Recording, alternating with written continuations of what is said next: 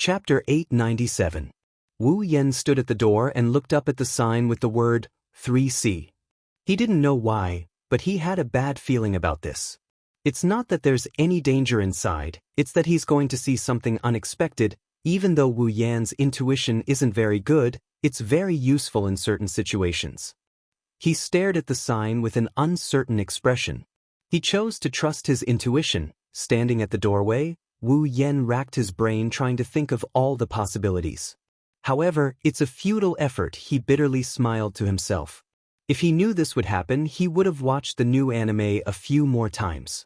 Then he wouldn't be unable to piece together the plot. The only things he could think of were fragmented fragments. It's not useful at all. Sasasaki Misaki didn't know that Wu Yan was thinking about so many things in such a short time. She pushed open the door of the classroom and walked in with a swagger. Finally, she managed to pull Wu Yan's attention back to the present situation. Unlike the lively atmosphere after class, all the students were sitting properly in their seats. When the door was pushed open, everyone turned to look at Sasasaki Misaki. They seemed to be well behaved. There weren't any troublemakers around. Only a portion of the students vaguely noticed that there was someone standing at the door and immediately looked over curiously.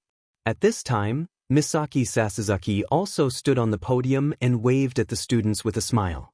She looked like a naughty big sister and didn't look like a teacher at all. Today, I'm going to introduce a new teacher to everyone. As expected, it's a new teacher. Xiao Nagisa tilted her head in her seat. She laughed, but soon she couldn't laugh anymore. Perhaps it was because they had all received the news that a new teacher would be coming, but no one in the classroom showed any signs of surprise. Instead, they all cast their gazes towards the entrance of the classroom, their eyes filled with anticipation. For normal students, a new teacher or a new transfer student would arouse their curiosity. However, it was easy to arouse their curiosity. The men were looking forward to a beautiful big sister, while the women were looking forward to a handsome big brother. In some ways, their thoughts were very simple, including Nagisa. Thus, she was looking forward to seeing what the new teacher would be like, but now, she was completely stunned. She only had 2 words in her mind when she saw the figure walking in. How is this possible? The students curiously looked at the young teacher who walked into the classroom and began to whisper to each other. What? It's a male teacher. This was a disappointed male student. A male teacher, he doesn't look that good, but his eyes are very pretty. This was a female student who was interested. Under everyone's gaze, Wu Yan slowly walked up to the podium and he looked at the students. When he saw Nagisa staring at him in a daze, his heart skipped a beat and he almost face-bombed. His premonition had come true. She wouldn't scream in class, would she? Wu Yan shook his head and laughed. He walked to Misaki Sasasaki. He said loudly, "Hello everyone. My name is Wu Yan. I will be teaching liberal arts for a period of time. If you have any questions, feel free to ask me. Whether it is in class or after class, I will answer them." At this point, Wu Yan's serious face crumbled. He touched his nose embarrassedly. "But if it's about homework, forget it. Even if you ask me, I might not know." Hearing this, all the students present were stunned. Not to mention the students. Even Sasasaki Misaki was stunned. She didn't know what to say to Wu Yan, who didn't feel the slightest bit embarrassed when he said that. "You are a teacher." The entire classroom was silent for a moment. Then, loud laughter began to reverberate throughout the entire classroom, showing the mood of the owner of the classroom. "Teacher, are you kidding me?" "I'm not kidding. Back in the day, my grades were terrible. I was scolded by the class teacher many times." Then how did you become a teacher?"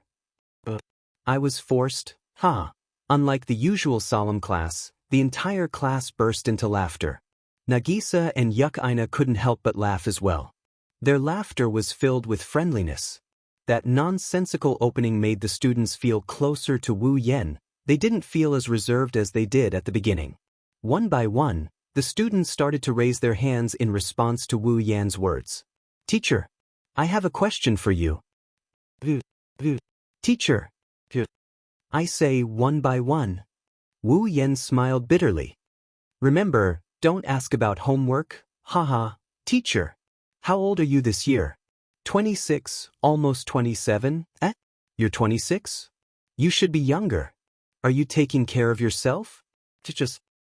I'm not. I was born this way. If you have a good attitude, you won't age so easily. Well, you're all so lively. Don't worry, you won't die so early. We won't die. Ha.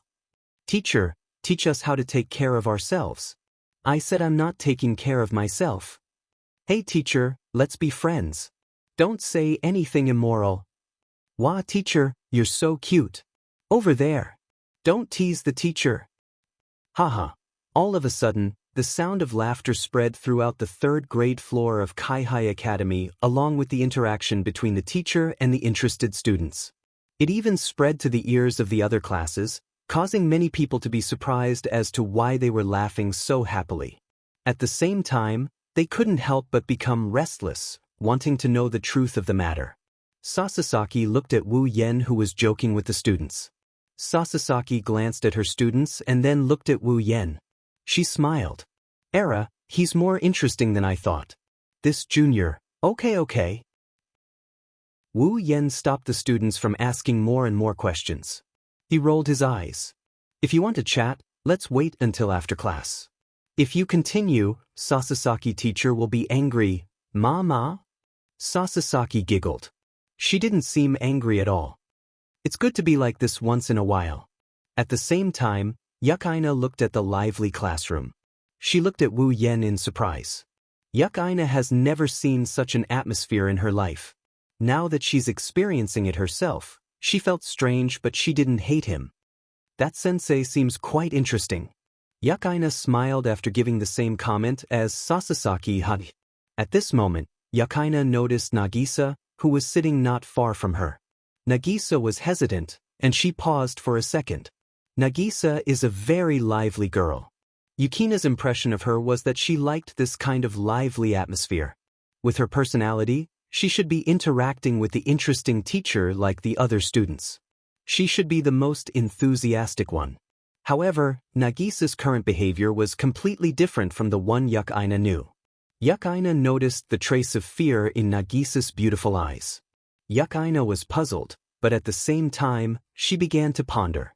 Does Nagisa know that teacher? And she doesn't have a good impression of him? But this teacher seems easy to get along with. Is there a secret behind this? Yukaina didn't know that Nagisa's behavior was already very good. Nagisa has a phobia of demons, so she can't get along with any demons. If it were another demon, she would scream and run out of the classroom like Wu Yen predicted. Nagisa's eyes still had traces of fear, but they weren't as frightened as before. Wu Yan's behavior made Nagisa's curiosity slowly overtake her fear. Chapter 898. On the stage, Wu Yen, who has been paying attention to Nagisa, saw her reaction. He appeared to be interacting with the students normally, but inside, he was feeling helpless. Even though he had mastered all the tactics in the 103,000 books of witchcraft, he still couldn't think of a solution to this phobia of demons, which was similar to male phobia. Although Xiao Nagisa was proficient in all the tactics in the 103,000 books of witchcraft, he still couldn't think of a solution to this phobia of demons. In the final analysis, this phobia of demons was caused by the owner's mental state. Unless Xiao Nagisa thought it through, nobody could solve this phobia of demons. In other words, Nagisa must have been traumatized by something related to the Nephilim in the past. That's why she developed this phobia of the Nephilim. Wu Yen has only known Nagisa for a few days. Logically speaking, there's no reason for him to cure her phobia of the Nephilim. There's no reason for her to accept him either. Nagisa rejected him because of this reason, but he was only slightly hurt. He didn't mind it too much. After all, 90% of guys would be upset if a cute girl hates them. But now, she's one of the students he's responsible for. For some reason, his cheap sister seems to care a lot about Nagisa. When he summoned his familiar, she even took the initiative to send Nagisa home. They seem to be getting along well. Nagisa. She's Kotori's only friend of the same age in Itagami Island. Even if they aren't close, at least they can get along peacefully, right? Thinking up to this point, Wu Yen glanced at Nagisa, who didn't even dare to look at him. An idea popped up in his mind. Oh right. In front of the whole class, Wu Yan suddenly said something. I didn't come to Kai Hai Academy until today, so I'm not familiar with this school and everything here. Usually, teaching is more or less a bit difficult, so I was wondering if I should find someone to act as my assistant and help me out. It's similar to a course representative. Hearing this, Misaki Sasasaki also felt that it was very reasonable and nodded. The students also had no objections and raised their hands in excitement. Sensei, let me do it. Let me do it. Let me do it. Sensei. It's me. It's me. Oh? Sasasaki was surprised to see the whole class raising their hands. It was as if she didn't know her students until today. He's so popular. Teacher Wu Yan. It was no wonder that Misaki Sasasaki was so surprised. Her students were not lifeless, and were even a little lively. However, such a lively scene was very rare. It had to be said that Wu Yan's previous performance was very impressive. It really made these young students have a good impression of him. After all, no matter which student it was impossible to like a teacher who was difficult to get along with. Wu Yan seemed to be shocked as well. He didn't expect himself to be so charming. He didn't even think about it, and he was slightly pleased with himself. However, he also had other plans. I am very happy that so many people are willing to help me. However, this is difficult. It is difficult to choose. He acted as if he was in a difficult situation. His wine-red eyes turned and he looked at Xiao Nagisa. He chuckled. That student over there, why aren't you raising your hand? Wu Yan's speech caused the entire class to look at the stunned Nagisa. They were all shocked and bewildered at the same time. Yeah, why isn't Akatsuki-san raising her hand? That's impossible. Akatsuki-san, she is Akatsuki-san. She is usually the most enthusiastic one at this time. Yeah, that's strange. Nagisa-chan. Yukaino was also surprised. What's going on? For some reason, Nagisa was the center of attention in the class. She didn't know how to react, but when she did, she shrunk her neck in embarrassment and hurriedly shook her head. No. It's not. Xiao Nagisa stuttered. She didn't know what to say. She didn't know how to explain. She couldn't tell everyone that she has a phobia of demons, and that the popular teacher in front of her is actually a demon that hasn't appeared yet. Xiao Nagisa didn't want to reveal that she has a phobia of demons, let alone the fact that her classmates might not believe her. Even though she was afraid of Wu Yan, she couldn't help but complain in her heart. Why did he have to drag her down with him? Akatsuki-san. Wu Yan tilted his head and narrowed his eyes with a smile. How about you be my class representative? Xiao Nagisa was stunned again. She exclaimed when she realized what was going on. What's wrong? Wu Yan had expected this reaction, but he still forced a smile. You don't want to? All of the students looked at one another in bewilderment. They were all confused by Xiao Nagisa's intense reaction. Why was the cheerful, easygoing, and warm-hearted Akatsuki acting so strange today? Sensing the strange gazes from the surrounding students, Xiao Nagisa started to panic. No. It's not like that. Xiao Nagisa was anxious because she didn't know how to explain herself. Wu Yan laughed and said to Xiao Nagisa, how about this? If you're willing to help me and be my class representative, I'll give you something good. Something good? The students' attention was drawn. Something good? Xiao Nagisa was stunned. Wu Yan smiled warmly at her. Out of nowhere, he pulled out a big box. Inside the box, there are some piping hot pastries. In the next moment, the aroma of the pastries began to reverberate throughout the entire classroom at an uncontrollable speed. It didn't take long for it to fill every corner of the classroom. When everyone smelled the rich aroma that made them salivate, their spirits were shaken, and their eyes lit up. Don't look at me like that, I'm actually very good at cooking. Wu Yan smirked when he saw everyone's reaction. If you're willing to help me, I'll treat you to some. It's really good. Listening to Wu Yan's words and actions that are akin to teasing a child, the crowd was speechless. He's not a kid, why would he bribe me with food? Yukaina shook her head with a smile, but her eyes didn't move away from the pastries. The smell was too tempting. Xiao Nagisa's heart wavered as she stared at the fragrant pastries. Her sweet and adorable face was extremely conflicted. She wasn't a foodie, but she still liked good food. She was just a little girl. However, the other party was also a demon. If she agreed, wouldn't she have to deal with him often in the future? How was that possible? Xiao Nagisa's eyes never left the pastries. The delicious aroma and her curiosity towards Wu Yan overcame her fear. She nodded. Okay.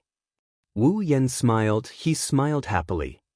The rest of the students weren't happy. Teacher, you're biased. Yeah, we want some too. You guys. Wu Yan's smile turned bitter. Okay, I still have a lot. The group of students broke into smiles and cheered. Thank you, teacher. Teacher, you're a good person. Don't give me a card. After that, the delicious pastries were distributed to the students one by one. Even Sasasaki Misaki, who was watching from the side, was given some and started eating.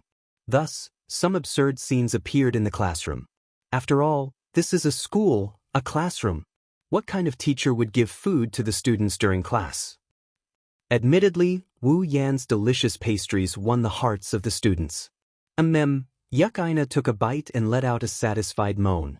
She looked at the pastries in a different light. It's delicious. It's true. Sasasaki and the other students' eyes lit up. It's delicious. Nagisa chewed her desserts faster. At the same time, she snuck a peek at Wu Yan, who is distributing the desserts. Curiosity was the only thing left in her eyes. Chapter 899. Itagami Island, Saikai Academy, Middle School Division, Teacher's Office. Wu Yan shook his head and chuckled when he saw Yukaina and Nagisa hiding behind her awkwardly. What are you doing? Yukaina glanced at Nagisa on reflex when she heard Wu Yan's question. Nagisa immediately shook her head at Yukaina as if to say she won't come out. Yukaina had no choice but to explain herself. Wu Yan, sensei. Yukaina averted her eyes and carefully said to Wu Yan, Nagisa-chan seems to be afraid of you, so she doesn't dare to be alone with you. Wu Yan was taken aback. He glanced at Nagisa, who was looking at him curiously but still hiding behind Yukaina. He sighed. Well, you're right. Letting Akatsuki bring me around Saikai Academy is a bit too much for her. That. Nagisa also felt that her actions were a little hurtful. She blushed and murmured, I'm sorry. Oh. Wu Yan raised an eyebrow and smiled. You're finally willing to talk to me. This is already a huge improvement. Nagisa blushed even harder. She was even more embarrassed now. Although it was because she had a phobia of demons that she behaved like this. However, it was her fault for being so rude. Not only did Wu Yan not get angry, he even defended her. This made her feel bad. Of course, she was also happy. Ever since she developed her fear of demons, Nagisa couldn't even bear to look at the face of a demon, let alone talk to one. She hasn't interacted with demons for a few years now. Now, she can talk to her sensei, who is a demon. Just like Wu Yan said, this is a huge improvement. Of course, at the end of the day, it's because of Wu Yan's harmless appearance. His kind behavior and the delicious pastries he had given her had left a good impression on Xiao Nagisa, and the curious, cheerful, and lively girl had changed her opinion of him. That was why she was able to improve so much. If it were another demon, Xiao Nagisa wouldn't be able to resist him. Nagisa would probably still be afraid. After all, even Wu Yan, who left a good impression on her, she couldn't be completely unafraid of him, let alone other demons. Yukaina looked at Wu Yan and then at Nagisa. Recalling the conversation between the two of them, she asked, Could it be? You two already know each other? Wu Yan blinked and shrugged. Well, we kind of know each other. Although the process was quite frustrating. Wu Yan stood up and walked out of the office. He waved at Yukaina and Nagisa. Alright, come with me to the school. I'm curious about what this school has. Like a haunted lab or a dissecting course on beastmen. There's no such thing. Yukaina and Nagisa were frightened by Wu Yan's words. Yukaina and Nagisa screamed in unison. Wu Yan laughed. Oh. Nagisa finally walked out from behind Yukaina. She stuck her tongue out at Wu Yan's back. What a bad teacher. Yukaina laughed and shook her head, then pulled Nagisa's hand over. Let's go. I feel like Wu Yan-sensei will cause trouble if we lose him. Indeed. He is indeed a teacher that can't be trusted. Xiao Nagisa nodded as if she was telling the truth. He's interesting, he speaks humorously, he's gentle, he doesn't cough in class, he doesn't bend his back, and he knows how to cook. He's a very nice person. Yukaina was speechless. She glared at Nagisa. If that teacher is so nice, then why are you so afraid of him? There are all kinds of reasons. Nagisa waved her hand and smiled awkwardly. She saw that Yukaina wanted to get to the bottom of this, so she quickly pushed her out of the office. Alright, let's go. I know, don't push me. Thus, a vampire, a sword sorcerer, and a young girl who had a phobia of demons started to wander around Kai-Hai Academy, forming a marvelous combination. Saikai Academy is a very normal school, at least it looks that way on the surface. Here, humans are the only ones to learn, unlike the demons in Itagami Island. Along the way, Wu Yan used the system to scan his surroundings.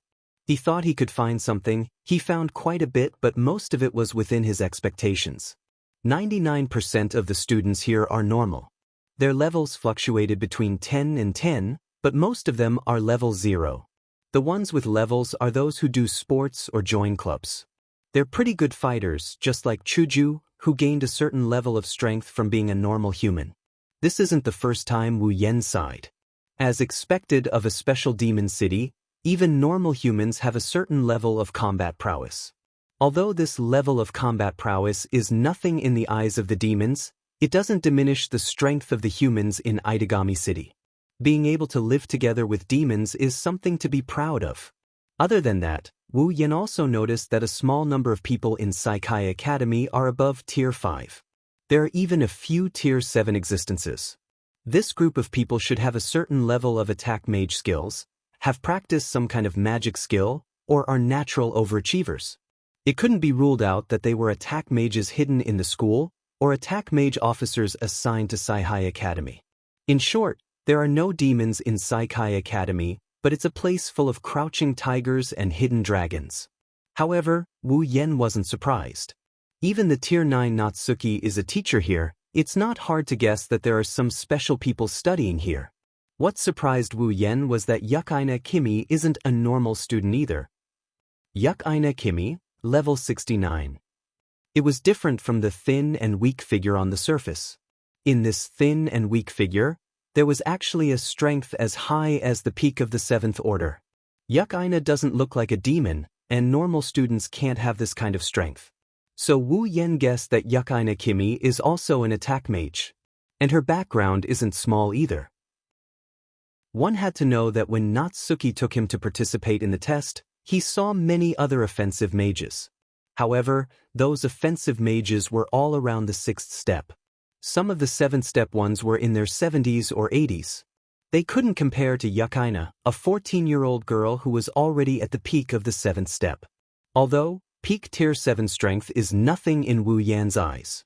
What Wu Yan didn't know is that in the guitar case on Yukina's back, there is a weapon that even he can't ignore.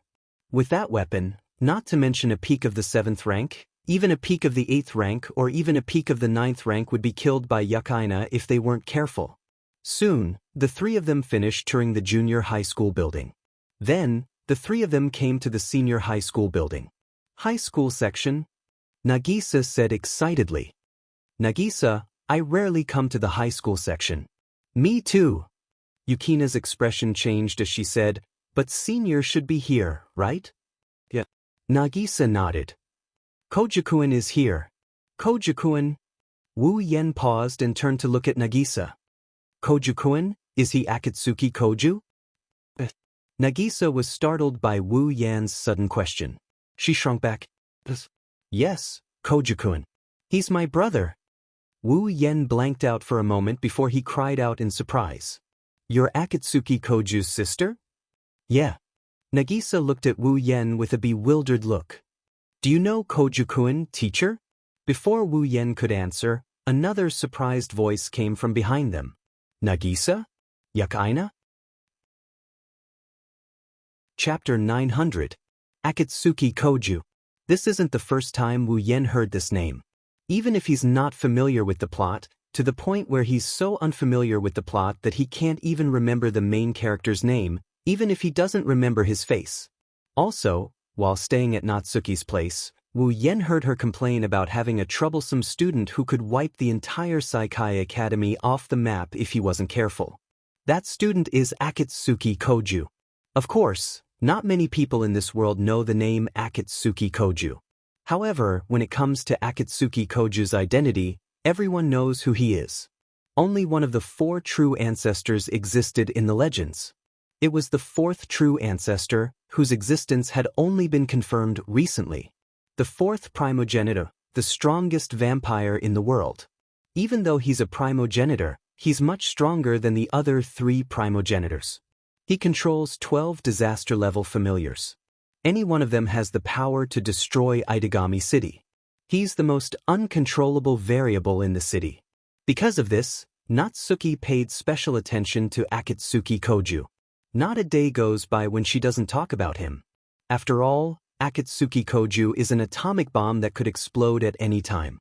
Once the city is gone, Natsuki has to pay attention to him. She also has a headache. Of course, Natsuki's headache has increased from 1 to 2 primogenitors. They're both super powerful vampires, they both have familiars that can destroy Itagami City, and they're both unclassified demons. Wu Yen and Akatsuki Koju are very similar. Natsuki doesn't even know that Wu Yen is also a primogenite. The difference is that as a primogenitor, Wu Yen has already shown his potential. Even though he's still not as strong as the other 3 primogenitors who have lived for God knows how long. But he definitely won't lose to anyone below primogenite. This doesn't even include Ruby Mode and his familiars. In terms of familiars, Wu Yen only has 2, but he won't lose to anyone in terms of familiars, including the true ancestor. As for Koju, he was known as the world's strongest vampire ancestor, but in fact, he wasn't completely. Vampires were powerful because of their familiars. The same was true for the primogenitors, and even more so for the legendary 4th primogenite. The 12 familiars that could rival calamity beasts were definitely at the pinnacle of their kind. The 4th true ancestor was the strongest in the world. But now, none of Xiao Guqing's familiars were under his control, and none of them were willing to listen to his orders. As the 4th ancestor's familiars, they hadn't fully acknowledged Xiao Guqing.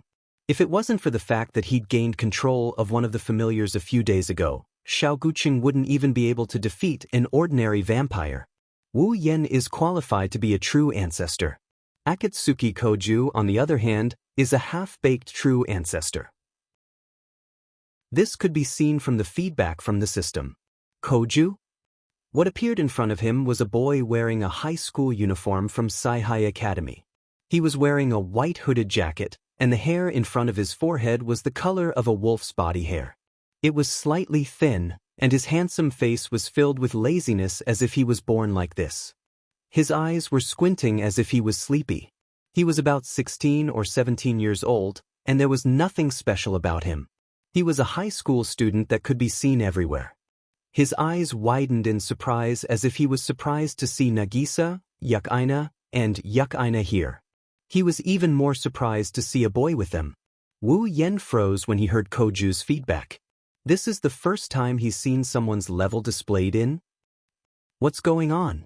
System, what's with this message? Under Wu Yan's questioning, the system's voice echoed in his mind. User, the system's perception of the target's level is very unstable.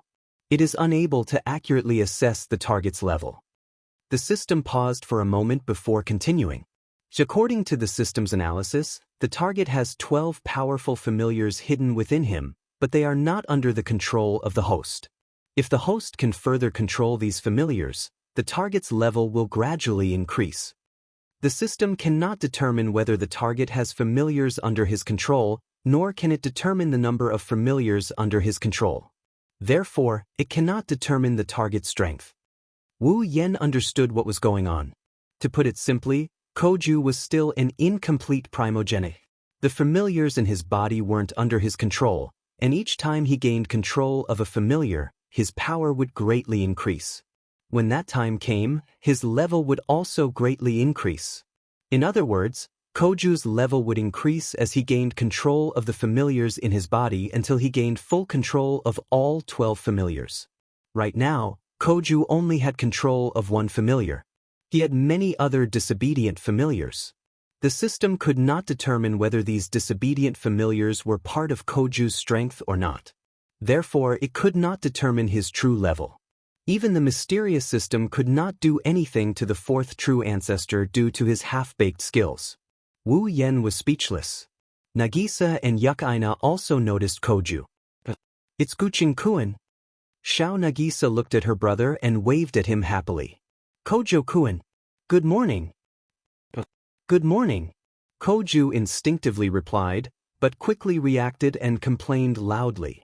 Now isn't the time to say good morning, is it? Why are you here?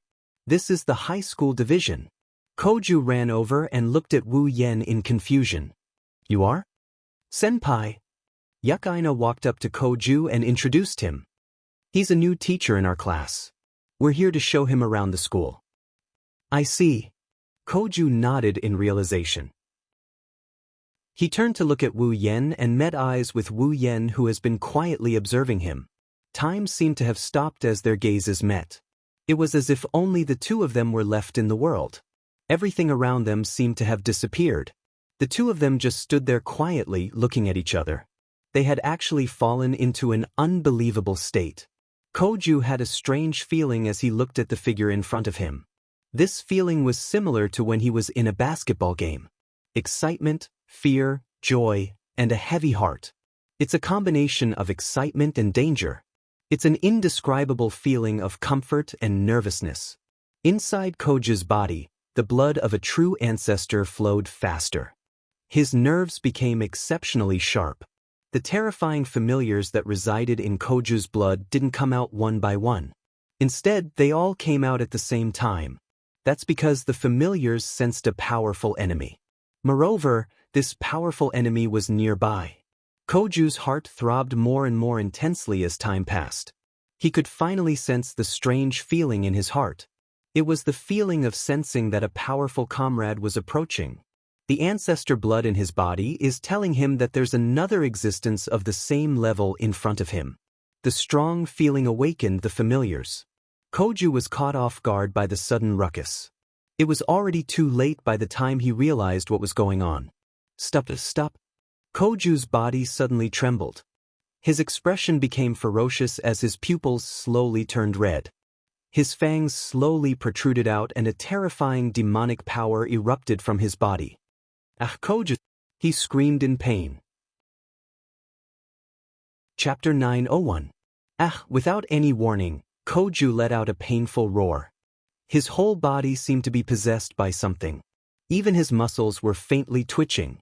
His face was distorted and filled with obvious discomfort. A surge of mana that made Wu Yan's pupils shrink suddenly surged out of Koju's body like a tidal wave. It exploded in all directions, and in just a short time, the mana on his body had expanded to the point where it could blow up the surrounding walls and windows. Wu Yan has never seen such a powerful mana on anyone other than himself. Wu Yan cursed when he saw the magic power spreading in all directions. The glass and walls around him started cracking. He immediately made his move. Pung! Following a firecracker-like sound, Wu Yan's mana was no weaker than Koju's. He moved his feet and a raindrop of light rippled from his body. Then Wu Yan, Koju, Yukaina, and Xiao Nagisa all disappeared from the corridor. All that was left at the scene was a half-cracked corridor that hadn't collapsed in time and shattered glass all over the floor. It was as if a small bomb had just been detonated here. It was an indescribable mess. At the same time, in Saikai Academy. In a classroom, a hedgehog-headed boy with headphones was blasted by the noise from his own headphones. He pulled them out of his ears in discomfort. His face was pale and he couldn't stop panting. Just now, that was Guqing. He glanced at the direction of the cracked corridor and glanced at the students in the classroom. Then, he left his seat as if nothing had happened and rushed towards the corridor. That guy, could it be that he's met with some trouble again? Saikai Academy High School, a luxurious office on the top floor. Sitting in front of a spacious desk, Natsuki was enjoying a cup of Wu Yan's black tea she brought from home. She was enjoying a rare moment of leisure. When Koju's mana went berserk, Nayu abruptly stopped what she was doing and a grave expression appeared in her deep blue eyes. Natsuki stood up. She leaned to the side. A similar flash of light rippled from her petite body. He disappeared from the office in an instant, and when he reappeared, he was already in the hallway where Koju's mana had gone berserk. Two different types of magic? He looked around at the messy surroundings. Nayu narrowed her eyes and then closed them. Looks like Wu Yan's meeting with Koju is the cause of all this trouble. Natsuki sighed as she analyzed the situation. Really, troublesome juniors and troublesome students, both of them are so troublesome. I hope they can solve it themselves. After saying that, Natsuki teleported again and returned to her office. She started to leisurely drink some tea. In Kaihai Academy, almost everyone who sensed the abnormal magic power walked around this corridor until they couldn't find anything or were afraid of being discovered by others. Only then did they reluctantly return to their original positions. 15 minutes later, the situation here was discovered by the ordinary students, who reported it to the school teachers. The entire Saikai Academy fell into a small commotion. In the end, the cracked corridor was covered up with the unconvincing excuse of being in disrepair. Itagami Island, the area where Wu Yan summoned his familiar. A flash of light suddenly appeared in the middle of the junkyard. Then, four figures of different sizes appeared out of thin air. As soon as they appeared, one of the figures burst out with a violent gust of wind mixed with rich magic power, stirring up the deathly silent scene into a mess. Koju's voice was filled with uncontrollable pain. It made the hearts of those who heard it ache, but there was nothing they could do. He was already doing his best, but he still couldn't stop the vassal beasts inside his body from causing a ruckus. For the current Koju, controlling these familiars is as difficult as ascending to the heavens. It's impossible. As a primogenitor, he's not a primogenite. He can force the familiars in his body to calm down, but when he's attacked by other familiars or suffers serious injuries, they'll instinctively protect him even though they can't be controlled. Since Koju can't control them, the method they use to protect him is too harsh. They'll just cause a ruckus and destroy everything around them. That way, the threat will disappear. However, this time is different. The familiars are causing a ruckus because they ran into a powerful enemy they haven't seen in a long time, one that isn't weaker than them. Others might not know what kind of existence Wu Yan is, but the familiars of a primogenitor are the first to realize that Wu Yan is a primogenite. Thus, the familiars that have been sleeping in Koju's body for a long time got excited and started a rebellion. It's rare for a primogenitor of the same level to appear. The Calamity's avatars wanted to come out and fight. They wanted to vent their frustrations after being asleep for so long. Thus, Koju was dragged into this mess by a group of willful familiars.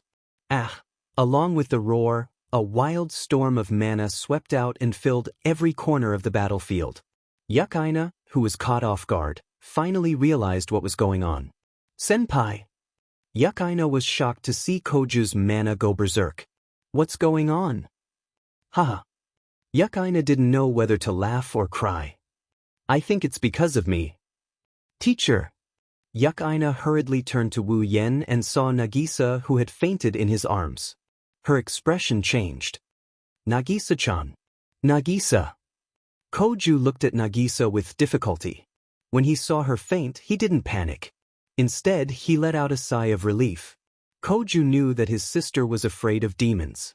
That's why he hid his identity as the fourth primogenite. Only a few people knew about it. If his sister knew that her brother was a demon, the consequences would be. "Don't worry."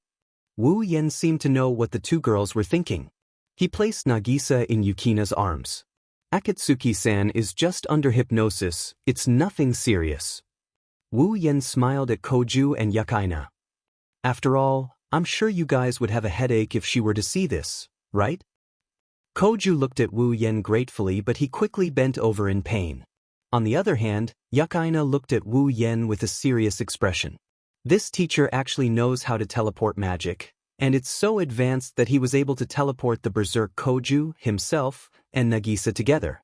Looking at the scene, it seems to be quite a distance away from Sai-Hai Academy. It seems like he's the reason why Akatsuki went berserk.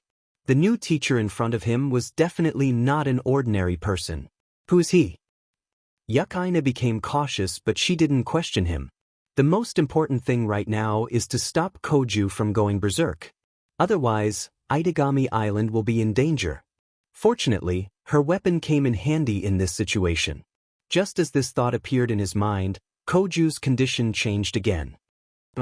Go back, Koju shouted himself hoarse, but it was clearly useless. Under everyone's gaze, Koju's mana turned into golden lightning. A blood-colored mist floated out of his body. Then, a giant lion wearing golden armor and golden lightning appeared in the air. Roar! The golden lion roared from within the lightning.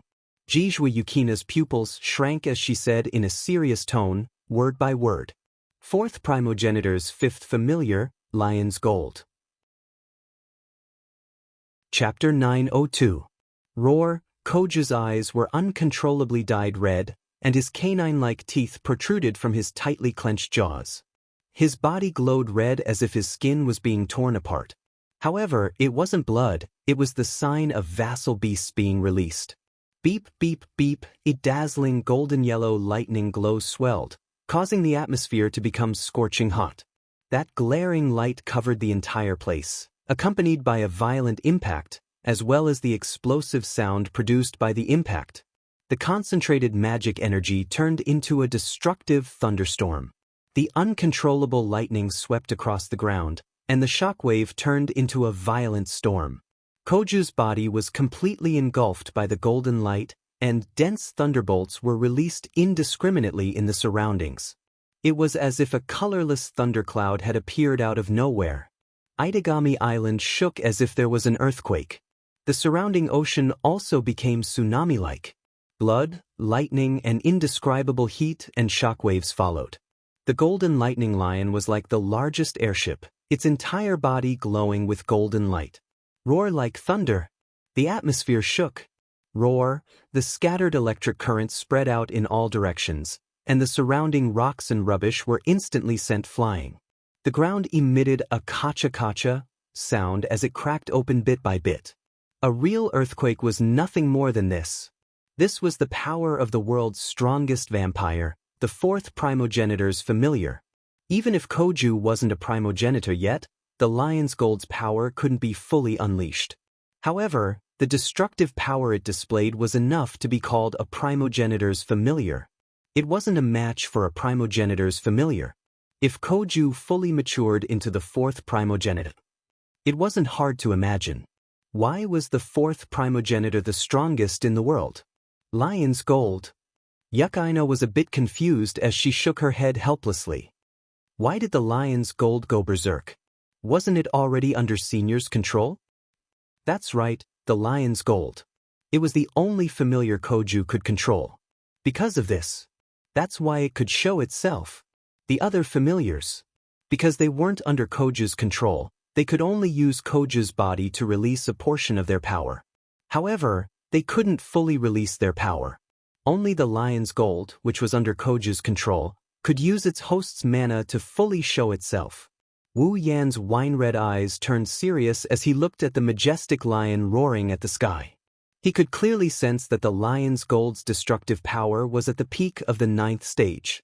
In other words, the Lion's Gold before him could be considered a peak of the 9th stage's attack. Just the destructive power alone didn't mean that Koju was a powerhouse at the peak of the 9th step. Destructive power was destructive power, and strength was strength. The Lion's Gold could only be used as an all-out attack of a peak 9th step powerhouse. In terms of fighting power, an initial 9th step powerhouse wouldn't be in any danger. After all, as long as he didn't get hit, it was fine. This also means that Wu Yan can't afford to get hit by Lion's Gold. If he gets hit by the full power of a peak tier 9 fighter, he would be reduced to ashes. However, Wu Yan wasn't afraid at all. Instead, he was excited, as expected of the vassal beast of the world's strongest vampire. Wu Yan licked his lips in a bloodthirsty manner. He felt like he was about to explode with pride. One day, I will take the title of the world's strongest vampire. Amidst his emotional turmoil, Wu Yan took a deep breath and walked towards the terrifying lightning lion. Sensei! Yukaina exclaimed. It's dangerous here, let me. Don't worry. With his back facing Yukaina, Wu Yan's firm and resolute tone entered Yukina's ears. It's just an incomplete primogenitor's familiar. No matter how destructive it is, it can't hurt me. Sensei. Yukaina flinched. She was stunned by Wu Yan's bold words. Roar. Maybe it heard Wu Yan's disdainful words. Lion's gold roared in anger. It stomped on the air and its huge body turned into a deadly lightning bolt as it charged towards Wu Yan, who was on the ground. It shot out explosively. Shit. Yukaina gritted her teeth. Her face was pale. If the lion's gold landed on the ground, even if Itagami Island didn't sink, it would turn into an abandoned island. The ripples of magic power and lightning hit Wu Yan. Looking at the lion's gold charging towards him, Wu Yan's expression didn't change at all. However, his eyes flashed with a cold glint. If you were a complete primogenitor, I would have no choice but to release my familiar. Wu Yan closed his eyes, ignoring Yukaina, who was stunned by his words. But it's just an incomplete primogenite. As soon as he finished speaking, bang! White flames burst out from Wu Yan's body, bursting out from his body. The white flame didn't have the slightest temperature, but as it burned, the space around it started to distort. At the same time, a surge of mana and a sharp sonic boom could be heard. He gently raised his hand, and all the white flames on his body flowed into his hand, condensing into a ball. This level. Wu Yan mumbled as he looked at the lion's gold. That's enough. With a flash of golden light in his eyes, he waved his hand and the white flame turned into a small flame beam. With a trail of white flames, it silently flew past the lightning lion and collided head-on with the lightning lion that couldn't even compare to him. Bang! The flames streaked across the sky like a meteor, distorting the space around it. The white flame pierced the lion's gold between its eyebrows like a needle. Following that, an unbelievable scene appeared. The lion's gold abruptly stopped its dive and roared in pain. Between its brows, a white flame slowly burned, and in the blink of an eye, the flame enveloped the entire lion's gold body. The lightning disappeared, and the golden light dimmed. The golden thunder lion was dyed white, and the golden lightning on its body was replaced by a burning white flame. Under the slow burning of the flame, the lion's gold roared, and slowly disintegrated the lion's gold bit by bit, like a cage trapping a lion. The lion's gold turned into little sparks and gradually dissipated. No matter how hard it struggled, it was of no use. In the end, it completely disappeared along with the white flames. The entire scene returned to silence. Only the lion's roar that was still reverberating in the air was still lingering in the air, indicating what had just happened. Koju retracted all of his mana and laid on the ground, panting. He couldn't get up anymore. The moment the lion's gold disappeared, the other familiars in Koju's body retreated one by one as if they had seen something terrifying. Despite their reluctance, they understood that they were no match for this powerful enemy in their incomplete form. They couldn't even defeat the lion's gold when it was fully released, let alone the familiars who could only release a portion of its power. Calm down. Koju looked at his hand in relief. Then, he looked at Wu Yan in disbelief. My familiars, they were defeated by him in one hit. That fire. Jianghu Yukina's fine hairs stood straight up as she trembled in fear. Too terrifying. Both of them looked at Wu Yan, who was bathing in the sunlight. Their hearts started to waver. Wu Yan. Who the hell is he? Chapter 903. Itagami Island, Minamiya Natsuki's house. On the table in the hall, small plates of tea and pastries were placed all over the table. The plates of delicious food were like delicately carved ceramics. They were exquisite and pleasing to the eye. In addition, the steam and fragrance wafting from the tea and pastries were enough to make one's heart itch with just a glance. Wu Yan was sitting on a sofa. Xiao Guqing and Yuk Aina were sitting across from him. Their faces were filled with hesitation and caution. Their eyes were glued to the refreshments on the table. From time to time, they would swallow their saliva. It seems like the temptation of the refreshments was affecting them. However, they didn't make a move. After all, they were in someone else's home, and they were brought here by their mysterious teacher, who had the ability to defeat a true ancestor's familiars with a single strike. Under such circumstances, it was natural for them to be cautious and cautious. As for Nagisa, she was happily sitting on the other side of the sofa. She was excitedly munching on the refreshments on the table. She was enjoying the red tea. Kotori sat beside her and ate with Nagisa. She was used to Wu Yan's cooking, so she wasn't in a rush. The two ignored Wu Yan, Koju, Yuk Aina, and Yuk Aina, who are stuck in a weird stalemate. They ate like there's no one else around them, and they kept talking. Of course. Nagisa was the one talking and Kotori was the one listening. It seemed that in a short period of time, the relationship between the two had developed quite well. Kotori didn't mind Nagisa's nagging. According to her, compared to the boring meetings in Ratatoskr, Nagisa's words were child's play.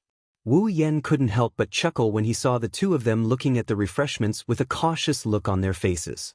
Alright, go ahead and eat if you want. No need to be so reserved. Just treat this as your own house. Xiao Guqing and Yuk Aina were embarrassed. Kotori gave Wu Yan a disdainful look. How can you say something like that? This isn't your house. Wu Yan was embarrassed. He turned his head away. Xiao Guqing and Yuk Aina giggled. Their expressions were much more casual. After hesitating for a moment, the two of them finally couldn't stop themselves from salivating. She reached out to the tea on the table and pretended to be calm as she put it into her mouth and took a bite. Their eyes widened. They couldn't help but exclaim, "Delicious! Right? It's delicious, right?" Before Wu Yan could say anything, Nagisa exclaimed, "This taste. It's perfect. It's much better than Nagisa's." Nagisa was disheartened. "I was confident in my cooking, but now... I'm defeated. As long as you guys like it?" Wu Yan shrugged. "I'm not afraid to tell you guys that my cooking skills were honed under the pressure of a bunch of foodies. It's definitely better than the ones sold in the shops." Kotori snorted and turned her head away to show that she wasn't a foodie. However, her behavior made it seem like she was trying to hide something. Xiao Nagisa and the others were trying hard not to laugh. Akatsuki Koju and Yuk Aina shifted their attention away from the refreshments. They looked at Wu Yan with a hesitant look as if they have something to say. "I know what you're wondering." Wu Yan said. "It's normal that you're curious. I'm not trying to hide it. I'm not a normal teacher. I'm an attack mage." "Attack demon official." Koju was startled, but he soon understood. "An attack mage like Natsuki-chan?" Wu Yan nodded and smiled helplessly. "Although I'm just an apprentice." "But..." Yuk Aina looked at Wu Yan with a serious look. "Back then, I remember you said something, if I'm not mistaken, it was release vassal beasts, right?" "That's right." Ignoring Koju and Yukina's shocked expressions, Wu Yan didn't try to hide anything. "I did say that. I may be an attack mage, but I am also a vampire." "Vampires?" Yukina's expression turned strange. "An attack mage vampire is like a pig holding a butcher's knife, so ridiculous that it makes people speechless. Wait. You're saying you're a vampire?" Koju drew a sharp breath as he turned to Nagisa with an urgent expression. Then, "Nagisa. Well, I've been troubled by this as well." Wu Yan smiled bitterly and glanced at Nagisa. "Because I'm a vampire, Katsuki-chan has been avoiding me." "I'm sorry, teacher." Nagisa lowered her head apologetically. Wu Yan waved his hand. "You don't have to take it to heart. I more or less know about your situation. I'm already very happy to be able to sit and eat with me." "Yeah, Nagisa." Xiao Guqing stood up and looked at Nagisa nervously. You know that Wu Yan sensei is a demon, aren't you afraid?" Kojukuin, don't overreact. Nagisa blushed and pressed Xiao Guqing down. She felt that Xiao Guqing was making a fuss over nothing and was embarrassing her. It was no wonder that Koju had such a huge reaction. He was originally a human, but the former fourth primogenitor had willingly sacrificed himself and used the principle of cannibalism to transfer the fourth primogenitor's bloodline and familiars to him. That was how he became the new fourth primogenitor. It was also because of this that he was unable to control his familiars. He was originally a human, but became the fourth primogenitor because of someone else's charity. Like a nouveau riche, the fourth primogenitor was the most powerful vampire in the world. How could the prideful familiars of the fourth primogenitor acknowledge a nouveau riche as their master?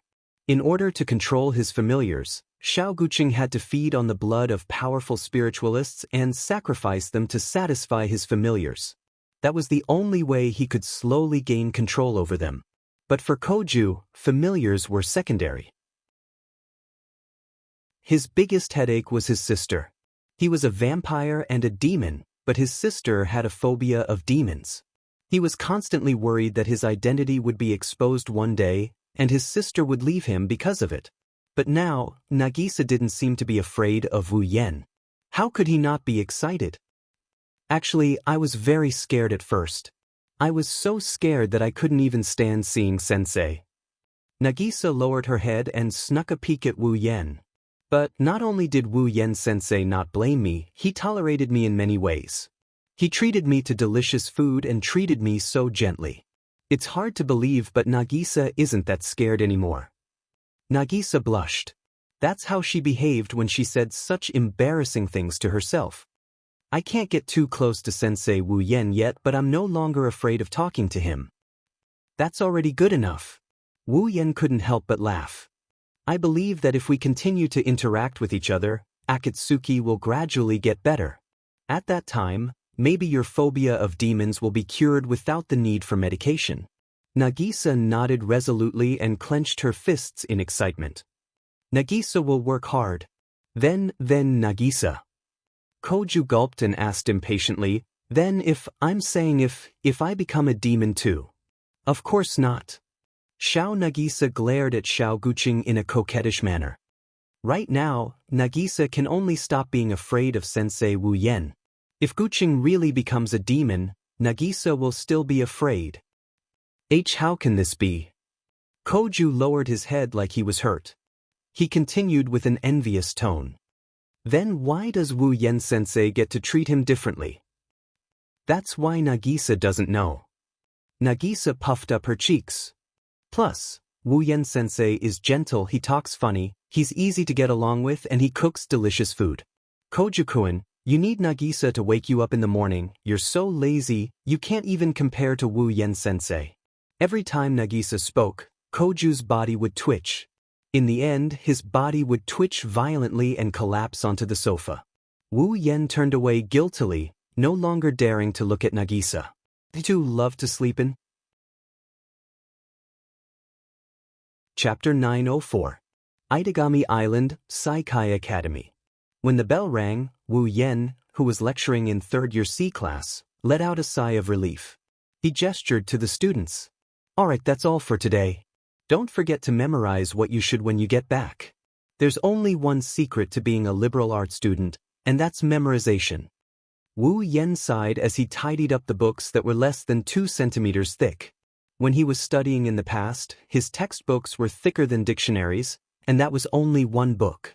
It was unlike now, where he could burn books one by one, and they might not last long. In comparison, the students here were blessed beyond belief.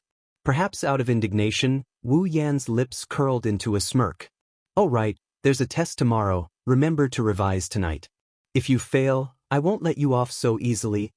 Downstairs, a bunch of students screamed in shock before slumping down on their desks with dispirited expressions. Wu Yan was satisfied when he saw this. No matter where the students are from, exams are the most painful thing to do. This is undeniable. If you have anything to say, just tell Akatsuki classmate, don't come to me. After saying this irresponsibly, Wu Yan walked out of the classroom. The students were furious. Sensei, you're so mean. Yeah, to think I thought he was a good person. Why don't we beg the sensei? Tell him not to take the test. But didn't the sensei tell us not to look for him? Then let's go talk to Akatsuki, classmate. Good idea. Therefore, next to Nagisa's desk. Immediately, a large group of classmates rushed over to watch. Akatsuki, classmate, help us beg the sensei. Yeah, tests and whatnot are the most annoying. Of course not. Nagisa was overjoyed to see her classmates crowding around her. She began to talk endlessly without even taking a breath. Tests are good too. They can help you understand your current level and where you're lacking. It can also help you learn better. That's right. I heard that testing can improve one's memory. Continuous testing will also help one's thinking. Furthermore, continuous testing can also improve one's writing speed.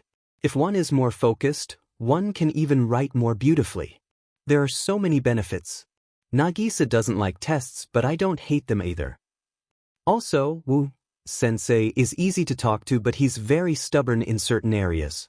Yesterday, in order to buy a phone, Sensei walked to another street.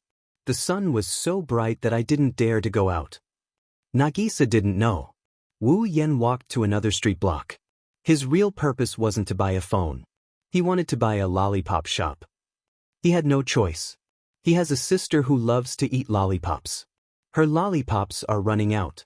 Without lollipops to keep her company, she's capable of doing anything. That's not the most important thing. Liking lollipops is fine, but liking only one brand of lollipops is too much.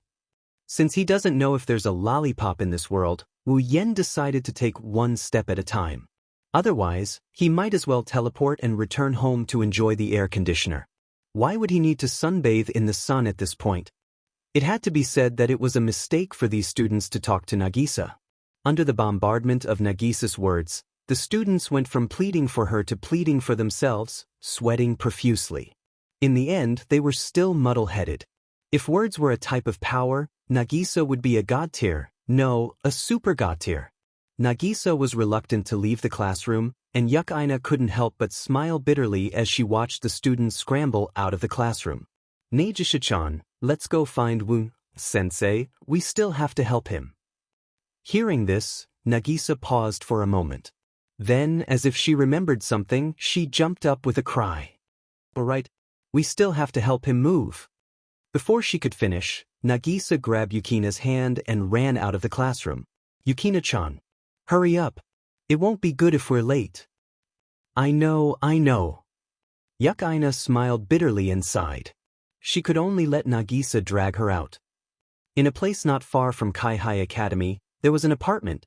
This was the apartment where Xiao Guqing, Xiao Nagisa, and Yukaina lived. Xiao Guqing and Xiao Nagisa lived in room 704, while Yukaina lived in room 705. This was not a coincidence. Yukaina had purposely arranged it. Yukaina was a sword shaman of Lion Organization.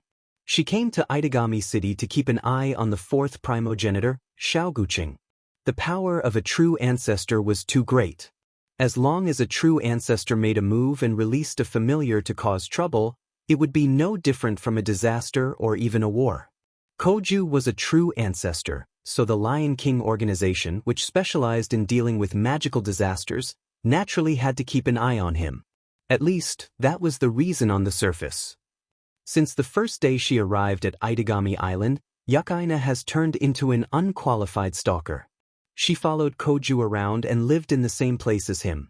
Today, someone they were familiar with would be staying here once again. Sensei, Kodori-chan. Nagisa, Yukaina, and Koju saw Wu Yen and Kodori standing in front of the apartment building. The three of them hastened their steps as they ran over. Too slow, Nagisa. Kodori reprimanded. We've been waiting here for almost 30 minutes. Sorry. Nagisa put her palms together and apologized mischievously. I was having too much fun chatting with my classmates in class and forgot. Please forgive me. You didn't have to come here in person. Wu Yen shook his head helplessly. Even though we're moving, the furniture company will deliver it to us. We don't even need to move things, we can just use space magic. Why go through so much trouble? No way. Of course not. Nagisa leaned forward with arms akimbo. Even if you don't need our help, we still want to go in with you. I didn't even know Yukina-chan was moving in. If I knew, I would have witnessed her move in. Witness what? Kotori laughed dryly. That's a little too much. Yes. Nagisa puffed up her cheeks. Anyways, we're all neighbors, we have to help each other. Yes. Everyone nodded helplessly. Then Wu Yen led them upstairs. The reason they moved here is because of Kotori. Not long ago, Kotori and Yukaina were accidentally involved in an incident that was extremely dangerous to Itagami Island. In the end, Koju and Yukaina intervened and solved the problem.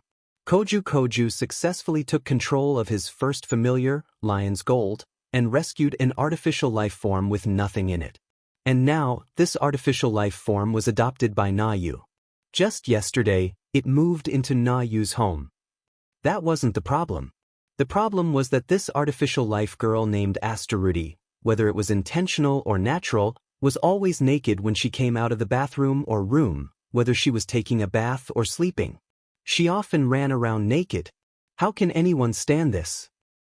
Even if Wu Yen is willing, Kotori and Natsuki won't be. However, Asterudi has been lectured countless times by the others, but she's still stubborn.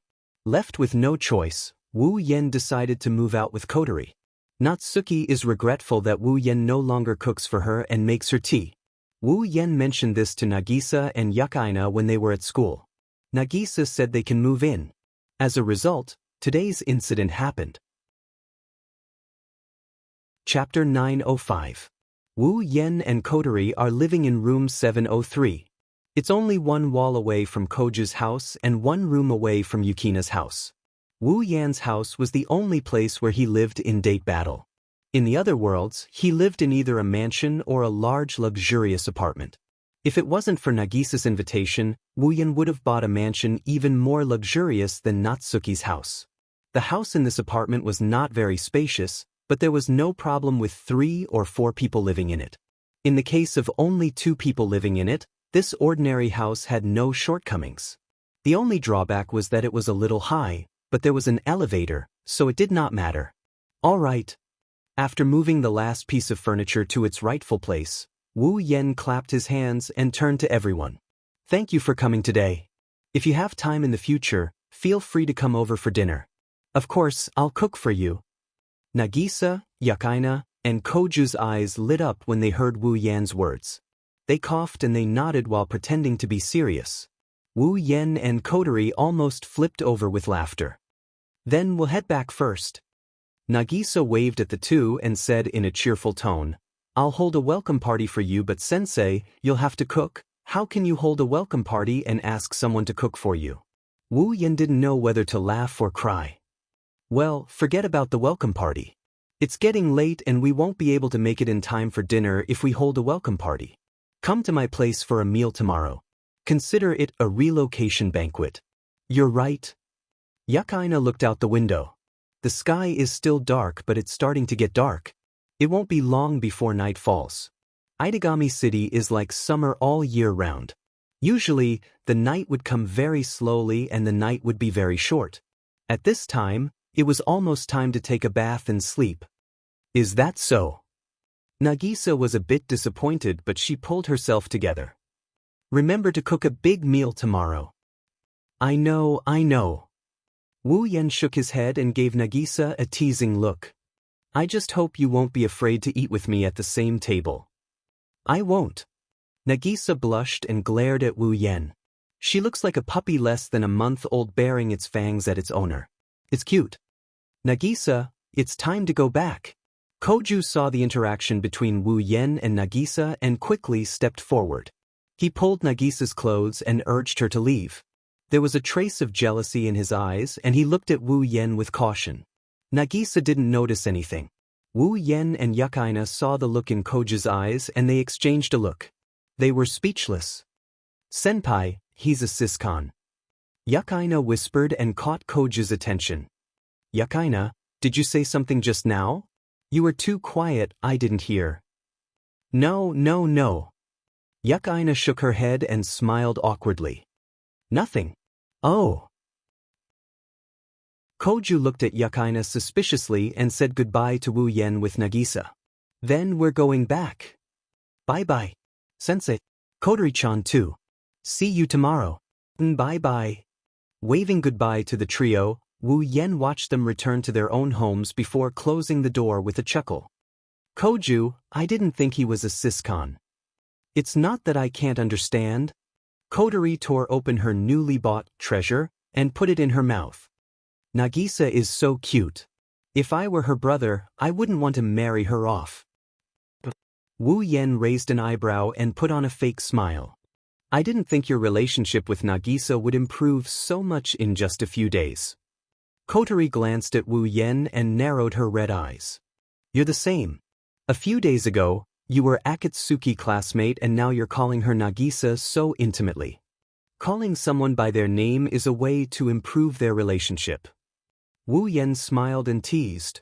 Isn't that right? Kotori felt a chill down her spine when she heard Wu Yen calling her Nagisa. She shuddered and glared at Wu Yen. I don't care what you say, don't use that disgusting tone with me. Wu Yen sighed and changed his tone to one of melancholy. Kotori is cuter when she's in her little sister mode. Wu Yen sensed a sharp gaze on him. He looked over and saw Kotori gritting her teeth as she turned her head away. She's a tsundere little sister. Don't call her tsundere. Kotori glared at Wu Yen and stopped talking. She sat on the sofa and sulked. Wu Yen rolled his eyes in amusement. He walked over to Kotori and sat down beside her. The moment he sat down, he heard a soft snort. Then he heard something else. Stay away from me, seriously. Hey, Kotori. Wu Yen cut her off and looked up at the ceiling. When was the last time you were alone like this? Kotori was taken aback. Her angry expression disappeared. She lowered her head and said softly, when you left that world. The night Wu Yen bade farewell to Kotori was the only person he said his goodbyes to. That was also the last time the two of them were able to spend time together in peace like this. When I left that world. Wu Yan's pupils dilated as if he was reminiscing about the past. It's already been so long. It's been more than 3 years, that's you. Kotori couldn't help but blurt out. You spent 3 years in another dungeon when you were on a compulsory mission, but I spent less than a month here. Is that so? Wu Yen smiled bitterly. That's so unfair. It's not unfair at all. Kotori raised her voice slightly before lowering it again. Even if you spent more time than I did, but I miss you, Oniai-chan, just as much as you do. Of course, Kotori didn't say that out loud. Wu Yen didn't use any mind-reading jutsu on her. However, he somehow heard Kotori's voice. He looked at her and he rubbed her little head that's covered by a black headband.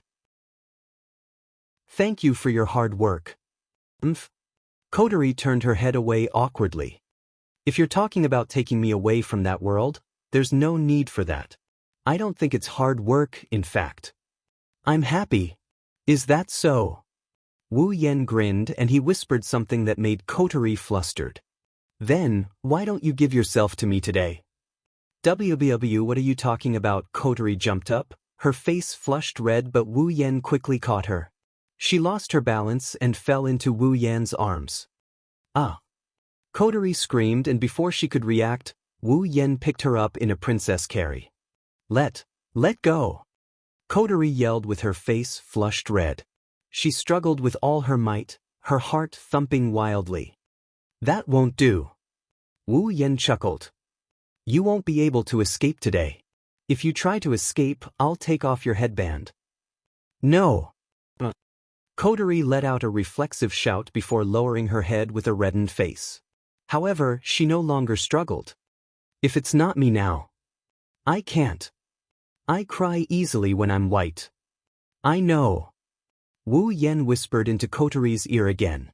So tonight, it's Commander Mode Kotori's turn. Kotori opened her mouth. She wanted to say something, but Wu Yen sealed her mouth. Wu. Kotori widened her eyes. Her eyes were wet. She looked at Wu Yan's face that was inches away from hers and closed her eyes. Not long after, their clothes fell to the ground, night fell. Chapter 906. Compared to daytime, Itagami City's nighttime is short. Therefore, the morning came very quickly. When the sky is bright and the sun shines down from the sky, the residents of Itagami City, other than those who have to wake up early, are still deep in slumber. More than 80% of them are still asleep. With the passage of time, the streets gradually became noisy. Trams began to move back and forth. Whether it was office workers or students, they were all preparing to travel day after day, year after year, with only one goal in mind, and that was to not be late. At the same time, Wu Yan's home. Because it was an apartment, the windows were usually opened in the sleeping rooms. There was very little sunlight in the living room. However, at this moment, even though there was no sunlight in the living room was already lit up. However, there were still 2 breaths of time left in the living room. Pieces of clothes were scattered on the ground, and there were even some underwear, which made the originally clean hall look a little sloppy. The sofa and the chair had been completely covered by a not very thick quilt, leaving only a soft armrest exposed to the air. And there, 2 heads are pillowed on the armrest, the body is covered by the blanket. At a certain moment, a soft groan came from one of the heads, breaking the silence. A pair of eyebrows frowned slightly, and eyelids trembled. Then, it opened its eyes rather lazily and with difficulty, revealing a pair of beautiful red eyes. The light shone into Kotori's field of vision, and the dazzling luster caused her to squint her sleepy eyes, which were rippling with traces of water. On her cheeks, circles of red that made people unable to look away were all over her face. It was as if she had just had a very happy dream. But of course, that wasn't the case. Her consciousness returned to her mind. Kotori looked around in a daze. The black headband on his head moved like a rabbit's ears. Then she felt her body. It's soft and numb. A strange sense of comfort spread throughout her body. Kotori, who was still in a daze, thought that she had accidentally fallen asleep while taking a bath last night, and that she had been soaking in the water for the whole night. Only when she heard a familiar breathing sound did Kotori snap out of her daze, and her memories returned to her mind. The blush on her cheeks quickly spread, dyeing her face a shade brighter than her hair. Kotori squealed as she felt the warmth of the embrace. She remembered Wu Yan is still asleep, so she shut her mouth and held her breath, not daring to make a sound. She got up from the sofa in a flustered manner. She wanted to jump down, but she's naked right now. If she jumped down, she would lose all her light. She suppressed the urge to run away and she tightened the blanket around her. When she saw Wu Yan sleeping soundly, she sighed in relief. Her face is still as red as ever. Kotori was embarrassed when she recalled yesterday's craziness. It's not that she didn't think she would have such a day, but she didn't think her first time would be in the living room, on the sofa. This made Kotori feel all kinds of shame, all kinds of unbearable shame. It's all because of this despicable brother. Kotori glared fiercely at her older brother. Her brother's joyful sleeping posture was imprinted in her watery eyes. While she was furious, she also felt a little powerless. In the end, she was being shy while the one who was playing the naughty trick was sleeping soundly. What the hell was going on? Kotori bitterly smiled and she sighed. She struggled free from Wu Yan's arm around her waist and she wanted to leave. But the doorbell rang at this time. Kotori-chan. Sensei. Good morning. Nagisa's cheerful voice entered Kotori's ears. It's almost time to go to school, sensei. Rustle, rustle, rustle. Nagisa. Kotori panicked. She hurriedly got up, picked up the clothes on the ground, and ran back to her room. But before she could do anything, another voice was heard. It was a weak male voice. It was Koju's voice. The door isn't locked. As soon as he said that, a soft cracking sound came from the door, and Kotori froze on the spot. It's true. It was Yukina's voice. Why isn't the door locked? Well, Koju said casually. Who knows? The door was slowly pushed open under Kotori's stiff gaze. Koju's figure gradually appeared outside the door. He only spoke when he had one foot in the door. I'm coming in. Wait, senpai. Kojo-kun, don't enter someone else's home. Nagisa and Yukaina wanted to stop him, but it was too late. Koju had already walked into the living room and turned his head around. In a second, Koju's gaze would sweep across the living room and he would see the intimate scene between the two, including Kotori, who has exposed her bare shoulders. At this critical moment, Kotori's eyes turned sharp. She quickly grabbed the 2 hairpins she used to fix the curtains on the table and threw them at Koju's eyes with all her strength without using her sprite form. Koju only had time to hear a slight sound as a pair of hairpins pierced his eyes. His vision turned dark as he felt a sharp pain in his eyes. He let out a miserable scream and fell to the ground. What's wrong, senpai? Kojo-kun. Nagisa and Yukaina jumped in fright when they heard Koju's scream. Panicked footsteps were heard, and before Kotori could stop them, 2 figures appeared in the living room. Kotori's face turned as red as blood. Senpai, Kojo-kun. Nagisa and Yukaina were stunned when they saw Koju rolling around on the floor. They were also stunned when they saw the messy clothes on the floor and the sofa. Kotori. Nagisa and Yukaina. The 3 girls stared at each other. They didn't say anything. The atmosphere was eerily silent. Nagisa. Kotori felt her throat dry up, but she still forced a smile. She tightened the blanket around her and let out a laugh that sounded worse than crying. It's not what you think. There are many, many reasons. Nagisa and Yukaina stayed silent. They looked at Kotori, who was blushing as she stuttered her words. Then, they looked at Wu Yen, who was snoring next to her. Their clothes were scattered all over the floor, including their undergarments. Their gazes swept across the room in a single second. Anyone with a bit of experience would be able to guess what was going on. Unfortunately, Nagisa and Yukaina were only 14 or 15 years old, but they were at the age where they started to understand what was going on between a man and a woman. Their cute faces turned red. Nagisa and Yukina's eyes were filled with embarrassment and anger. Then, Nagisa screamed and ran away without looking back. Jianghu Yukaina was so embarrassed that she wanted to die. She hesitated for a while, then bowed to Kotori and yelled, "Excuse me."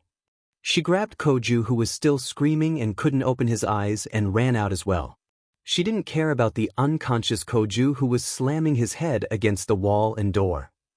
Not long after, from the apartment, a sorrowful cry soared into the sky, soaring up into the sky.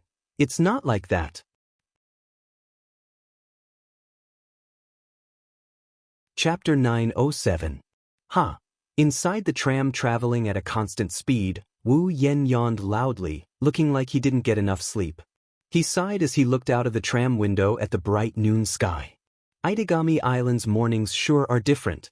In other places, this kind of light and temperature would only appear in the afternoon, right? His casual remark was meant to start a conversation, but after waiting for a long time, he didn't get anyone to talk to him. Wu Yen stopped yawning. He frowned and looked at the seats in front of him. Nagisa and Yukaina were sitting there. Unlike before, their cheeks were rosy and their heads were lowered. They didn't say a word. Wu Yen found it strange.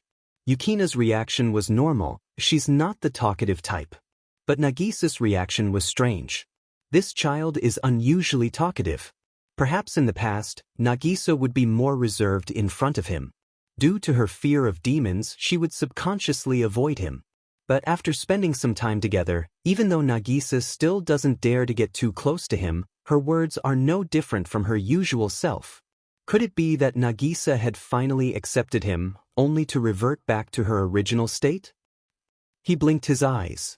Wu Yen couldn't help but ask, "What's wrong with you two? You look weird." Nagisa and Yukaina tensed up when they heard Wu Yan's question. Their blush deepened. Wu Yen found it even more strange. "Are you feeling unwell? Cold? Or fever?"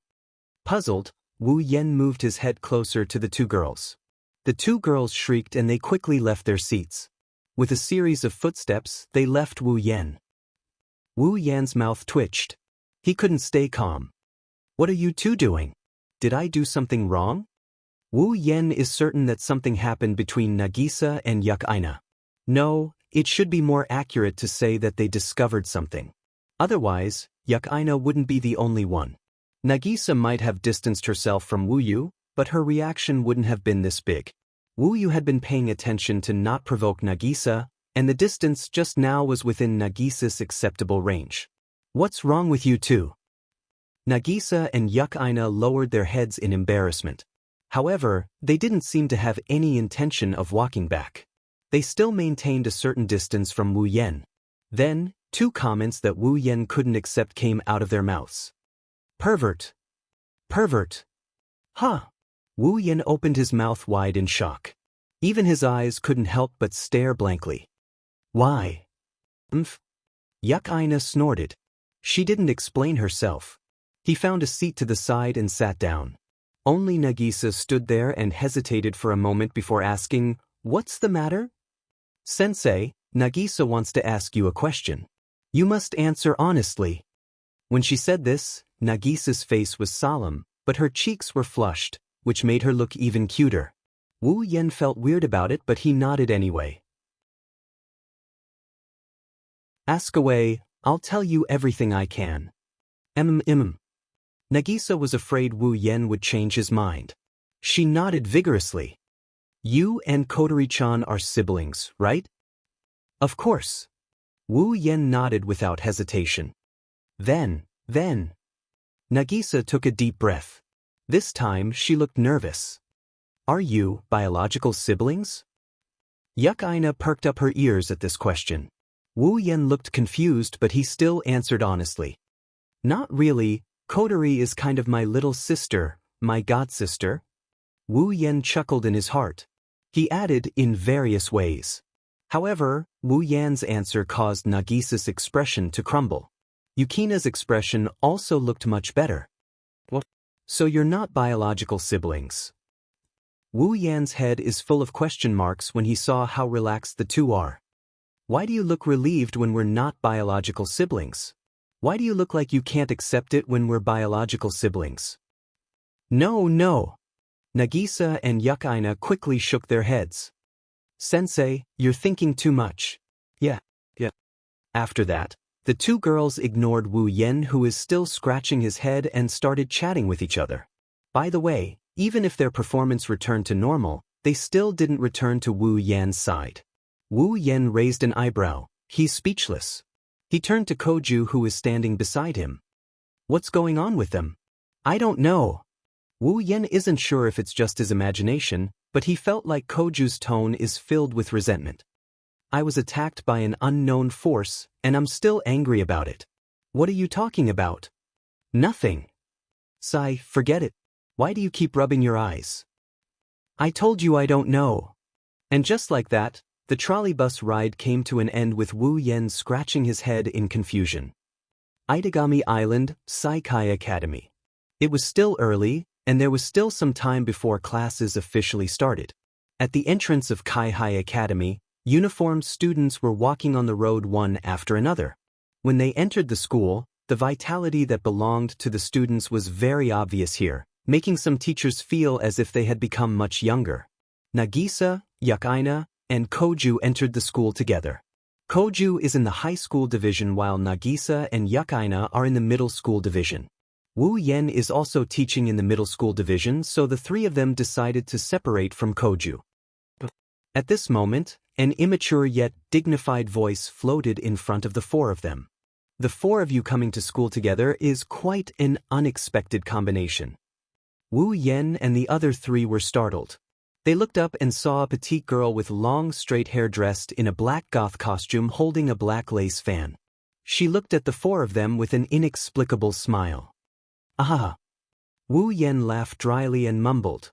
What could be more surprising than a teacher who is less than 1.5 meters tall and 26 years old? Natsuki. The three of them could not help but burst into laughter when they heard this. Even Na Yu had to choke back her laughter. The smile in her eyes vanished as she snorted coldly. "Well, now that I think about it, this combination is more suitable than expected.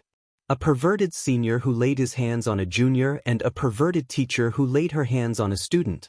Who laid her hands on a student?" Koju shouted angrily. As a teacher, don't say weird things like that, Natsuki-chan. As soon as she said that, Natsuki smacked Koju's head with her fan, causing the half-baked ancestor to rub his head in a tragic manner. Don't add the word chan to a teacher's name. Natsuki looked at Koju with an extremely dissatisfied expression. Koju, who had suffered another heavy blow, could only nod with an aggrieved expression. Wu Yen was surprised and looked at Natsuki with a half-smile. Natsuki-chan, that sounds nice. If you dare to call me that, you're dead. Natsuki looked at Wu Yen with an expressionless face. However, the anger and threat in her eyes are clear as day. If you don't want to be an attack mage trainee for the rest of your life, forget what just happened. Okay. Wu Yen raised his hands in surrender. I promise I won't call you that.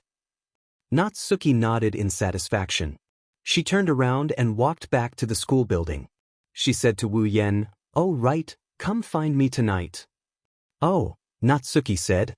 Nagisa and Yukaina looked at Wu Yen like he was an animal. Wu Yan's heart skipped a beat. Is there something you need? Yes. Of course I have something to talk to you about. Natsuki didn't care about the curious gazes around her and left after saying that. There's work, don't be late.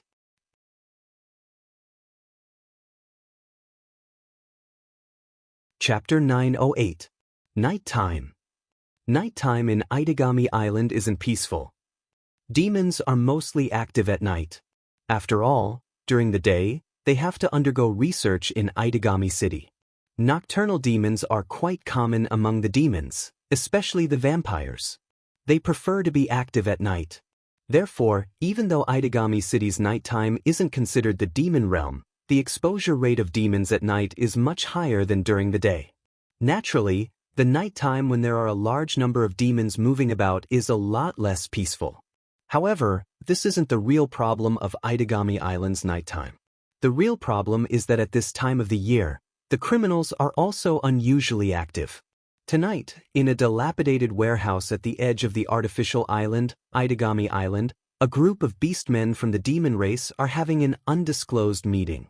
Standing at a vantage point in the warehouse, Wu Yan's wine-red eyes seemed to be able to see the secret meetings going on in the distance. He didn't know how long it took before he looked at Natsuki, who is standing beside him with a parasol in hand. It's not the right time to do so. Is this the job you were talking about? Natsuki nodded in agreement. Her deep blue eyes sparkled in the darkness of the night like a pair of stars, beautiful as a painting. Don't think this is just a small meeting. Natsuki glanced at Wu Yen with a gaze that could see through his thoughts. She spoke in a flat voice. It's just a group of beastmen having an illegal activity. It's not something that requires us to show up. However, the beastmen there aren't ordinary people. Black Death Emperor faction? Natsuki's gem-like eyes flickered. She sounded a little concerned. That's a group of extremist beastmen. Their ultimate goal is to kill the first true ancestor and seize control of his territory. They want to break the Treaty of Sanctum. Wu Yen felt a little relieved after hearing Natsuki's explanation. The Treaty of Sanctum is the treaty that maintains the coexistence between humans and demons. It's the foundation of the Demon Special District. If the Treaty of Sanctum is broken, in that case, humans and demons no longer got along well, and demons no longer appeared in people's lives openly was secondary. If the impact was serious, it was very likely that the demons and humans would become enemies from now on. It might even trigger a war between humans and demons.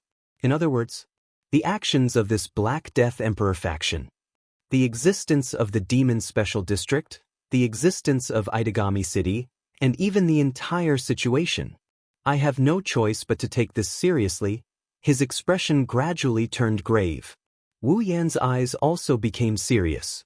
Seeing him like this, Natsuki laughed and shook her head. Even though the opponent is Black Death Emperor faction, you don't have to be so serious. The ones here are just the lower-level members. Plus, even if Black Death Emperor faction is here, Itagami City isn't a place that can be easily bullied. Natsuki paused and looked deeply at Wu Yen. I also don't think that the Black Death Emperor faction has the ability to make you take them seriously. Wu Yan's expression crumbled. He rolled his eyes at Natsuki, but she only chuckled. Our goal this time is to take down the Black Death Emperor faction's officers. It would be best if we can get information from them about the mastermind behind this riot, Christopher Kardashian. The location of Gardos. Natsuki raised her head, her voice became low. And their goal? Wu Yan nodded. He and Natsuki looked at the warehouse in the distance. Smoke rose from the corner of the warehouse. Flames blew away the doors of the warehouse. The sound of explosions echoed. Under Wu Yan and Natsuki's gaze, the heavily armed Itagami city guards launched a surprise attack. The rusty iron pillars creaked under the weight of the heavy load, and the stacked wooden boxes swayed under the dim moonlight. Faint gunshots echoed in the air like firecrackers. The Itagami city guards are armed with special firearms and bullets. They can seal off the demon's regenerative ability and easily break through the demon's demonic energy. This time, they're using special bullets specifically designed to deal with beastmen. Normal beastmen can't possibly stand a chance against the guards armed with such weapons. The walls of the warehouse were destroyed one by one. The orcs, who were once invincible in the eyes of ordinary people, could not even put up a fight against the guards. Screams of agony and gunshots rang out. The battle was over in less than 2 minutes. After the smoke dissipated, orcs could be seen lying on the ground in layers in the distant warehouse.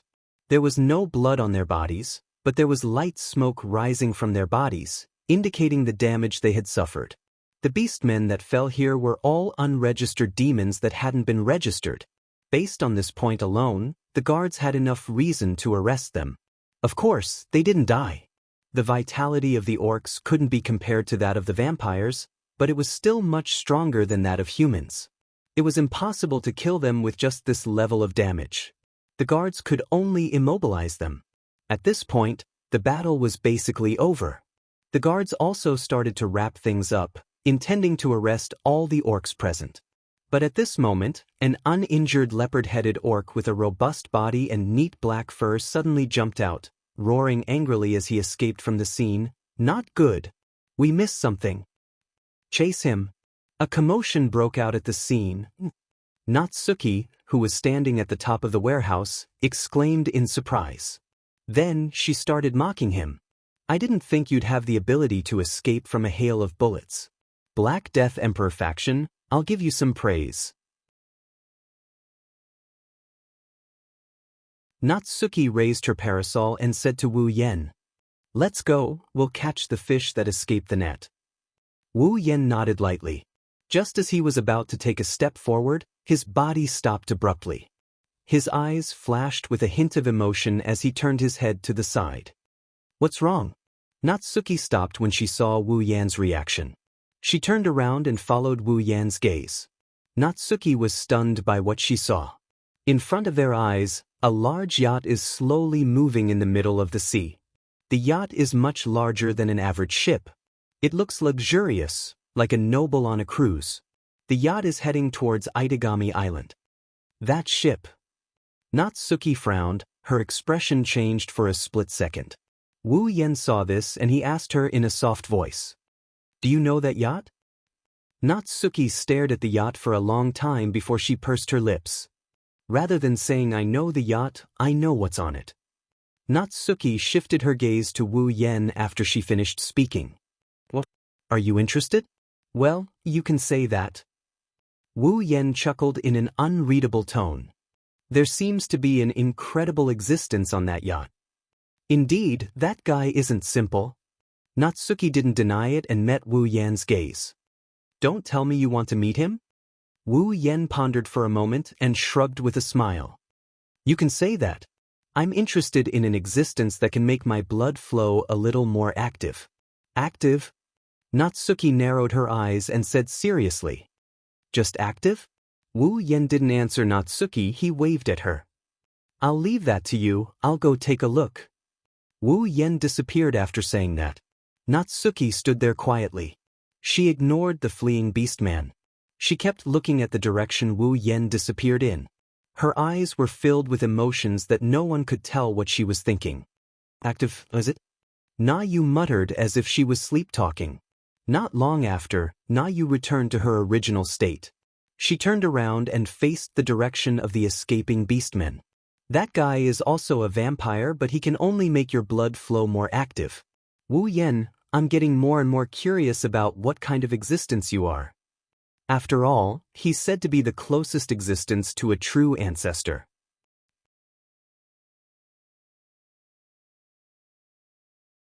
Chapter 909. In the middle of the night, a large yacht broke through the waves and slowly approached the man-made island called Itagami City. Oceanus Grave. That's the name of the yacht. At this time, on the deck of the yacht, a Western-style handsome man wearing a white suit, with short blonde hair and a pair of blue pupils stood at the forefront. Looking at the gradually approaching coast, a strange smile appeared on his face. It's an excited and bloodthirsty smile. Is that the Demon Special District, Itagami City? The handsome man's lips curled up, greed flashed in his eyes. That's right, greed, as if he's thirsting for something. The fourth primogenitor, Akatsuki Koju, is on that island? After taking one last look at Itagami City, the handsome man shifted his gaze away. He didn't come here for the demon race, but for the existence known as the strongest vampire in the world. Itagami Island, in his eyes, without the fourth primogenitor, it doesn't matter whether it exists or not. Compared to his fief, Itagami City doesn't have much to show for it. The handsome man is the envoy of Europe's War King domain. The first primogenitor, the forgotten War King, bestowed the title of Duke of Iridiaro. He's also a direct descendant of the first primogenitor. He's a pure-blood vampire. And a pure-blooded vampire from the old generation. Of course. His strength was much stronger than ordinary pure-blooded vampires of the old generation. This was because he was one of the very few vampires who possessed special abilities. It was also because of this special ability that he was extremely powerful. He even used this ability to devour 2 second-generation vampire elders. In terms of bloodline, he's second only to the primogenitor. In terms of strength, he's the closest to the primogenitor. No matter how you look at it, he's the number 1 vampire below the primogenitor. That's why he's the first primogenitor's most trusted aide. He's also the first primogenitor's trusted aide. Unfortunately, he didn't come to Itagami City on the orders of his king, he came for selfish reasons. Raise your hand. The handsome man swirled the wine in his hand. Inside, the scarlet-red wine followed his movements and rose and fell with the waves under the yacht, creating circles of bloody ripples, as if indicating the arrival of a bloody storm. The atmosphere in the room is a little eerie. At a certain moment, the pretty boy's hand movements suddenly stopped. His originally calm eyes once again flashed with a trace of emotion. An interesting smile appeared on his face as he slowly turned around. Before he knew it, a figure had appeared in front of him. The pretty boy was absolutely certain that there hadn't been anything there at all a second ago. The figure appeared out of thin air and stared at him with a pair of wine-red eyes. There was not the slightest fluctuation on his face, but in his eyes, there was the same expression as the pretty boy. That expression was interesting. The newcomer is Wu Yan. Was that a spatial teleportation magic? The handsome man chuckled. Are you sure? Wu Yan looked at the handsome man. Maybe it's a space-type superpower, or maybe it's atomization. Unfortunately, I know a witch who specializes in this kind of magic. The handsome man shook his head. That's why I'm quite familiar with spatial teleportation magic. Wu Yan raised an eyebrow and shrugged, acknowledging the handsome man's words. The handsome man's interest was piqued. If I'm not mistaken, you're a vampire, right? The handsome man asked with interest. I've never heard of a vampire who can use spatial teleportation magic to such an extent. If you hear about it, I am going to have a headache? Wu Yan pursed his lips. I see.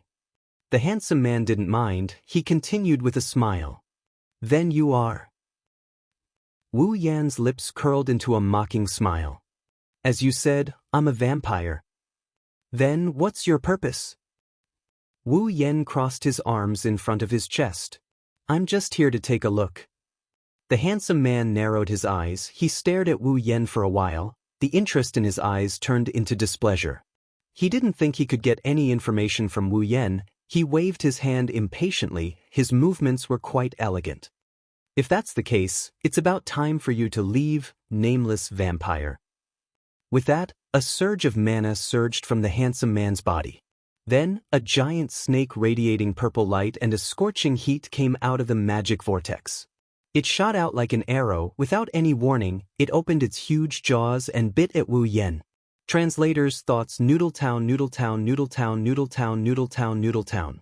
The serpent's level of magic was far from being a familiar of a pure-blooded vampire, let alone a familiar of a vampire that was close to a true ancestor. A familiar of this level is nothing more than a random item the handsome man released. However, even if it was a weaker vampire from the old generation, he would still be half dead after taking a hit from it. If a human was hit by it, let alone an ordinary human, even a powerful attack mage would not be able to escape death. Obviously, in the pretty boy's eyes, Wu Yan is just a stray dog that barked a few times during a journey. Since there's no way to interest him, then he's free to go. There's no need for the owner's approval. The reason he released his familiar is because he doesn't want to talk to Wu Yan anymore. He wants to chase him away, that's all. As for Wu Yan's survival, it has nothing to do with him. As the closest vampire to a primogenitor, the blood on his hands is enough to form a lake. Even if it's not enough to form an ocean, killing one or two of his kind is nothing to him. But this time, the handsome man miscalculated. The person in front of him did appear out of nowhere, but he's not a stray dog. In terms of bloodline, the handsome man is of a higher rank than the vampire closest to a primogenitor. That's because the handsome man is a true primogenitor.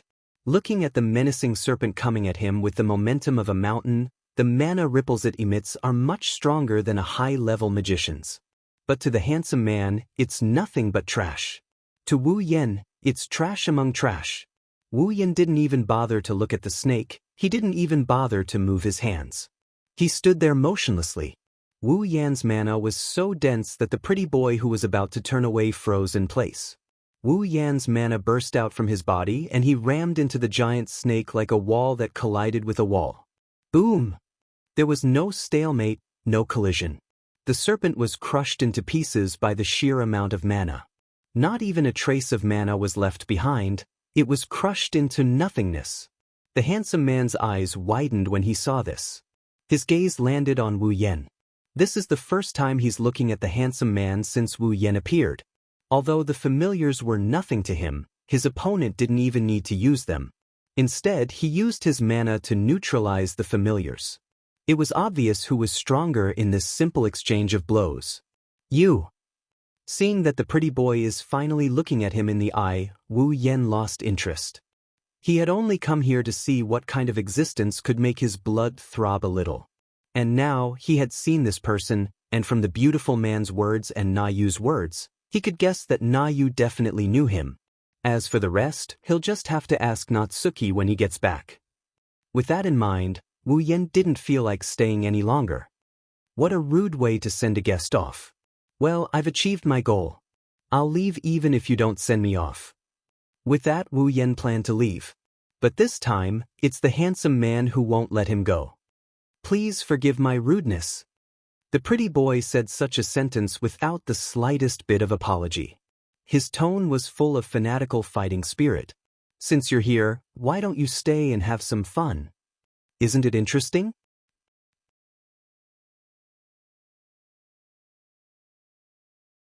Chapter 9-10.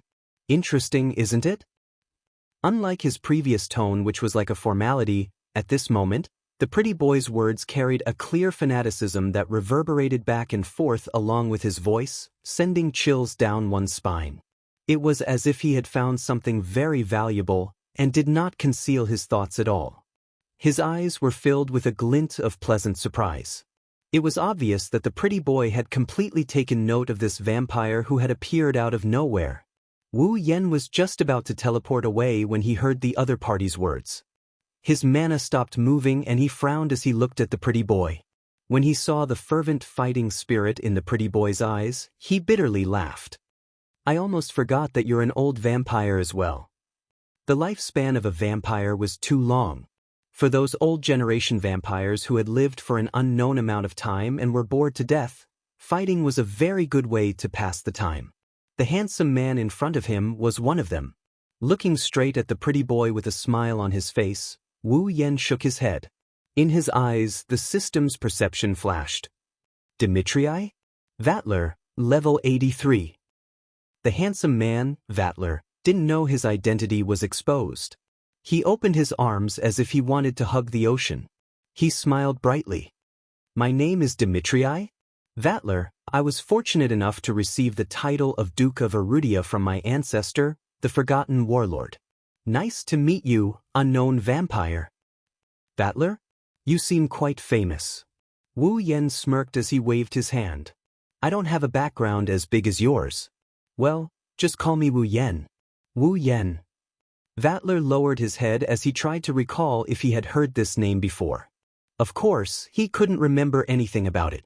However, that didn't stop the fanaticism in his heart. It didn't matter if he was famous or not.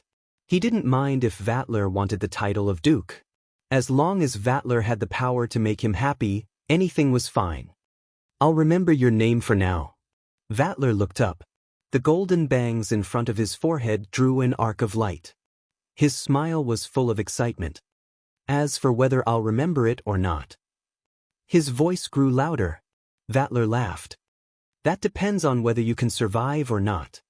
Mana surged out of the white suit, and the sudden burst of mana caused the fragile deck to crack.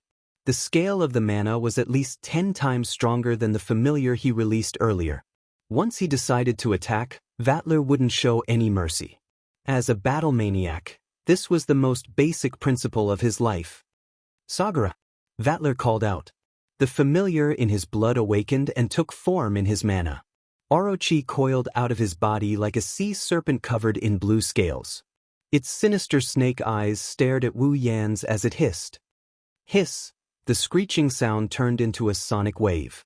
Along with the turbulent airflow, it blasted at Wu Yan. His hooded black coat fluttered in the wind, his hair fluttered in the wind. Around him, pieces of the deck started cracking as the pieces were sent flying. They broke through the air and landed on the hull of the ship behind him. Like bullets, they shot holes in the hull with smoke coming out of them. Only a familiar like this was worthy of the title of the strongest vampire below the primogenic. Sa! Vatler licked his lips as a cruel smile appeared on his face. Let's begin. Leisure activities for the journey. His hair and clothes fluttered in the wind. Wu Yan ignored the wind that could blow a giant away. His gaze was fixed on the sea serpent familiar. He sized it up and smiled. Looks like this trip wasn't all for nothing. Unlike Vatler's violet mana, Wu Yan's mana surged like water from a dam. It enveloped his entire body. At least I can confirm that you're no ordinary vampire, Vatler. Same to you. His smile widened, then turned cold. Go. Sagara. Hiss. The blue sea serpent hissed. Vatler's mana surged. The sea serpent opened its mouth and shot out a high-pressure jet of water. It reached Wu Yan in the blink of an eye. Wu Yan narrowed his eyes. His body shifted. Bang. The mana around him twisted and turned into a white flame. It replaced the flow of mana and protected Wu Yan. Chi. The high-pressure water flow hit the white flame head-on. The collision of water and fire made a slight sound. Thick white smoke rolled up from the contact between the two at an extremely fast speed. In a moment, it had already spread to the entire deck. In an instant, the entire huge yacht was shrouded in white smoke. Vatler's body flickered with blue mana and blew away the smoke. He raised an eyebrow when he saw Wu Yan's white flame. He managed to block Sagara's attack without even using his familiars? Or is the flame your familiar? Vatler's face didn't reveal the slightest bit of doubt as he asked the question. Instead, there was only joy on his face. Which one is it? The white flames enveloped Wu Yan's body in a gentle manner. His unfathomable smile could be clearly seen in the flames. Why don't you take a guess, Vatler. Just what I wanted. Vatler grinned. The blue light around him expanded. Nanto, nanto. Amidst the blue light, two serpent bodies armed with sharp blades appeared amidst the distortion of magic power and entangled with each other, controlling three familiars at once. Wu Yan narrowed his eyes. His expression turned serious. Most vampires could only control one familiar beast at a time. This was the same for older vampires. As the host grew, the familiar beasts would grow as well. Only a small number of powerful vampires could summon two familiar beasts at once. As for controlling three at once, not even pure-blooded vampires of the older generation can do it. This Vatler. Wu Yan sighed. Of course, it wasn't out of fear. He's releasing three familiars on a fragile yacht. Isn't he afraid of destroying the ship? You don't have to worry about that. Vatler seemed to have heard Wu Yan's mutterings. He brushed his bangs away without a care. I still have a few good subordinates on this ship.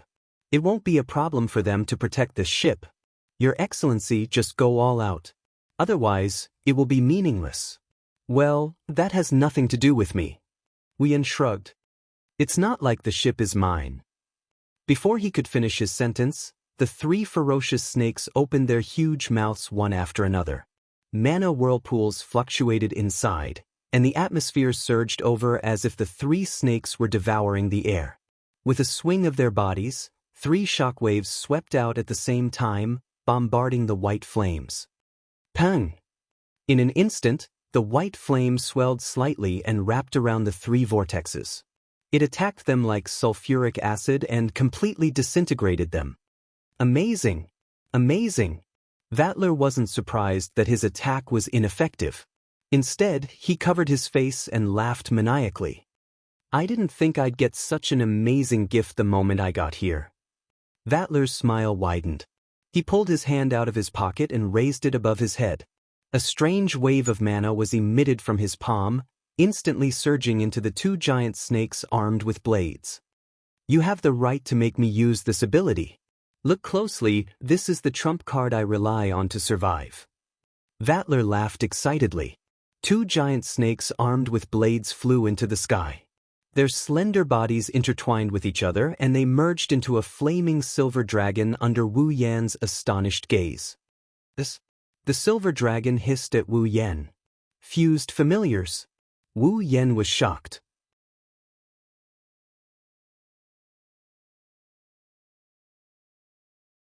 Chapter 9-11.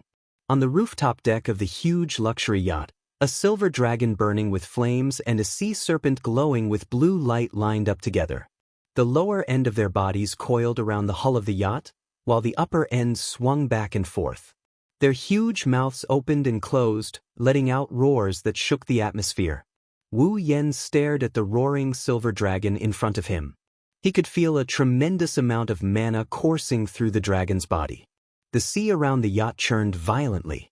The scale of the mana wasn't as great as that of a primogenitor, but it wasn't something a pure-blooded vampire of the old generation could possess. A familiar fusion. Wu Yan sighed. He finally understood why a vampire who wasn't a primogenitor could make his primogenitor blood throb. With the ability to fuse familiars, Vatler had surpassed ordinary vampires. He was close to the level of a primogenitor. If not for his bloodline, if Vatler was a primogenitor, then with his ability to fuse familiars, he would be the strongest vampire outside of the fourth primogenitor who had awakened. Vatler. Wu Yan repeated the name several times. He chuckled. It was a strange laugh. As though it was infuriated by Wu Yan's laughter, Silver Dragon shot out of its body without any warning. Its flaming body was like a train on fire. Amidst the sonic booms that caused the air to tremble, it charged forward like a meteor falling from the sky. It was heading straight for Vatler. Wu Yan finally made his move in the face of the familiar's attack. Raising his right hand, the mana in his body flowed faster along with his blood flow. The white flames on his body rippled like water and surged towards Wu Yan's hand.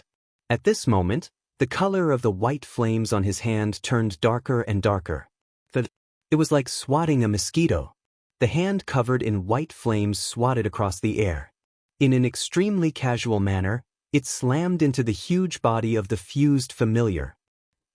The silver dragon's roar came to an abrupt halt. Its ferocious eyes still reflected Wu Yan's figure. The white flames on its hand burned fiercely. Vatler charged towards the silver dragon. The white flames on its body completely replaced the flames on its body. Then, the familiar disappeared. That's right. It disappeared. Ugh! Vatler's pupils shrank. He couldn't react in time. Suddenly, he let out a muffled groan as if he had suffered a heavy blow. The magic power in his body leaked out. That flame. Vatler's gaze landed on the white flames in Wu Yan's hand. He finally realized how extraordinary they were. You fused my familiar. Vatler's frenzied expression was gone. Vatler's eyes flashed like lightning as he stared at Wu Yan. Who are you? Are you? Vatler's unique ability was to fuse familiars. It was because of this ability that he was able to subdue 2 second-generation vampire elders with superior bloodlines. Otherwise, with the strict bloodline hierarchy of vampires, challenging someone with a superior bloodline was a death sentence. After all, blood was a vampire's power. Without this ability, vampires with lower bloodlines were no match for vampires with higher bloodlines. But now, Vatler had the highest bloodline below a true ancestor and had fused with familiars. Apart from a true ancestor, no other vampire could be stronger than him. Wu Yan, on the other hand, can wipe out his familiar. This proved that either he also had a special ability, or his bloodline was far superior to his. A primogenitor. Only a primogenitor could have a higher bloodline than Vatler. But that was impossible. There were only 4 primogenitors. Wu Yan couldn't help but snicker when he saw Vatler wavering. His snicker woke Vatler up. Vatler clenched his teeth, his expression turning cold.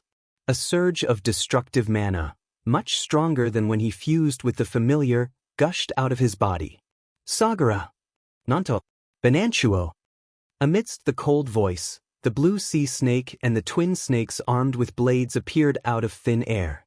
They coiled around Vatler's violent magic flow and intertwined with each other. A dazzling light flashed, and the 3 giant snakes fused together. A 4-legged golden-horned dragon slowly emerged from the light. Vatler had fused with 3 familiars. You win if you take it?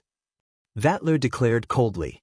It was as if he had removed all emotions from his voice, but at the same time, it seemed to contain some unknown emotion.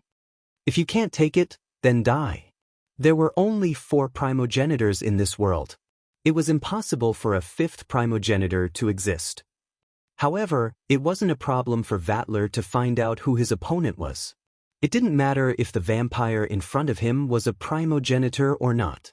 If he really was a primogenitor, then he should be able to take on Vatler's 3 fused familiars at full power. If he wasn't, then he would die here. It was that simple. Vatler was confident that only a primogenitor could take on his fused familiars.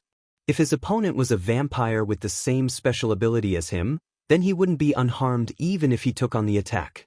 At that time, the heavily injured opponent would have no choice but to allow himself to be killed.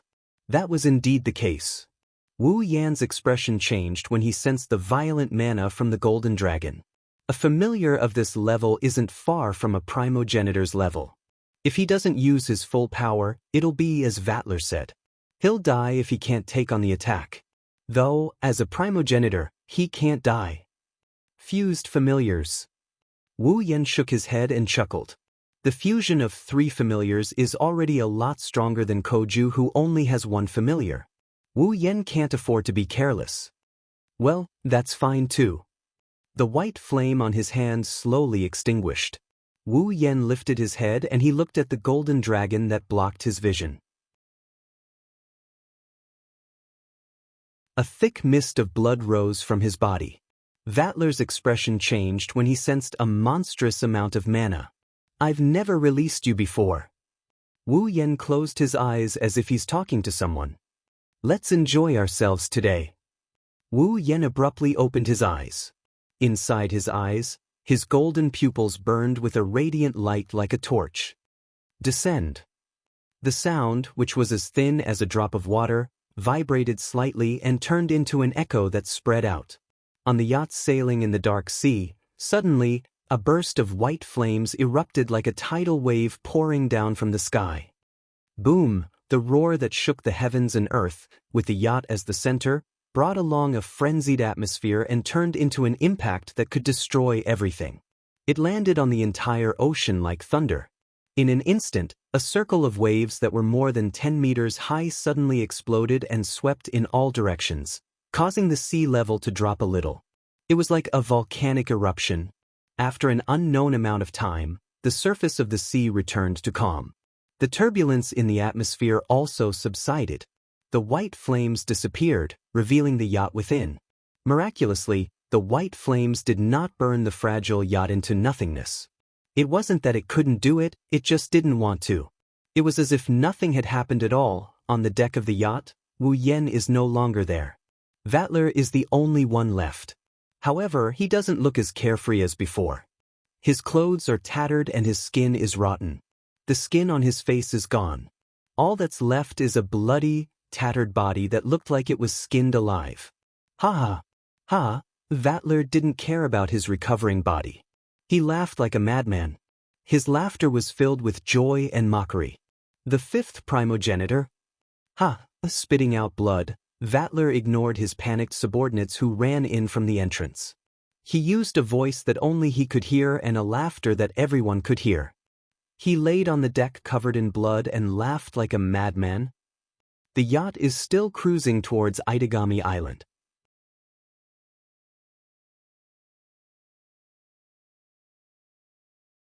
Chapter 9:12. Huge waves came crashing down on the streets of Itagami Island's harbor. The salty water washed away the heavy metal crates and washed away the smoke in the air. Then, the waves slowly receded and returned to the sea. Standing on top of a high-end metal box, Natsuki held a parasol and looked at the yacht that had just burst into flames with a familiar color. She watched as the yacht gradually sailed over, and her blue eyes flashed with an unpredictable light. Behind her, on top of a metal bridge, a leopard-shaped beastman was locked in place by glowing purple chains. The chains swayed left and right like a pendulum. Don't think that it was just a glowing chain. It was a chain forged by the gods and was called the Chain of Discipline. It wasn't impossible to break free from it, but without strength equal to or above Nayu, it was almost impossible to break free, let alone an ordinary orc. Therefore, Nayu wasn't worried that the orc would escape. However, the reason she didn't pay attention to the captured beastman isn't because she believes in her chains of discipline. Compared to the beastman, what's happening in front of her is more important. Natsuki watched as the white flames dissipated. She tightened her grip on the parasol. Her eyes are calm but her brows are furrowed. Natsuki expected Wu Yan to fight with the snake charmer Vatler when he planned to board the yacht. However, the magical energy she sensed from the yacht still made her nervous. In terms of strength, Natsuki is definitely on the same level as Vatler. Vatler is an immortal, pure-blooded vampire from the old generation. Natsuki isn't a normal person either. She's a witch. She can form a contract with a demon and become their guardian. She can use the same abilities as the demon. As a human, she can gain magical energy that can rival a superior demon. His magic skills could even surpass the highest level of magicians. Natsuki is such an existence. She might really fight. Vatler, who can fuse with familiars, should be stronger than Natsuki. However, he won't be able to do anything to her. It was also because of this that Natsuki knew how strong Vatler was. If Wu Yan were to fight him, even if Natsuki saw Wu Yan summon 2 terrifying familiars, she can't say for sure that Wu Yan can beat Vatler. After all, Vatler is the strongest vampire below the level of a primogenitor. Wu Yan is also a vampire. It's not impossible for him to beat Vatler. However, Natsuki doesn't think it's possible unless he's a primogenitor. He has to be a complete primogenitor, unlike Koju who hasn't fully awakened. But is that possible? Nayu did not say a word. She simply stood there and looked at the yacht until a voice sounded from behind her. "Oh, you're done?" "Too slow," Natsuki said without hesitation. Don't you know we still have work to do? Well. Wu Yan scratched his face. I didn't have a choice. You know that Vatler is no ordinary vampire. Natsuki snorted and turned around. She raised an eyebrow when she saw Wu Yan unharmed. Look at you, I don't see how much effort you put in. We should thank them for that. Wu Yan couldn't help but grin at this point. I thought I understood them well enough. I didn't expect them to be stronger than I expected. Without them, I wouldn't have been able to beat Vatler without paying a price. Natsuki narrowed her eyes. She looked at Wu Yan with an unfathomable gaze. You're saying you can beat Vatler even without familiars? Wu Yan's smile froze. He looked at Natsuki. Would you believe me if I said yes? Vampires' strength lies in their ability to control familiars. Without familiars, vampires are nothing. Now, Wu Yan is saying that he can defeat Vatler, the vampire closest to a primogenitor, even without a familiar. He might even become a laughingstock if this gets out. Natsuki couldn't bring herself to smile. Natsuki lowered her head in silence. Wu Yan looked at her without saying anything. At some point, Natsuki pursed her lips and walked towards the beastman. It doesn't matter if you believe me or not, just don't cause trouble for me. Wu Yan blinked and shrugged. The beastman who was hanging on the bridge was slowly released by the chains that seemed to have a mind of their own. He collapsed in front of Wu Yan and Natsuki. Natsuki knocked on her parasol when she saw the leopard-headed beastman. When we get back, let's have the guards interrogate it and see if they can find out why the Black Death Emperor faction is here. Interrogate? Wu Yan rubbed his chin and he suddenly said, rather than letting the guards interrogate him who might not be able to get anything out of him, why don't I do it? You. Natsuki flinched, she asked in confusion. You know how to interrogate? I don't know how to interrogate. Wu Yan walked in front of the leopard-headed beastman and flicked its head. However, I do know how to read memories. You know how to read memories? Natsuki's eyes lit up. If that's the case, then the Black Death Emperor faction's purpose in coming to Itagami City might be revealed. It's not a very advanced tactic. It can only be used against opponents far weaker than the user. Wu Yan smiled at Natsuki. Now that we are using it against this average beastman, it should come in handy. Natsuki nodded and she backed off. She wanted Wu Yan to deal with this. Wu Yan didn't hesitate. He extended his hand and he closed his eyes. He started channeling his mana and a magic formation that looked like a coat of arms appeared on his palm. It glowed faintly and a magic formation that looked like an emblem appeared on his palm. Wu Yan reached out and grabbed the leopard-headed beastman's head. The faint light shone brightly. Natsuki tilted her head to avoid the blinding light. Soon the light dimmed. When Natsuki looked back, Wu Yan had let go of the leopard-headed beastman's head and opened his eyes. However, his brows were deeply furrowed. Natsuki knew that Wu Yan must have gotten his hands on some useful information. What did you get? Yes. Wu Yan nodded and looked at Natsuki. The purpose of the Black Death Emperor faction, or rather, Christophe Garcia? The purpose of the Black Death Emperor faction is to obtain an ancient weapon called Nalakuvara. Wait. Natsuki interrupted Wu Yan. You said Nalakuvara? What? Wu Yan was surprised. Do you know about it? You can say that. Natsuki sounded a little concerned. It's a weapon from the Age of the Gods that has destroyed countless civilizations in the past. It's a very dangerous thing. However, it's understandable that a group of terrorists would want to get their hands on such a dangerous thing. The ancient weapon seems to be on this artificial island. Wu Yan said. The Black Death Emperor faction seems to have taken it away. They're trying to figure out how to control it. This beastman came here because of this. He cooperated with the people trying to figure out how to control it and launched a terrorist attack on Itagami Island to tell the people that the Black Death Emperor faction is still alive and well. What a terrorist! Natsuki shook her head. However, if the Black Death Emperor faction's goal is really Nalakuvara, then it's useless.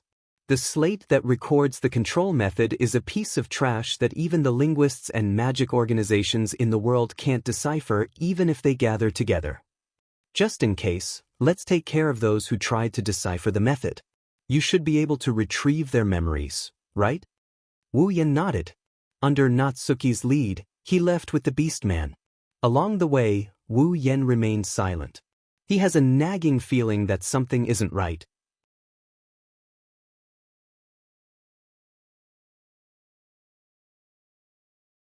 Chapter 9:13. Itagami Island, Southern District, Residential Street. In an average-sized apartment, Kotori was standing by a window in thin pajamas, gazing at the scenery outside. The silver moonlight shone on her, highlighting her slender figure like a painting. Her delicate and adorable face was tinged with a hint of maturity that shouldn't have appeared on her innocent face. However, it didn't seem contradictory, as if she was born this way, which was quite puzzling. The sea breeze blew in through the open window. Kotori's long hair fluttered in the wind, reflecting the darkness of the night. Her mature aura seemed to have blended into the night, looking very beautiful. This scene lasted for 10 minutes before it was broken by a slightly breathtaking voice. "Kotori-chan, you're so cute." Kotori's face fell. She looked at Nagisa, who was looking at her with excitement, and shook her head. "Nagisa-chan is cute too." "Hey, don't say that, it's embarrassing." Nagisa blushed. She made an embarrassed expression. Kotori laughed seductively. "You're the one who made fun of me first." "I didn't make fun of you," Nagisa retorted. Nagisa is telling the truth. She turned around and looked at Yukaina, who was sitting across from her, and asked, "Isn't that right? Isn't that right, Yukina-chan?" "Yeah." Yukaina nodded without hesitation. "Kotori is cute." "Oh." Kotori didn't deny it, she dragged her words. Her smile was seductive as usual. "What about Nagisa?" "Nagisa is cute too." Nagisa blushed and puffed up her cheeks in embarrassment. She quickly changed the topic. "You're right. You're right. You're right. You're right." "Oh right, Kotori-chan, is sensei back yet?" Kotori's smile faded and she nodded. "He said he had work to do and went out with Natsuki." "Indeed." Yukaina thought about what happened in the morning and said, "This morning, I was in a very bad mood. Earlier, Nagisa-sensei said he had work to do. He asked Wuyan-sensei to look for him at night. It seems like it's something important. Being an attack mage is so hard." Nagisa slumped on the table listlessly. She waved her hand. "Sensei is a vampire. Why did he become an attack mage? There must be a reason." Yukaina thought for a bit. Otherwise, the average demon wouldn't want to become an attack demon master. Nagisa nodded as if she understood. She asked Kotori. "Even Kotori-chan doesn't know why Sensei became an attack mage? Who knows, maybe it's because vampires have too much free time. Maybe he became an attack mage to pass the time." Kotori gave an answer and sat down next to Nagisa. "How old is Sensei?"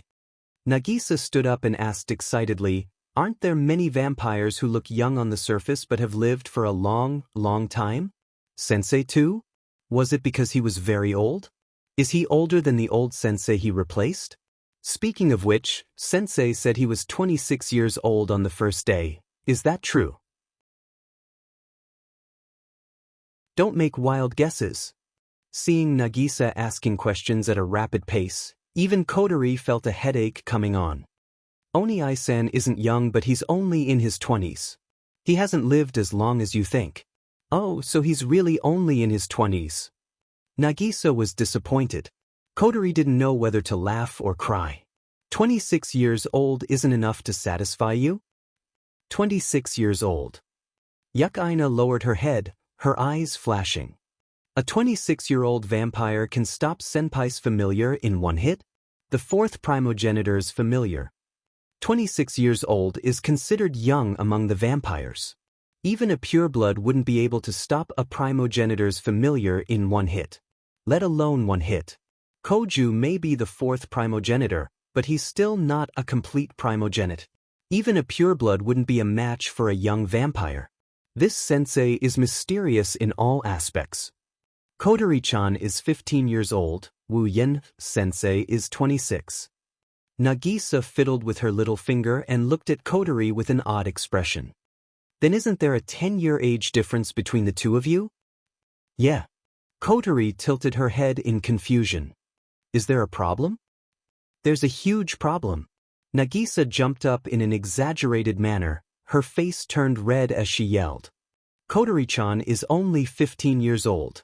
15 years old? How could sensei do something like that to you? Something like that? Kotori was taken aback at first. When she realized what Nagisa was talking about, her face immediately turned red. She jumped up like a cat whose tail had been stepped on. Nagisa-chan. It's a misunderstanding. It's not what you see. Kotori-chan. Don't try to lie to Nagisa. I'm not a child, I don't know anything. As a young girl, Nagisa was embarrassed to talk about this, but she still said. Nagisa noticed, Kotori-chan, your posture when you walked today was very wrong. Kotori was instantly dumbstruck. Her pretty face was dyed a bright rose red, and there were even tears at the corners of her eyes. She shook her head with all her might. That's. Look.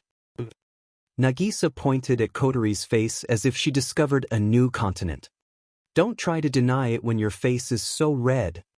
Kotori whimpered, she couldn't say anything else. She lowered her red face in frustration. Her heart was filled with hatred. It's all that damned Koja's fault. How dare he barge in like that? Does he think he can just barge in without locking the door? Do you think you're the main character? You'll get benefits for barging in, don't let me catch you, or else. Koju, who was showering in his bathroom, felt a chill down his spine. Nagisa-chan. Yukaino was already embarrassed. She pulled back Nagisa, who was about to attack again. Stop it, it's so embarrassing. But I'm curious. Nagisa was shy, but her shyness didn't cover up her curiosity. She crawled to Kotori's side and asked in a mosquito-like voice. Hey, Kotori-chan, how does it feel to be with your brother? Kotori let out a strange cry, and her eyes were already circling. Finally, she couldn't hold it in any longer, and her head tilted back as she fainted on the ground. Kotori-chan. Two cries of surprise rang out from room 703 of the apartment. On the other side, in a hidden research facility. Is this the tablet that recorded the method to control Nalacuvula? Wu Yen narrowed his eyes as he handed the tablet over to Natsuki. Natsuki took out a picture of a tablet with unknown characters written all over it. Natsuki glanced at it and ignored it. Don't mind it, no one can decipher it anyway. Is that so? Wu Yen had a different opinion. If no one can decipher it, why would the Black Death Emperor faction take such a huge risk to snatch these ancient weapons that can only be used as display items? If you can understand the thoughts of terrorists, then there wouldn't be so many terrorists in the world. Natsuki shook her head and raised the photo in her hand. At the very least, I don't know who would be able to decipher something that even so many magic organizations and linguists can't. If only that were the case. Wu Yen sighed and looked at Natsuki. Natsuki, think about it again. Is there really no one in Itagami Island who can decipher it? Of course not. Natsuki was about to insist, but she suddenly froze. She seemed to have thought of something, and her expression froze. No, maybe someone can decipher it. What's wrong? Wu Yen asked. Did you discover something? It's just a guess. Natsuki frowned and turned to Wu Yen. Tomorrow, I will continue to track Christoph. Gardos, you will stay in school. School? Wu Yen was confused. Why do you have to stay in school? Just do as I say. Natsuki didn't explain. Looking at Natsuki's pensive expression, Wu Yen didn't want to ask any more questions, so he agreed.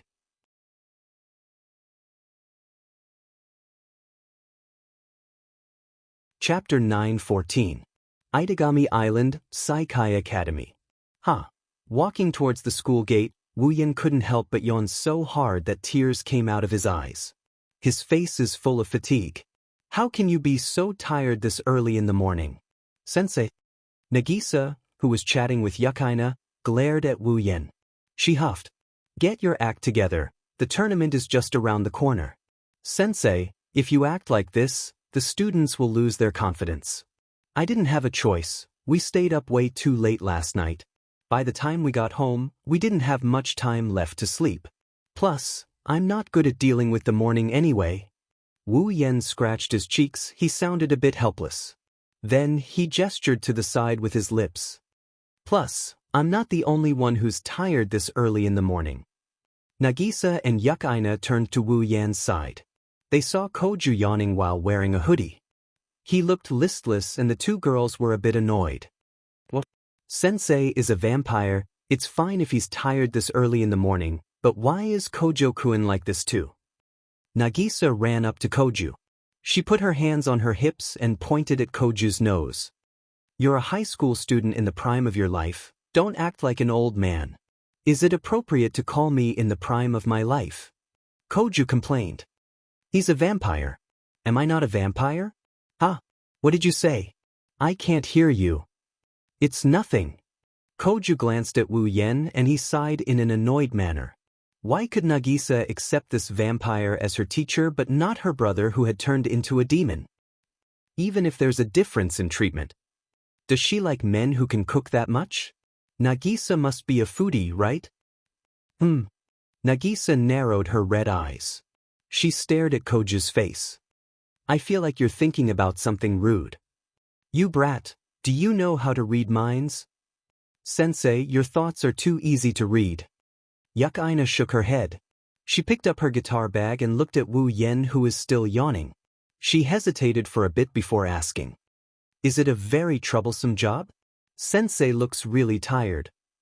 Well, it's not really that troublesome. To be honest, last night's work was pretty easy to deal with. Wu Yan waved his hand and helplessly continued. If I didn't get into a fight with that snake charmer, I might have been able to go home earlier. Snake charmer? Slapping his cheeks, Wu Yan tried his best to cheer himself up. He's a very troublesome fellow in all aspects. Speaking of which, Wu Yan recalled what Natsuki said to him last night. He lowered his voice and he told Yukaina. Something might happen in our school recently. Jianghu, you should pay more attention to it. Yukaina said. Yukina's expression froze and she moved closer to Wu Yan. Sensei, did you find out something? Actually, I'm in the dark as well. Wu Yan rubbed his forehead. Last night, Natsuki specifically told me not to leave the school if there's nothing important. Since she said so, she must have discovered something. Just in case, I'll tell you about this matter first so that you can be mentally prepared. Yukaina told Wu Yan about her true identity when he met Koju for the first time. Koju's familiar went berserk. That's why Wu Yan is here to remind her of her identity. Yukaina knew that Wu Yan was an attack mage.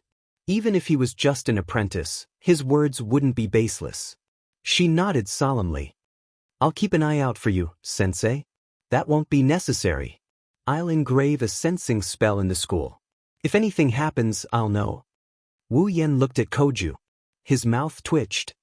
Jianghu, you'd better pay attention to the fourth ancestor. I have a feeling that if anything bad happens in the school, even if he isn't the source, he'll be the first idiot to jump into the trouble, said Jianghu. Yukaina laughed dryly but nodded in agreement.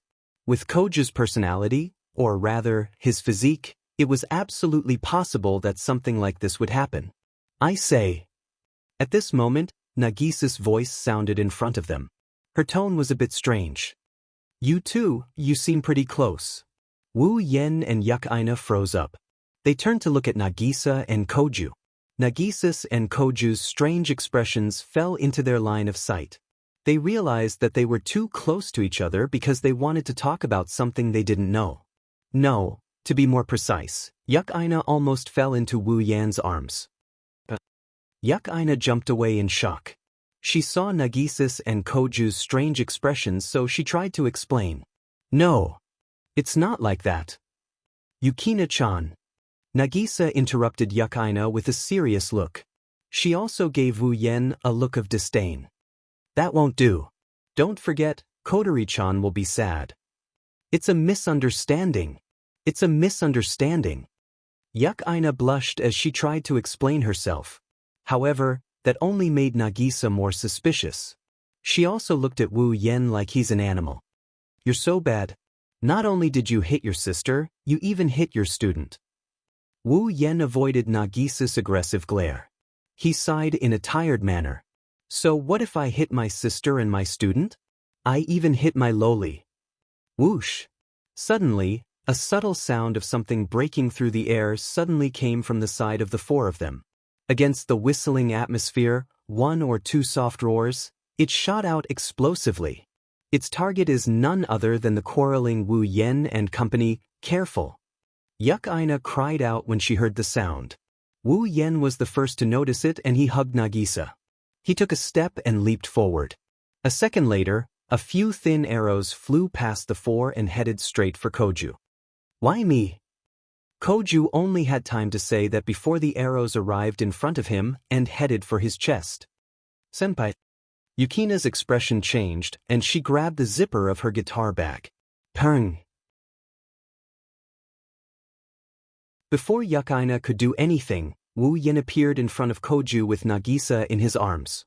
With a wave of his hand, he deflected the arrows and they exploded into specks of starlight. The specks of light condensed into two black envelopes and landed in Wu Yen and Koju's hands. Then, the light disappeared. What was that? Nagisa's face paled. She was shocked by the sudden turn of events. She didn't resist, she grabbed onto the corner of Wu Yan's shirt. Her eyes were filled with panic, she didn't know how to react. Senpai. Yuk Aina ran to their side. Are you guys okay? I'm fine. Koju wiped the sweat off his forehead and raised the envelope. But what is this?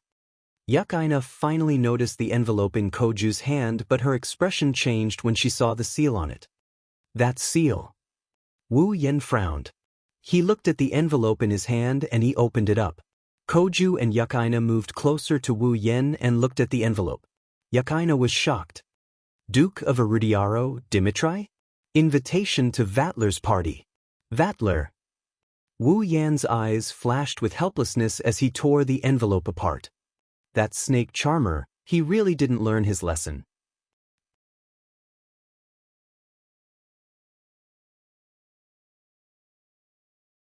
Chapter 9:15. At night in the apartment. Kotori looked at the four luxurious suits on the table. She sorted out the information she just received and turned to Wu Yen. In other words, the noble called Vatler invited you to a banquet? Yes. Yeah. Wu Yen smirked as he patted the two men and two women's outfits on the table. I don't know what that snake charmer is thinking. Is he trying to get revenge? Yes. If he wanted revenge, he wouldn't have resorted to this method. After all, he's a vampire noble who has lived for a long time. Kotori said nonchalantly. She glanced at Wu Yen with an amused look. Speaking of which, you benefited a lot when you were invited to the banquet last time. Maybe this time, some vampire noble's daughter will come out and make a shocking declaration. Ah. Wu Yen giggled and he changed the subject by pointing at the dress on the table. Speaking of which, this is really unfair. Why is it that Gu Cheng and Jiju's dresses are delivered to our doorstep, while ours have to be specially prepared? Yes. Of the four suits on the table, two of them were mailed to Koju's house for him to attend the banquet. It was said that the Lion King organization had prepared them. On the other hand, Wu Yen has nothing to do with the Lion King organization. They probably don't even know if he exists, let alone help him prepare the formal attire. Wu Yen asked Natsuki to prepare the suits for him. If you don't want to go. In that case, just don't go. Kotori spun the jewel in her mouth and said, nothing good will come out of this party. Just don't go. You're right. Wu Yen tapped the table and sighed. But it's still better to go. More or less, we should figure out the other party's purpose, is that so? Well, I don't care anyway. Don't talk like you don't have anything to do with it. Wu Yen picked up a suit and stuffed it into Kotori's arms. You're coming too. Huh. Kotori hugged the suit. Why do I have to go too? Is there a way? She pointed at the letter that was crushed to pieces. Wu Yen said, they want me to bring a dance partner. I see. Kotori was enlightened. She looked at Yuk Aina and Koju, who were both embarrassed and angry. Then I can roughly guess why the two of them are like this. Koju lowered his shoulders and pulled a long face. Why am I so unlucky? Wasn't it just because he accidentally saw Ji-mo's measurements on her dress? I can't help it. Senpai. Yuck-Ina clenched her fist and smacked him on the head. Forget what you saw. Yes. Is it really okay? Nagisa, who had been silent all this time, finally spoke. The other party is a noble vampire from the warlord realm, right? Why did Kojo-kun, Yukina-chan, and Kotori-chan have to go? Won't it be dangerous? Well. Wu Yen smiled bitterly and said to Nagisa. Kotori is going as my dance partner and the other party is a noble. It's going to be a big event, so it's necessary to bring a subordinate. I don't know many people in Itagami Island, so I can only ask Koju for help. Jijua is Koju's dance partner. Yes. Nagisa, you see, if Wuyen-sensei goes alone, won't he be at a disadvantage? Koju wasn't happy about being treated as a subordinate, but he didn't want to expose his identity. He had no choice but to swallow his pride. If I don't help sensei, he'll be too pitiful.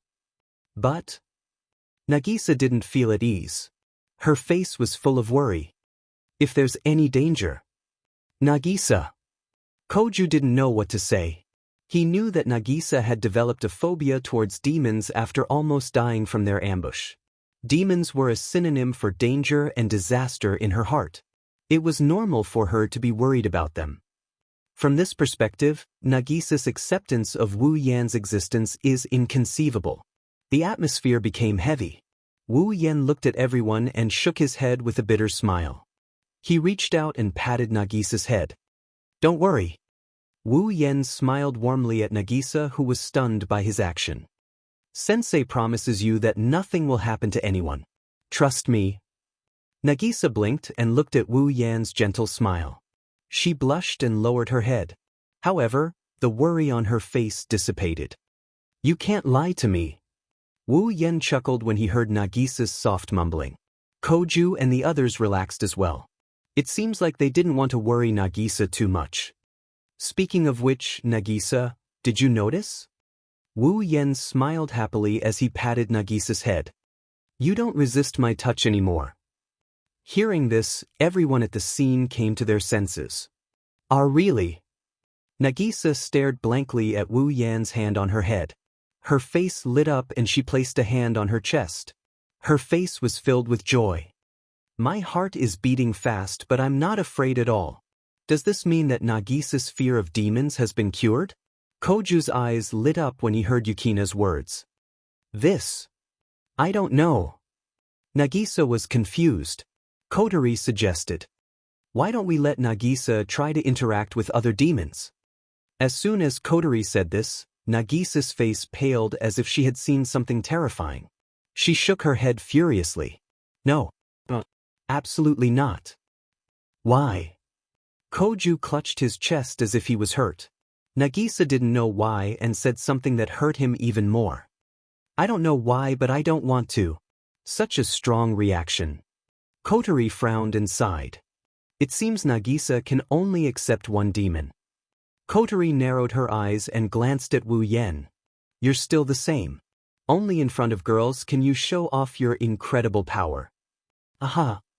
Wu Yan chuckled dryly. He didn't know what to say. He messed up Nagisa's hair to vent his frustrations.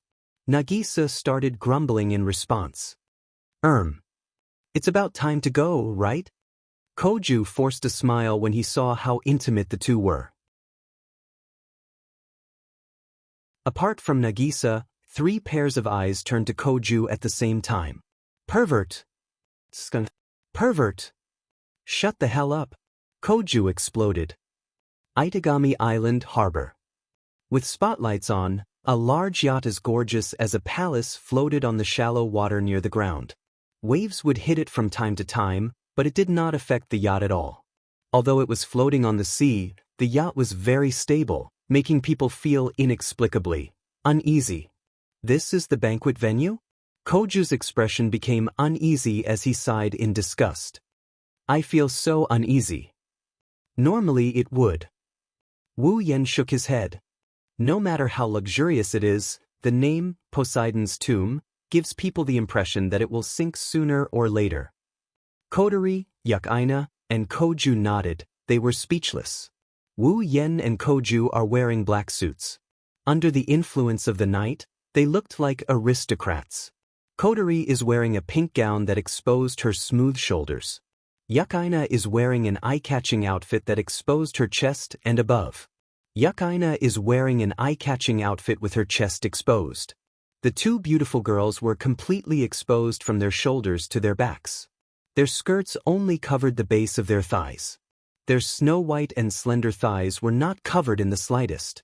The thin fabric completely revealed the two girls' slender bodies. It was both sexy and beautiful. Anyone who saw this scene wouldn't think that they were only 14 or 15 years old. Even Koju was dumbfounded. Senpai. Yukaina narrowed her eyes and looked at Koju cautiously. Please don't look at me with that perverted gaze. I'm not. Koju retorted. The other three were speechless. He's used to it.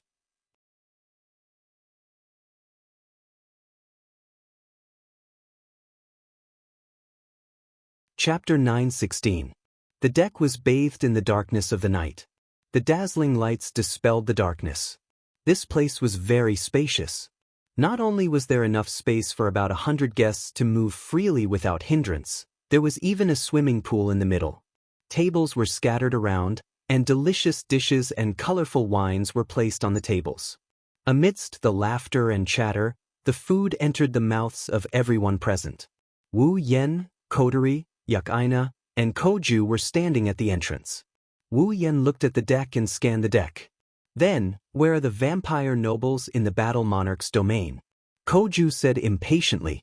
As an ordinary high school student, he had never experienced such a situation. He would rather go home and watch TV than attend a social meeting. Yukaina is in a similar situation. Even though she pretends to be calm, she's only 14 or 15 years old. Before coming to Itagami Island, she lived in the Lion King organization and was still a little girl. Because of this, Yukaina looks much younger than Kotori. After all, Kotori is the commander of Ratatosker and has seen her fair share of big events. You're invited, but you still have to look for the master? It was rare for Kotori to not have a single pearl in her mouth. It was unknown whether she was annoyed or impatient. Damn it. There's nothing worse than this. Wu Yen mocked Kotori.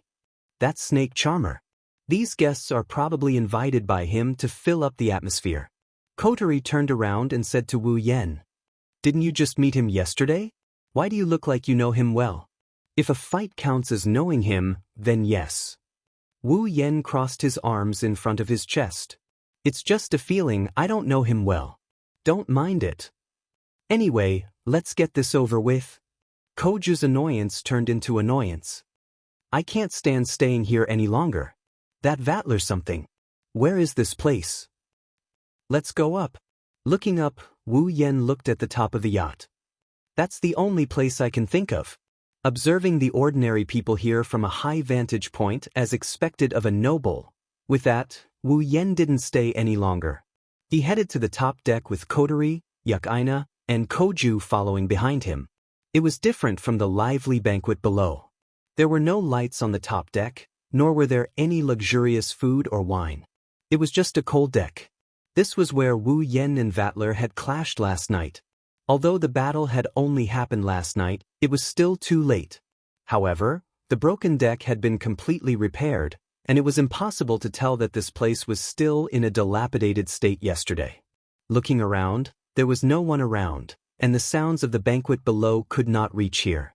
Only the sound of waves could be heard. Where is he? She looked around at the empty space around her. Koju and Yukaina were at a loss.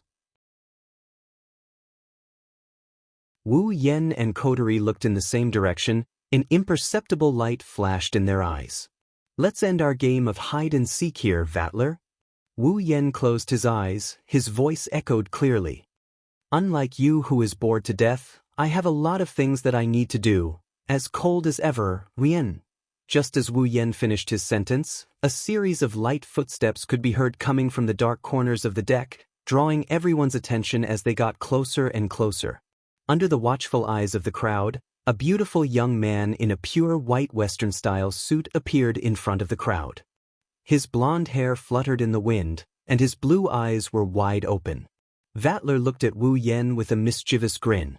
Then, he turned to Koju with a bright glint in his eyes. He placed his hand in front of his chest and he bowed like a noble.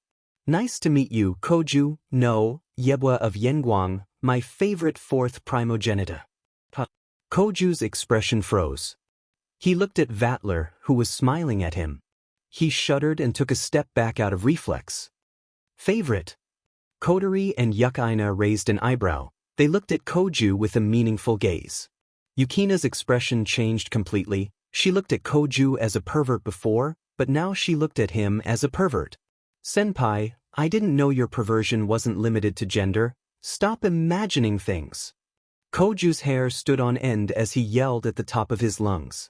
"It's just that guy talking to himself." "No, Koju, you're wrong." Vattler closed one eye and gave Koju a flying kiss. "I came here to find you." Kotori and Yukaina moved away from Koju. Even Wu Yan couldn't stand it and turned around. Koju's veins popped out. He said something that shocked everyone. "My sexual orientation is normal. I don't like men. I like men. I'm a big sister." Akatsuki Koju's roar reverberated in the air. Wu Yan, Kotori, and Yukaina were all stunned. They couldn't react in time. Vattler was the only one who guffawed. "So you like that type of woman, Koju? No problem, I don't mind." "Mind my ass. Who needs your attention?" Koju seemed to be completely broken. He pointed at Vattler and continued to shout. "Don't cause me unnecessary trouble, bastard." Unfortunately, Koju's argument only made Vattler laugh. It seems like he's right. Wu Yan, Kotori, and Yukaina moved further away from him. "You." As expected, Koju. Yukaina is the most dangerous thing to do. Suddenly, a sharp, steady, and sweet voice rang out beside Vattler. The voice contained traces of hatred. Then, a figure flashed out and stood in front of Vattler. It was a young girl. She had long, dark chestnut hair tied into a ponytail. She had a beautiful face, snow-white skin, and a slender figure that matched the cheongsam she was wearing. However, her height was not ordinary. She was at least 1.7 meters, and she looked to be only 16 or 17 years old. At this age, having such a height was considered quite tall. "It's you." Yukaina was shocked when she saw the girl. "Sayaka." The moment Yukina's voice fell, the girl called Sayaka's beautiful face lit up as if she had seen something beautiful. Her face bloomed with a bright smile, and the hatred in her eyes when she looked at Koju turned into love. "Yukaina." She cheered like a child, jumped up, and hugged Yukaina. Her long ponytail swayed like a tail. Anyone could see that she was in a good mood. "Long time no see, Yukaina." "Ah, yes." Yukaina seemed to have only just reacted. She responded to Xiaohua's call. Xiaohua hugged her neck tightly, causing her to feel a little pain. However, compared to this, there was more joy on her face. "Is she Jishua's friend?" Koju blinked and asked in confusion. "Yes, senpai, Sayaka is my childhood friend." Yukaina struggled to break free from Sayaka's embrace and said to Koju, "I didn't know you were that close." Vattler raised an eyebrow and looked at Koju. Then Gu Cheng, "Let's have a good time together. Love each other my ass. Get away from me." Wu Yan and Kotori were speechless when they saw Yukaina and Sayaka hugging each other and Vattler approaching Koju. Both sides are the same. Kotori stated the truth. No matter which side it is, they both have sexual orientation issues. Of course not. Akatsuki Koju and Yukina's roars echoed from the shore.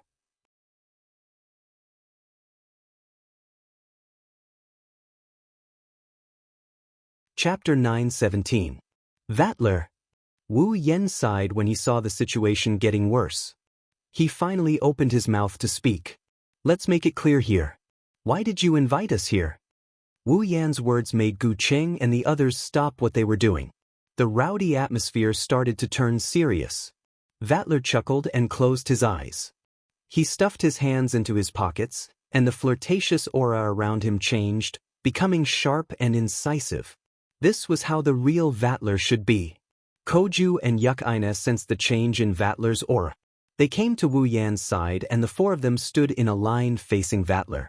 They looked like they were ready to attack at any moment. Don't make such a scary face. Vatler shrugged when he saw Koju and Yukina's tense faces. He tried to lighten the atmosphere. As the ambassador of the warlord's domain, I should pay a visit to the fourth primogenitor's territory, no? I told you, don't act on your own. Koju clenched his fists. I've never said that I'm going to occupy this island. But according to legend, the world's strongest vampire is on this island. Vatler's tone changed when he mentioned the strongest vampire in the world. It's like he's excited. At least the fourth primogenitor is here. In other people's eyes, this island is the fourth primogenitor's territory, including the people on this island. Koju paused. Wu Yan guessed correctly. Unlike the other three primogenitors who ruled over an entire empire and a large number of vampires, the fourth primogenitor had never led a vampire compatriot or ruled over a territory. Instead, he had 12 disaster-like familiars. He brings fear and darkness to people. However, a true ancestor was a true ancestor after all. They were at the peak of the vampires and had the highest level of fighting power in the world. They were regarded by the world as having the same fighting power as a country, and they had such strength in this world. Ruling over a territory is a piece of cake for them. They have the right to create an empire. The other three primogenitors created their own empires. Koju, as the fourth primogenitor, is considered to be a primogenitor who wants to rule over a territory. Koju lives in Itagami City. It's understandable that people would think of Itagami City as Koju's territory. Vatler looked at Koju's frozen expression and raised his head in delight. Then, he looked at Wu Yan with an even more joyful expression. An uncontrollable smile appeared on his face. To the world, this is the territory of the fourth primogenitor because the fourth primogenitor lives here. But Vatler clutched his head as he stared at the expressionless Wu Yan. He started laughing. If people know of your existence, won't this knowledge be preserved? Other than Wu Yan and Kotori, Koju, Yukaina, and Sayaka frowned. What does that mean? Gu Qing couldn't help but ask. Vatler looked at Gu Qing in surprise. Gu Qing, don't tell me you don't know what kind of existence this person beside you is? Sensei? Koju subconsciously looked at Wu Yan. Yukaina and Sayaka did the same. Koju and Yukaina have been wondering about Wu Yan's identity for a long time now. Despite being only 26 years old, he possessed unimaginable power. Not only could he casually challenge the vampire nobleman to a fight, but he could also defeat the Lion's Gold, the fourth primogenitor's familiar, without even summoning his familiar. Even if the Lion's Gold's power isn't complete, how can a 26-year-old vampire defeat it in one hit without summoning his familiar? The answer was obvious even if one used their knees to think. However, Wu Yan didn't explain and Koju and Yukaina didn't ask. Plus, Wu Yan gave them a good impression. He doesn't look like a bad guy or an enemy, so they didn't probe further. Koju and Yukaina didn't have the opportunity to know Wu Yan's identity, so they reacted when Vatler brought it up. Vatler saw their reactions and knew the answer he wanted to know. Unfortunately, he didn't give them an answer. If that's the case, Koju, you'd better be careful, Vatler said with a wicked smile. He didn't want to give up until he was shocked to death. The person beside you might be even more terrifying than the strongest vampire in this world. Koju and Yukina's expressions froze. Their eyes widened as they looked at Wu Yan with disbelief. Glancing at the two of them, Wu Yan shook his head and sighed. Is that all you want to say? Vatler. Oh? Are you angry? Vatler pretended to take a step back, but his face was full of smiles. No matter what, I'm just a diplomat. A noble coming to a man-made island to be a diplomat? Kotori suddenly interrupted Vatler.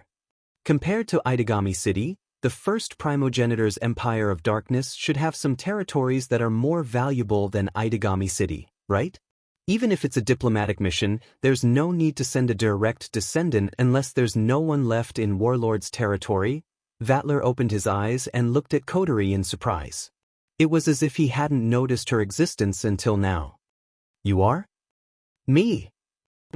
Coterie raised her head with a wicked smile on her face.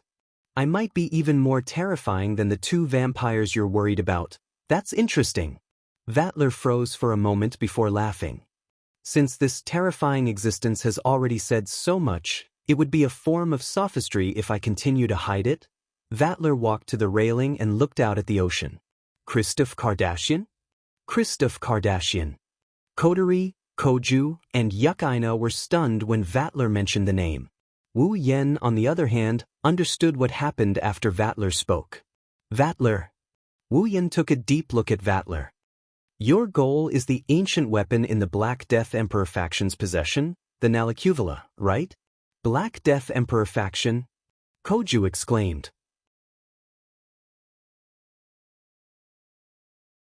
Nalicuvula? Yukaina furrowed her brows. You already know that much? Vatler smiled, his eyes suddenly burning with passion. That's right. It's a weapon from the Age of Gods that destroyed countless civilizations. I heard it has the power to kill a primogenite. I'm very interested in that power. Could it be? Yukaina gasped as she thought of something. You're doing this for, that's how it is. Vatler finally laughed out loud without holding back. Isn't it interesting to fight with a primogeniture-killing weapon? Stop joking. Koju roared. That Nalicuvula has the power to kill primogenitors? It must be very dangerous. What will happen to the island if you fight? The familiars of the old generation vampires were not to be trifled with. Any one of them could easily raise a small village to the ground. Koju didn't know what level of vampire Vatler is, but if he's a noble in the warlord's territory, he's no weaker than an old generation vampire. If he unleashes his vassal beast to fight that terrifying weapon in Itagami City, it wouldn't be strange if the entire island was destroyed. That's why I'm here, Koju. Vatler used a tone that could pierce through Koju's heart. I'm here to greet you in case you don't forgive my rudeness. You bastard. Koju was furious. He wanted to do something, but Wu Yen grabbed his shoulder and smiled. If you can do it, then give it a try. Wu Yen said with an indifferent smile. The smile on Vatler's face froze for a moment, but it quickly reappeared. Coterie and Koju stared at each other in silence. Koju and Yukaina opened their mouths as if they wanted to say something. But in the end, they didn't say anything and remained silent.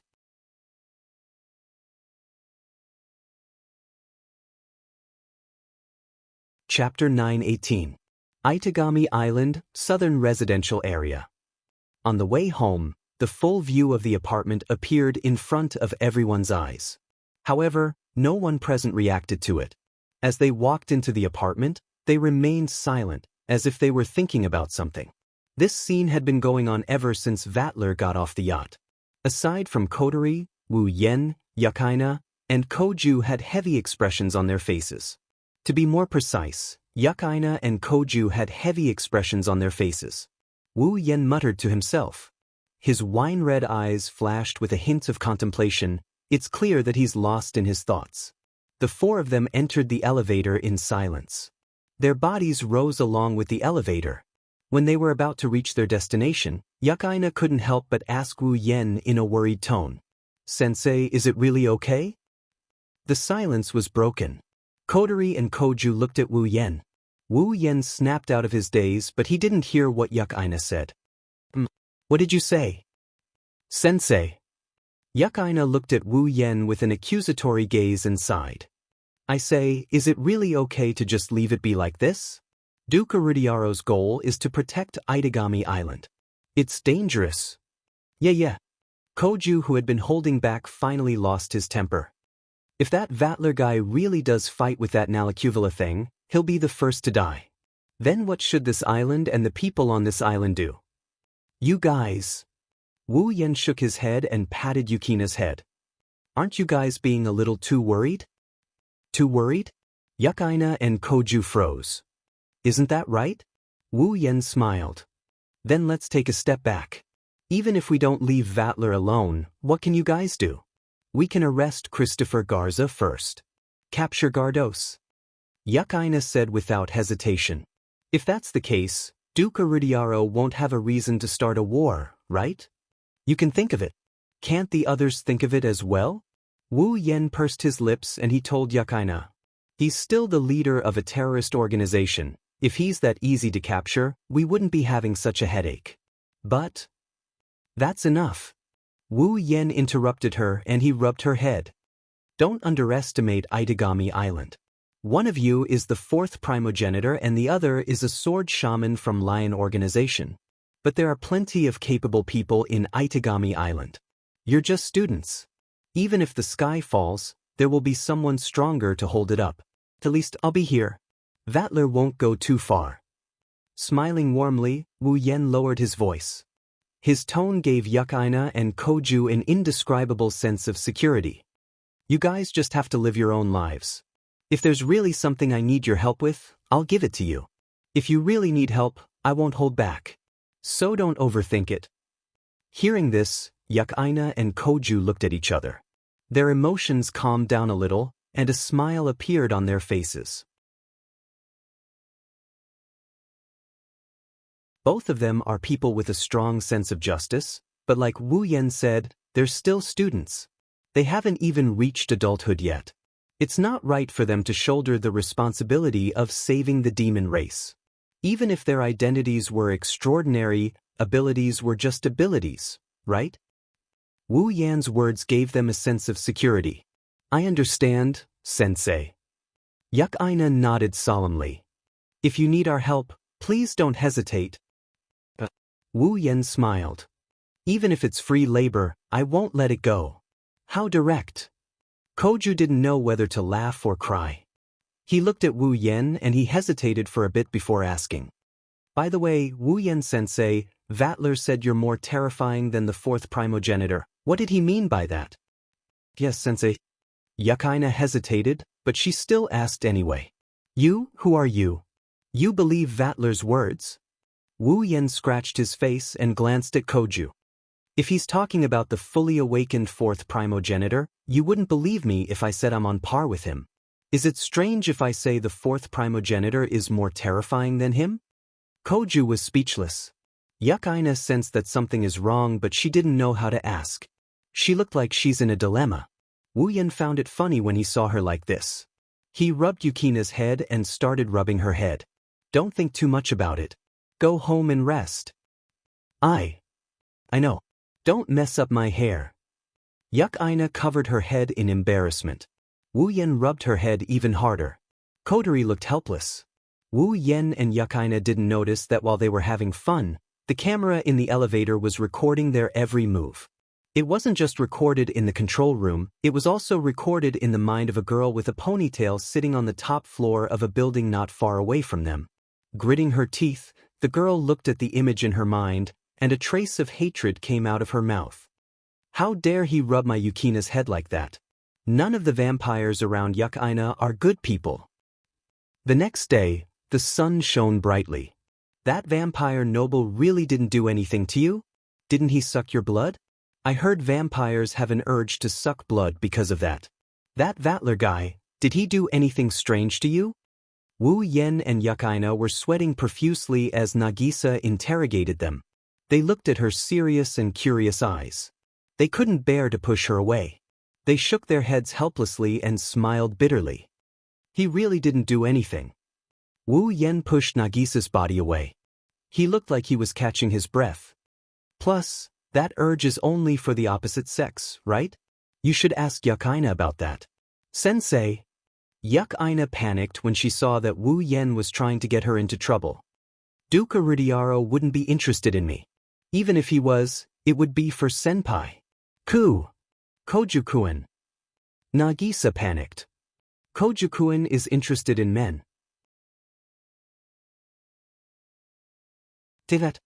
Yukaina awkwardly giggled and she looked at Wu Yen with a pleading look. Wu Yen rolled his eyes and he snickered. We don't know, but Vattler is very interested in the ancient city.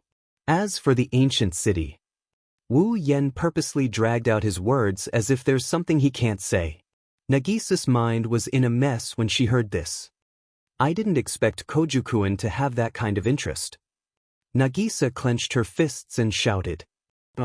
Nagisa has to ask him when we get back home. Wu Yen and Yukaina reflexively took a step back. They gulped and crossed themselves as they prayed for Koju's safety. Hopefully he would be able to hold on under Nagisa's relentless interrogation.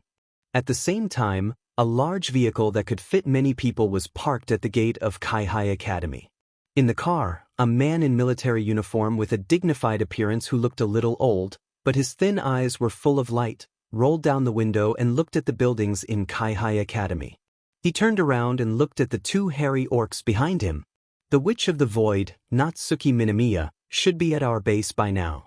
The only one who can threaten us in this academy is that vampire called Wu Yen. You two, hold him back while I bring the one who can decipher the tablet. This. The two beastmen looked at each other. Is this okay? Won't we be discovered? If I don't transform, I'll look like an old visitor. I won't be discovered. Go ahead and buy me as much time as you can. Yes, sir.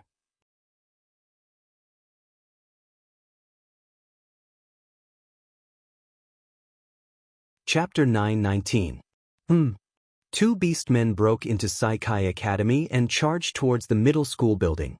Wu Yen, who was playing with Yukaina and Nagisa, froze. His face darkened. Sensei? Nagisa called out to Wu Yen, but Yukaina grabbed her wrist. She looked at Wu Yen with a serious expression. Sensei, what happened? Yes. Wu Yen narrowed his eyes and nodded. The sensing tactic I've engraved in the school has reacted. Two beastmen have arrived at the school. Beastmen? Yukaina lowered her body. She was on high alert. Black Death Emperor faction? If I'm not mistaken, that should be it.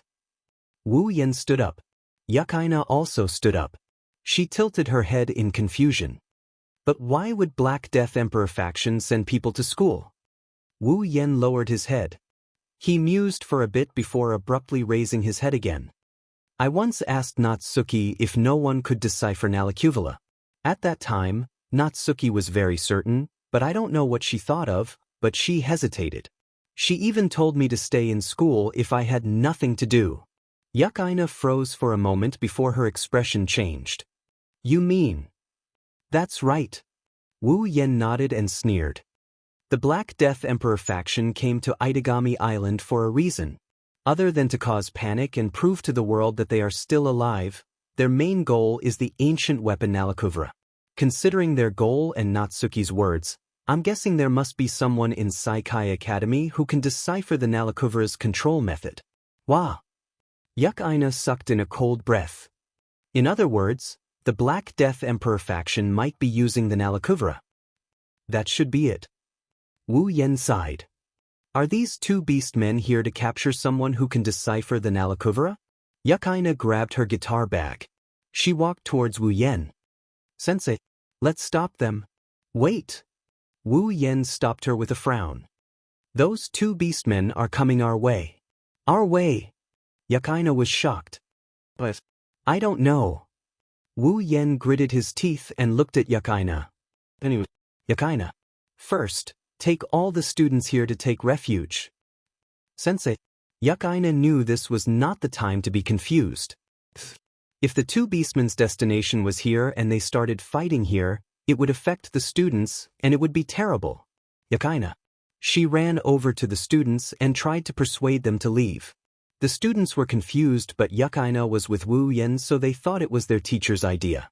They didn't object and they followed Yukaina out of the scene with their heads full of questions. Wu Yen nodded.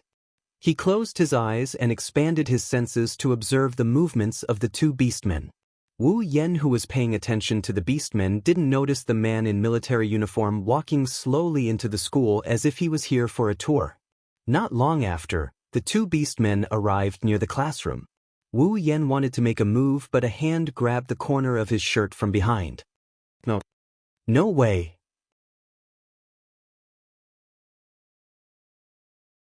A familiar voice filled with fear rang in Wu Yan's ears. Wu Yen was stunned. He turned around and looked behind him. Nagisa was trembling violently. Her face was as white as a sheet. It was as if all the warmth in her body had left her. She was the one who grabbed Wu Yan's shirt. Nagisa? Wu Yan was shocked. Why didn't you leave with Yukaina? Sensei. Sensei. Nagisa shook her head as if she didn't hear Wu Yan. Sensei. I'm scared. I'm scared. Looking at Nagisa's pale and fearful face, Wu Yan's heart throbbed with pain as he cursed inside. This situation was exactly the same as when he first arrived at Itagami Island and got into a fight with 2 vampires. Nagisa was afraid of demons, so she didn't react in time and tried to escape. Yukaina, who thought Nagisa was following her, left her behind. Wu Yan panicked when he sensed the 2 beastmen approaching the classroom. Bang! With a dull thud, 2 orcs covered in black fur and wearing beast heads violently kicked down the door of the classroom and barged into the scene with pistols in their hands. The appearance of the 2 beastmen finally ignited the fear in Nagisa's heart. Shut up! The 2 beastmen raised their pistols and aimed at Nagisa. They were worried that her screams would attract the attention of others, but Nagisa couldn't hear them. She clutched her head and screamed in terror. No! No! Shut up! The orc's finger was already on the trigger. Nagisa! Wu Yan hugged Nagisa tightly, exposing his back to the 2 beastmen. He ignored them and shook Nagisa's shoulders. Calm down, Nagisa. Ugh. Oh, just like the first time they met, Nagisa couldn't calm down. She kept shrieking in terror. Judging by her expression, Wu Yan's words didn't register in her mind. Nagisa! Nagisa! No matter how much Wu Yan shouted, Nagisa continued to scream. Wu Yan pursed his lips and pulled Nagisa closer to him. He lowered his head and kissed Nagisa's lips. The screams came to an abrupt halt. Nagisa's eyes widened to their widest extent. The fear that had been enough to shatter her nerves had turned into shock and disbelief. She slowly regained consciousness. The 2 orcs seemed to be shocked by the scene in front of them. Their mouths were wide open, and their fingers that were about to pull the trigger froze. For a moment, they were stunned on the spot. Her bright eyes reflected Wu Yan's face. Nagisa stared at him blankly. Her mind went blank. She couldn't believe her eyes when she felt the warmth on her lips. Her first kiss was actually taken away by her own teacher. Not long after, Wu Yan let go of Nagisa's lips. He bitterly smiled when he saw her dazed expression. He tightened his grip on her petite frame. Don't be afraid, I'm here. Nagisa regained her senses when she heard Wu Yan's words. Her pale face flushed red as she turned her head around in a daze. She had completely lost her ability to think, she could only nod her head out of reflex.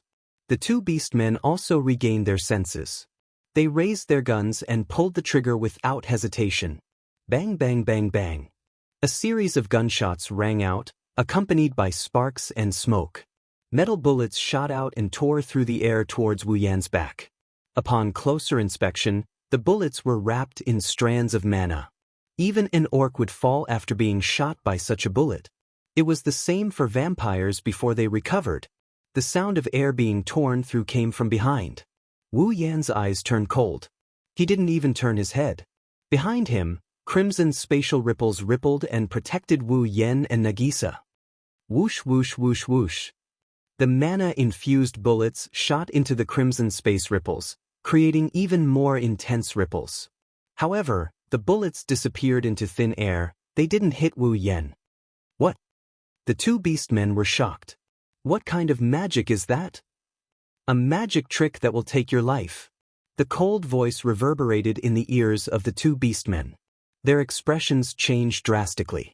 Then, their vision was filled with flashing iron sand swords. Bang bang bang. The walls of the classroom shattered. The iron sand swords continued to fly forward and disappeared into thin air.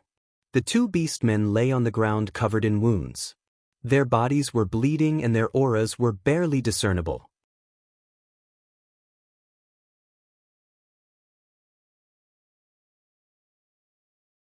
Chapter 920.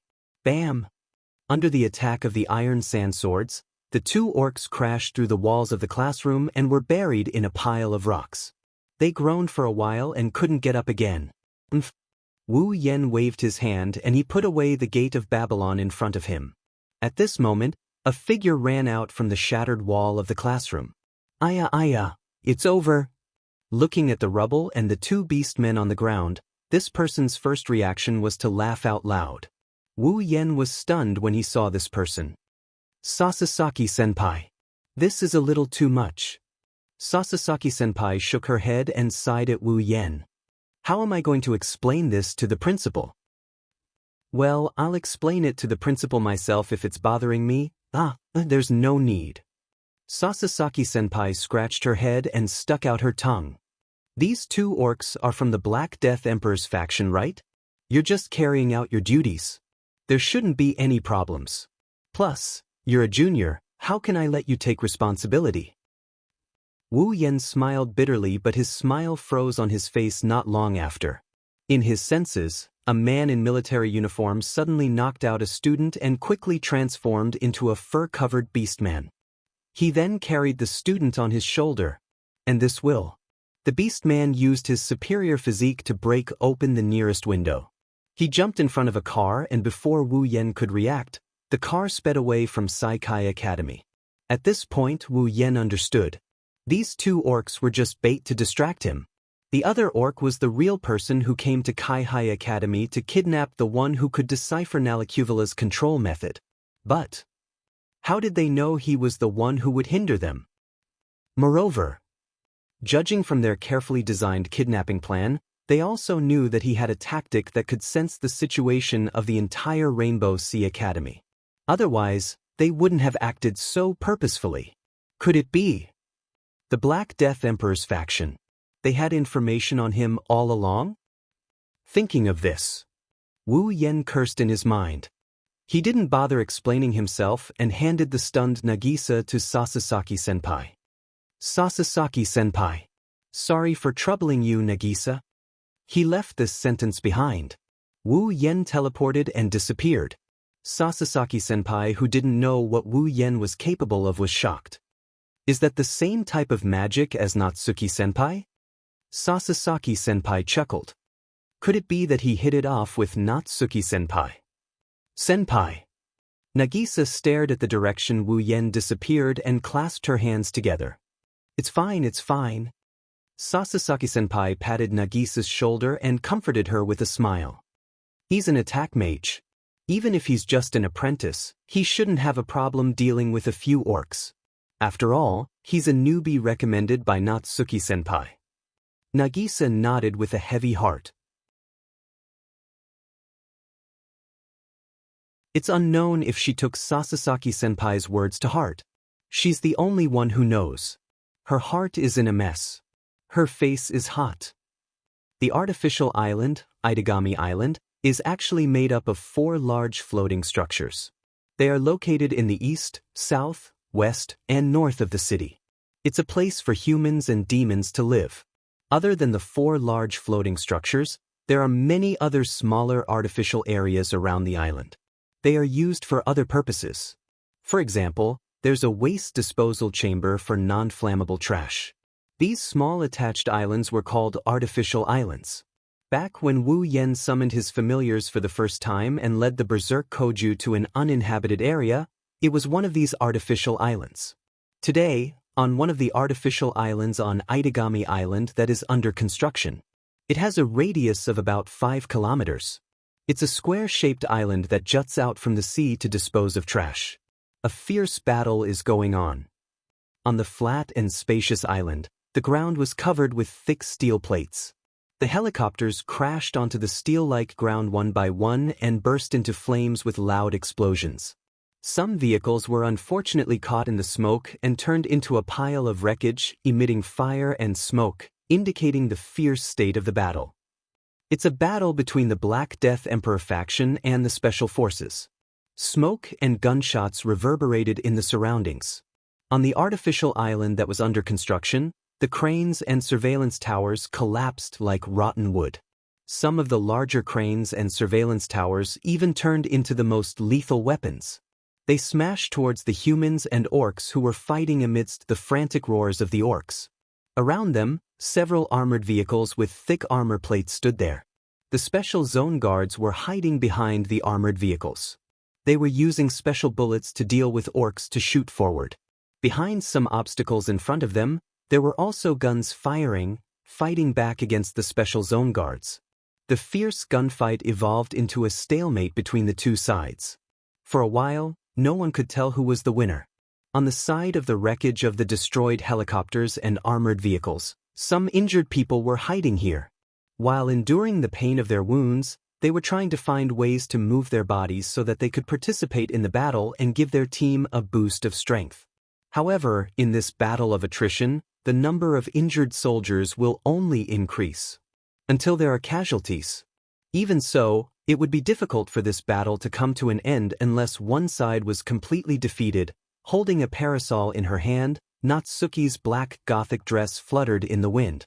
She stood very close to the battlefield and witnessed everything with her own eyes. She didn't make a move to capture the beastmen. No one knows what she's thinking. She kept looking forward with her usual calm eyes. Even when bullets flew past her, she didn't react. If Natsuki was willing to make a move, this battle will end in a short time. But she didn't. She already knows there will be more troublesome things to come. That's what she needs to deal with. Nayu let out a soft snort when she saw a rather large black shadow appear amidst the black smoke of war in front of her. So it still ended up like this. At the same time, in a deserted alley not too far away from the artificial island, Wu Yen is looking at the area where black smoke is billowing out from. His face is devoid of any emotion. In fact, his pair of wine-red eyes, there is a trace of uncontrollable rage. When he was still in Kaihai Academy, the Black Death Emperor had kidnapped the student who could decipher Nalicuvula's control method before he could react. However, the other party's mode of transportation was merely a vehicle, while he had teleportation magic. Under the circumstances where he could teleport, he could catch up with the other party in a matter of seconds. If that was the case, the Black Death Emperor faction's wishful thinking would be completely destroyed. But now, the Black Death Emperor's people had probably brought him to their temporary headquarters to decipher the method of control. That's why Wu Yen is so angry. Turning around to look at the battlefield, Wu Yen coldly looked at a spot not far away from him. His voice dropped to a freezing point. Have you planned this from the start? Vatler. Heh. Vatler raised his sunglasses and smiled evilly in front of Wu Yen. Don't be so angry. Isn't it fun? Vatler spread his hands and smiled without remorse. After all, if you mess up the situation, it won't be fun anymore. You like to play? Don't you? Wu Yen took in a deep breath. Magic power surged out of his body, and along with his rage, the flames of rage started to burn within him. Then I'll play with you.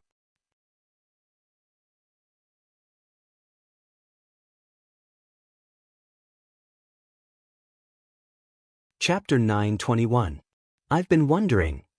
Wu Yan's mana surged like a tidal wave. His body looked like it was coated with a layer of light. It shined brightly. Why was the Black Death Emperor faction able to infiltrate Itagami Island so stealthily? Why was it so hard to find a hiding place when they obtained the ancient weapon Nalicuvula? And why was the Black Death Emperor faction able to act so purposefully in Saikai Academy? They even knew that I was the real obstacle and sent people to restrain me. Zhang Che thought to himself. As if he wanted to vent something, Wu Yen spat it out word by word. Vatler, you're the one behind all of this, aren't you? Vatler is a noble from Warlord Domain. He came to Itagami Island as a diplomatic envoy. As a diplomatic envoy, the yacht Vatler was staying on was strictly protected. Even the special forces couldn't search the yacht without solid evidence. The Black Death Emperor faction was a terrorist from the warlord's territory. Their goal was to overthrow the first true ancestor, so Vatler and the Black Death Emperor faction were enemies. But because of this, if Vatler provided shelter for the Black Death Emperor faction and let them hide in his ship, then they would be the safest. As long as Vatler provided a hiding place for the Black Death Emperor faction, Everything would make sense. I'm afraid so. You were the one who leaked my information to the Black Death Emperor faction, right? He stared at Vatler intently. Wu Yan said coldly. Vatler chuckled and put on an annoying smile. He then shook his head and said in a regretful tone, "You misunderstood me. The Black Death Emperor sect is an enemy organization of the Battle King's land. I am a noble of the Battle King's land, and I am a noble of the Battle King's land. How could he possibly help his enemy?" This explanation was indeed very convincing. Who would provide help to their enemies? However, Vatler's next sentence completely destroyed this excuse. "I just didn't think that there would be a terrorist hiding on my ship." Vatler smiled, his words infuriating. "When I noticed it, the Black Death Emperor faction had already attacked me. I couldn't beat them, so I had to abandon the yacht and escape. That's how lucky I am." He didn't expect there to be a terrorist on his yacht. Couldn't beat them? Abandoned the yacht and escaped? Escaped with his life? A ninth-grade noble vampire managed to survive in the hands of a group of terrorists who hadn't even reached 8th grade? Why did they come here to stop him? Very good. His heart calmed down. Wu Yan looked at the smiling Vatler. Suddenly, a crimson spatial ripple appeared under Wu Yan's right hand. "I hope so. You can continue to be lucky." Ha ha. Ha ha. Vatler covered his face as his body trembled. A burst of uncontrollable laughter escaped from the gaps of his fingers. Along with the ferocious swirling of mana, the laughter reverberated around Vatler's body. 3 python-like fluorescent serpents formed from Vatler's magic power. They coiled their bodies and flew up. They collided in midair and merged like water. Then, a light dragon with spikes on its back, missing its horns and limbs, and covered in black scales appeared and circled around Vatler. "Finally, I can fight with you again."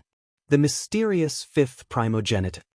Like a fanatical believer, Vatler suppressed the wild excitement in his heart as his voice reverberated through the air. "Compared to an ancient weapon that can kill a primogenitor, I would much rather fight a primogenitor. Don't you think so? Don't you think so?" His blue eyes turned crimson red. Vatler ripped off his sunglasses and crushed them. He stared at Wu Yan with a look of ecstasy on his face. "Come, let's continue where we left off last time." "Not over?" Wu Yan snickered. He held the Gate of Babylon in the palm of his hand. A red spear came out of the Gate of Babylon and landed in his hand. "You're wrong, Vatler. The last battle ended with my victory. This time, you'll lose even faster." Vatler paused. He looked at the red spear in Wu Yan's hand. "What is that?" "You will find out soon enough." Wu Yan's magic power abruptly shrunk after he said that. Vatler's expression stiffened. He manipulated his familiar and threw a mana vortex behind him. The glowing light dragon swung its body like a whip. Under the guidance of its host, the heavily armored body of the light dragon transformed into the most direct form of a savage beast. Withstanding the ferocious force that caused the space to tremble, the light dragon charged forward and crashed into Vatler's back. Wu Yan appeared out of thin air with a red spear in his hand. His expression didn't change at all when he saw the vassal beast charging at him. Pang! Stomping on the air, Wu Yan charged forward with his tiny body that is incomparable to Guanglong's. Leaping into the air, the spear in his hand thrusted forward with a ferocious momentum. It's as if he's aiming at an iron rod. He thrusted forward with all his might. Vatler almost smiled mockingly at the sight of this. Vassal beasts were a collection of mana. To deal with a vassal beast, one had to use mana that was even more powerful than the vassal beast's mana to neutralize the vassal beast's mana. It wasn't that there weren't any methods that were effective against mana in this world, but there weren't many of them. Vatler, who had lived as a vampire for a long time, knew almost all of them. However, he had never seen this red spear before. However, Vatler did not hold back. "Let me have a taste. The blood of the 5th primogenite. What does it taste like?" As Vatler roared, the light dragon charged forward and collided with the red spear that was as thin as a needle. But in the next moment, an unbelievable scene occurred. Ding! The red spear pierced through the massive body of the familiar, accurately landing on its forehead. At the point of impact, a ripple of energy rippled outwards, followed by a crisp sound that reverberated through the small alleyway. Then, bang! Guanglong's familiar was powerful enough to turn the entire Itagami Island into rubble. Guang! It disintegrated into nothingness. Wu Yen blocked the vassal beast of the vampire who is said to be the closest to a primogenitor with a single strike. What? Vatler's smile froze on his face. The impact created a tornado that blew away everything in its path. Wu Yen charged forward with the red spear in hand. His expression didn't change. He arrived in front of Vatler. Raising his head, Guanglong stared at the stunned Vatler. He gripped the spear with both hands and thrust it at Vatler. Bang! Ah! Vatler looked like he had been hit by an invisible meteorite. He howled in pain as he was sent flying backwards. Bam! His perfectly proportioned body was like an arrow that had left the bow. With a burst of air-piercing sounds, he flew out at an extremely fast speed and crashed into the wall at the end of the alley. He broke through layer after layer of hard rocks and smashed onto the ground, creating a 2-meter-deep pit and dense smoke and dust. The broken rocks did not even have the chance to land on Vatler as they were blown away by the violent impact. Not long after, only Vatler's grotesquely twisted body was left lying in the crater. His spine had been completely broken. Less than 10 seconds have passed since the start of the battle. In 10 seconds, Vatler, the closest vampires to a primogenitor, has been defeated. Vatler opened his mouth and spat out a mouthful of scarlet blood. His pupils were dilated and his lips were slightly opened. In the air, 3 words filled with disbelief were spat out by him with difficulty. Impossible.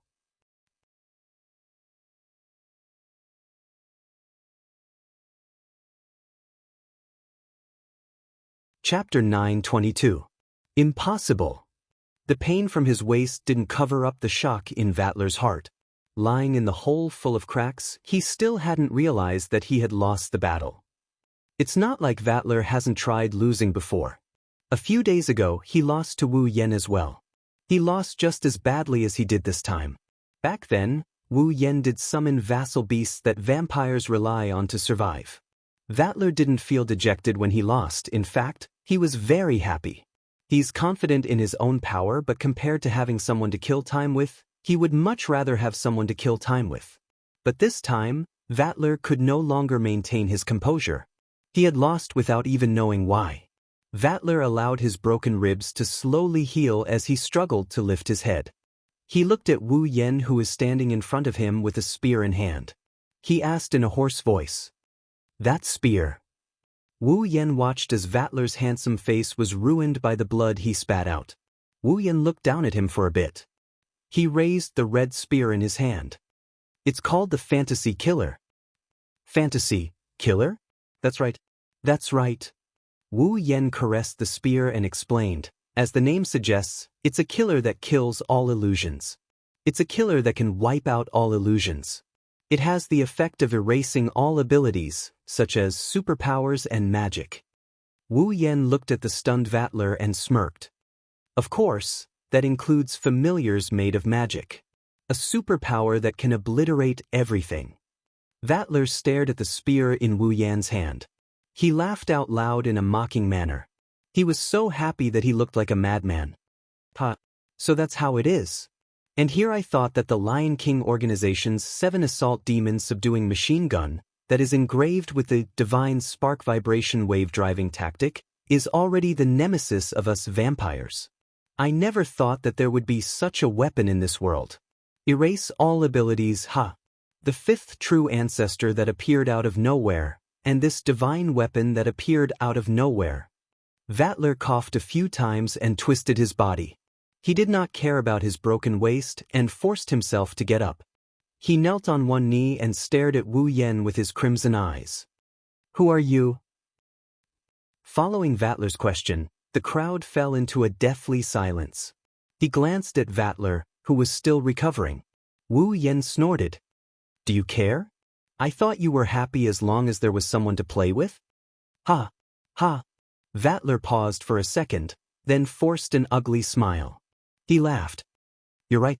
My divine weapon, the fantasy killer, defeated me in one hit? Interesting, isn't it?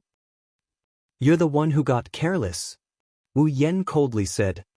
If you didn't think too highly of yourself and underestimated the fantasy killer, you wouldn't have lost so quickly. Indeed, Vattler had lost so quickly because he didn't know what fantasy killer was capable of. His most powerful familiar had been destroyed in an instant, catching him off guard. If it happened again, even if Wu Yen used the fantasy killer, it wouldn't be easy to kill Vattler, who was 1 or 2 levels higher than him, in 10 seconds. Vattler snickered in response to Wu Yan's statement. He looked very ferocious. Who knows? But thanks to you, I've really enjoyed myself to the fullest this time. Vattler turned his head to look at the artificial island and smiled happily. Since I've had a lot of fun, you can have Nalacuvula, Wu Yen. As expected, compared to the incomplete 4th primogenitor, your blood is more worth devouring. With that, Vattler supported his body, which had yet to fully recover, and used the special ability of a vampire. He instantly turned into a golden mist and disappeared on the spot. Bam! A second after Vattler left, a muffled sound rang out and the area he was in collapsed. The ground was crushed into powder and the crater almost doubled in size. Tisk!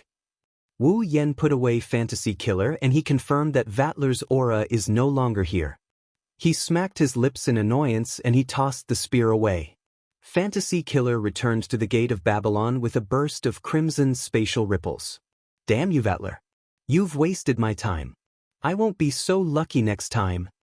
With that, Wu Yen looked at the man-made island that was still emitting black smoke. He turned around and disappeared from where he stood.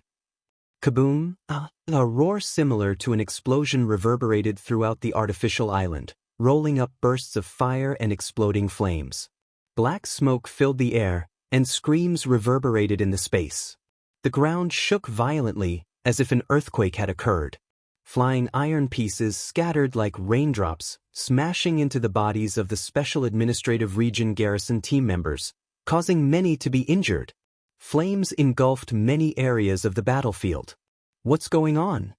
As soon as he arrived here, the hellish scene that looked like it was bombarded by landmines came into his view. Wu Yen jumped in fright. Is the battle this intense? Just as Wu Yen finished his sentence, as if to answer his question, a delicate yet authoritative voice came from behind him. Before you even arrived, the battle had already escalated. Natsuki walked out of the void behind Wu Yen with a parasol in hand. She glared at him with a displeased look. Didn't I tell you to stay in school? Why are you still here? Why is this happening? Hearing Natsuki's words, Wu Yen knew that she's not blaming him for leaving the school without permission. She's just unhappy that he allowed her students to be abducted by the Black Death Emperor's men. Normally, Natsuki looked like she didn't care, but in reality, she loved her students very much. She was a classic example of a responsible, caring, hard-spoken, soft-hearted teacher. It's all Vattler's fault. Wu Yen bitterly laughed after he spat out those words. Besides, if you knew someone in the school could decipher Nalacuvula's method of control, why didn't you tell me so I could protect her? Natsuki said unhappily, I don't know much either. I just know a little bit. How can I explain it to you? Wu Yan's bitter smile deepened. Natsuki lifted her head and looked ahead. Enough talk, they're here. Pang! As soon as he finished speaking, a loud voice and a huge figure appeared from the thick black smoke in front of them. Amidst the mechanical sounds of rising and falling, a strangely shaped machine about 7 to 8 meters tall, with a black gold body and 6 mechanical legs, walked over clumsily. It was like a huge mechanical spider wrapped in armor. Its hemispherical head was buried in an oval body, and there were 2 tentacle-like hooks on its front end. The 6 legs covered in heavy mechanical armor moved forward. Along the way, the wreckage of the buildings and armored vehicles were crushed under its trampling. A dazzling red beam shot out from the center of its crystal-like head and swept across the front. It easily tore apart the ground of the artificial island covered in steel and caused a series of explosions. Unlike its clumsy body, the strange-looking six-legged mechanical spider released a red beam of light at the speed of light. It swept across everything in front of it. Anything that was hit by the beam of light, such as the ground and armored vehicles, were easily cut apart like thin paper. Then, they were blown away together with the intense explosion of flames. Debris and metal shards flew everywhere. Such destructive power far exceeded the standard of normal weapons. It was even stronger than tanks and fighter jets. It was comparable to familiars.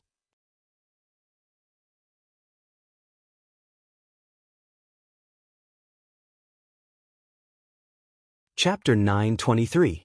That's Nalakuvara? Wu Yan asked Natsuki in a doubtful tone. Are you sure that's a weapon made in ancient times and not something made with advanced technology? Wu Yan asked Natsuki. Are you sure that's a weapon made in ancient times and not something made with advanced technology? What do you think ancient weapons are like? Do you think they're like unevolved apes holding stone tools? Natsuki tilted her head and looked at the mechanical spider, which was Nalakuvara. Before the human era, there are still many things that we can't understand. Let's not talk about its appearance, just look at its power. Do you think it's something that can be made with modern technology? That's true. That's true. Wu Yan sighed. Then he started doubting himself. But this isn't enough to call it a weapon that can kill a primogenitor and destroy countless civilizations, right? Do you think I haven't thought about this before? Natsuki's expression became slightly more serious. Nalakuvara's current power is indeed incomparable to the rumors. It feels like the rumors have been exaggerated. But I've already tested it, that piece of junk. It can learn from external attacks and evolve its own capabilities. It's immune to all previous attacks. Immune to all previous attacks? Wu Yan frowned. If that's all, it's fine. If we kill it in one go, no matter how much it evolves, it's useless. Natsuki seemed to have a headache. But I didn't expect it to be able to transform the surrounding material elements after being damaged, thereby automatically repairing its own functions. Auto-repair? This time, Wu Yan finally took it seriously. Then, if it's immune to all previous attacks. Oh. Natsuki nodded. She lowered her voice. Then it's an unbreakable weapon. It's a weapon that can get stronger as it fights. This. Wu Yan didn't know what to say. He shook his head. How troublesome. Not necessarily. Natsuki denied Wu Yan's claim out of the ordinary. She looked at Wu Yan's face with a meaningful look. Nalakuvara is troublesome, but it shouldn't be difficult for you to deal with it. Doesn't either of your familiars have the ability to make it disappear completely? Huh. Wu Yan looked at Natsuki in surprise. Do you know what kind of ability my familiars have? Well, who knows? Natsuki turned her head away. She said in an irresponsible tone. He smiled and said, I have more or less guessed it. That's impressive. Wu Yan complimented. Natsuki only snorted. If that's the case, hurry up and take care of it. You really know how to order your juniors around. Wu Yan didn't know whether to laugh or cry, but he quickly smiled and looked at Nalakuvara. A glint flashed in his eyes. Unfortunately, you're going to be disappointed. Natsuki said. Natsuki was stunned. Not only can it repair itself, but it can also nullify the damage it received once. Wu Yan licked his lips as if he was tempted. Nalakuvara? I'm a little interested too. What do you mean? Natsuki turned around to look at him. You want to? Well. Wu Yan didn't explain, he just smiled. You just need to stay here and watch. Wu Yan ignored Natsuki, who was looking at him with a confused expression, and teleported behind Nalakuvara. Wu Yan looked at Nalakuvara, who was destroying everything around it like a headless fly. He found it funny. Then, he extended his hand towards Nalakuvara. Cling. Just as Wu Yan's hand was about to touch Nalakuvara's body, a wave of light flashed from Nalakuvara's body. Wu Yan's hand stopped about 10 centimeters away from Nalakuvara. It's as if he got blocked by a thick wall. He couldn't go any further. Wu Yan's hand couldn't go any further. Wu Yan's hand stopped in midair about 10 centimeters away from Nalacuvula. It's as if he got blocked by a thick wall, he couldn't advance any further. Is that a barrier? Wu Yan was stunned for a moment. Nalacuvula took advantage of this moment to move its body. It changed its clumsy way of moving and moved its 6 limbs quickly and nimbly. It turned around and faced Wu Yan. Then, on its semicircular head, a red dot that seemed to act as an eye flashed and stared at Wu Yan. As if it had seen it, Nalacuvula's pair of tentacle-like hooks suddenly flashed with red light. Not long after, 2 red light beams shot out from the tips of the hooks, brushing past the evaporated atmosphere and shooting straight towards Xian with a scorching heat. Wu Yan narrowed his eyes. His body flashed and disappeared from the spot. The 2 red light beams pierced through the afterimage he left behind and swept towards the back without slowing down. Like a flame from a flamethrower, the intense heat plowed 2 charred trenches on the ground. They flashed into the distance and ended the attack with an explosion. Very troublesome indeed. Wu Yan was standing on Nalacuvula's back. He looked at the ripples on the barrier under his feet and curled his lips. Looks like I have to deal with this barrier first. Before Wu Yan could finish his sentence, Nalacuvula swung its body and flung him away. Wu Yan stopped in midair. He waved his hand and a crimson ripple appeared in the air. A sword hilt emitting a scorching aura came out of the ripple and landed in Wu Yan's hand. Burn until nothing is left. Accompanied by this soft whisper that sounded like a call and also like a declaration, the flames of the red lotus roared and expanded from the blade of Niandian Shana. The fire grew fiercer and fiercer. In the end, the entire sky above the artificial island was enveloped in a sea of fire. The blue sky turned into the color of a red lotus at dusk. Scorching air currents rolled wildly. Shortly after, the sea of fire suddenly shrank and swept towards the center like a whirlpool. Like a thundercloud formed by flames, a red lotus fire pillar shot down from the center of the whirlpool and shot towards Nalacuvula like a thunderbolt. Bang! In an instant, the flames spread out in all directions like a ring. All the buildings collapsed in an instant, turning into broken rubble that was carried away by the flaming tornado and violently swept away. The artificial island was left in ruins. That idiot! Natsuki's figure flashed at the edge of the artificial island. She couldn't help but curse as she looked at the ruins that were burning in a sea of fire. He went overboard. No matter how much Natsuki grumbled, this artificial island will have to be rebuilt even if it doesn't sink.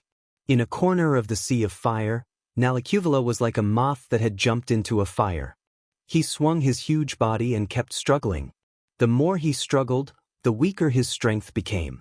It's not that it can't hold on any longer. It's just that it's starting to become immune to the red lotus flames. It won't be long before it won't feel any discomfort when moving through the red lotus flames. However, the barrier that had been guarding against external attacks had completely disappeared. Wu Yan grabbed Shana and moved to Nalacuvula's side. He reached out his hand and placed it on Nalacuvula's body. Buzz! In the next second, an invisible wave came from Wu Yan's hand. On the back of his hand, a sword-shaped mark made of red dots appeared. A red light enveloped Nalacuvula's body. Then, the red light turned into red veins that covered Nalacuvula's body. Nalacuvula seemed to have sensed some danger. His body began to struggle violently. However, it didn't take long for his struggles to subside at a speed visible to the naked eye. Eventually, he completely stopped moving and stood still on the spot. Wu Yan smiled when he saw this. Relic transformation. Done.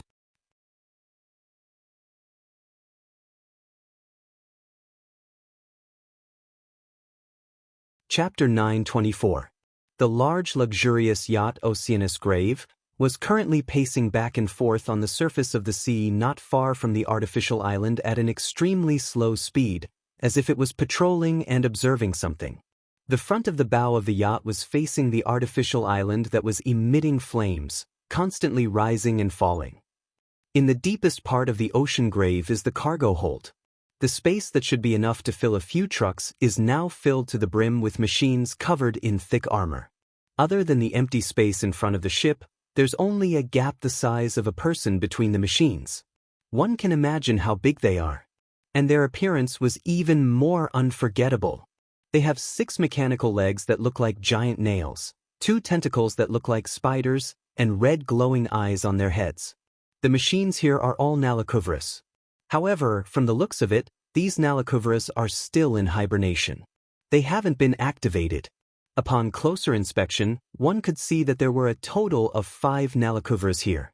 Each of them was the same size as the one that was causing a ruckus outside.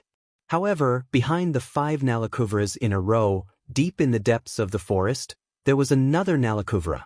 It seems like there is an even bigger monster placed there. Although it was covered in the same armor as the other Nalacuvelas, it was a mechanical body that was covered in armor. However, this monster was twice the size of the other Nalacuvelas. It had the same mechanical limbs, but its body was bigger.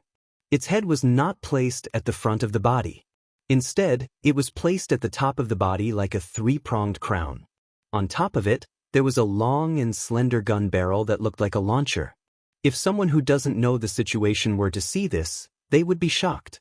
They would be in for a shock. One Nalacuvela almost destroyed the artificial island. If it was allowed to enter Itagami City, the city would be destroyed as well. If there were 6 Nalacuvelas, plus the one that looked even more powerful, then it would be a total disaster. The warlord's domain, which is several times bigger than Itagami City, will be destroyed. When that happens, the Black Death Emperor faction will have achieved their goal. From this, the rumor of the Nalacuveras destroying countless civilizations isn't an exaggeration. As for whether or not they can kill the primogeniture, that remains to be seen. However, it doesn't matter to the Black Death Emperor faction.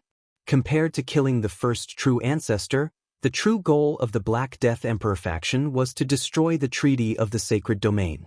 And if the first true ancestor's territory, the warlord domain, were to be destroyed, if the first primogenitor's domain is destroyed, the Treaty of Sanctuary will be destroyed. The world will be engulfed in the flames of war.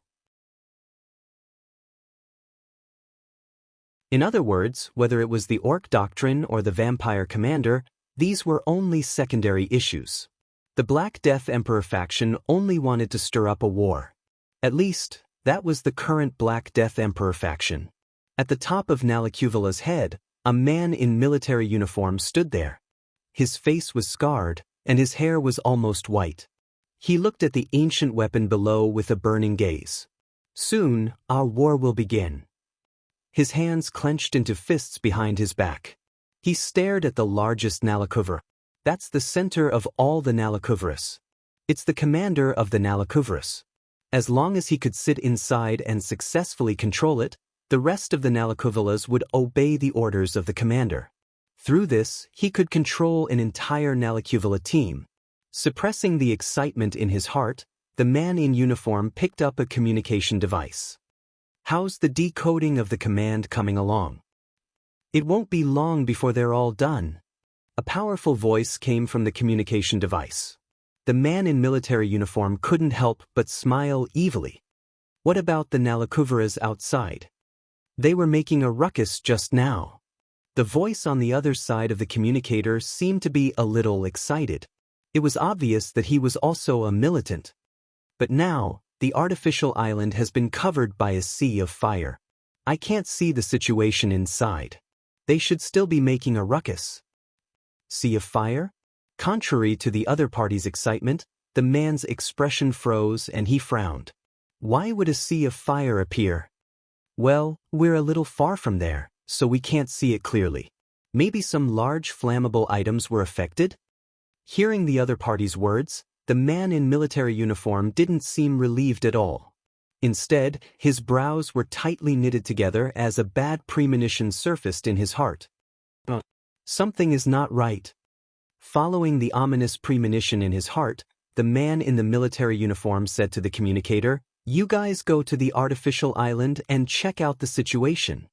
As soon as the man in the military uniform said that, a mocking voice was suddenly heard from below. "Don't bother." "Who is it?" The man in the military uniform narrowed his eyes and looked down. On the open space in front of the Nalacuvelas, who were lined up in a row, A figure appeared out of nowhere. He was looking up at him with a pair of wine-red eyes that contained a smile. A faint smile hung on his face, causing the man in the military uniform to feel a chill in his heart. When did this person get here? He didn't notice at all. So you're Christopher? You're Gardosius, right? The man in the military uniform, Christopher Gardosius, looked shocked. Wu Yan grinned when he saw how shocked Gardos was. I can't believe you hid so well. It took me a lot of time to find you. Gardosius regained his composure and his expression gradually returned to normal. Who are you?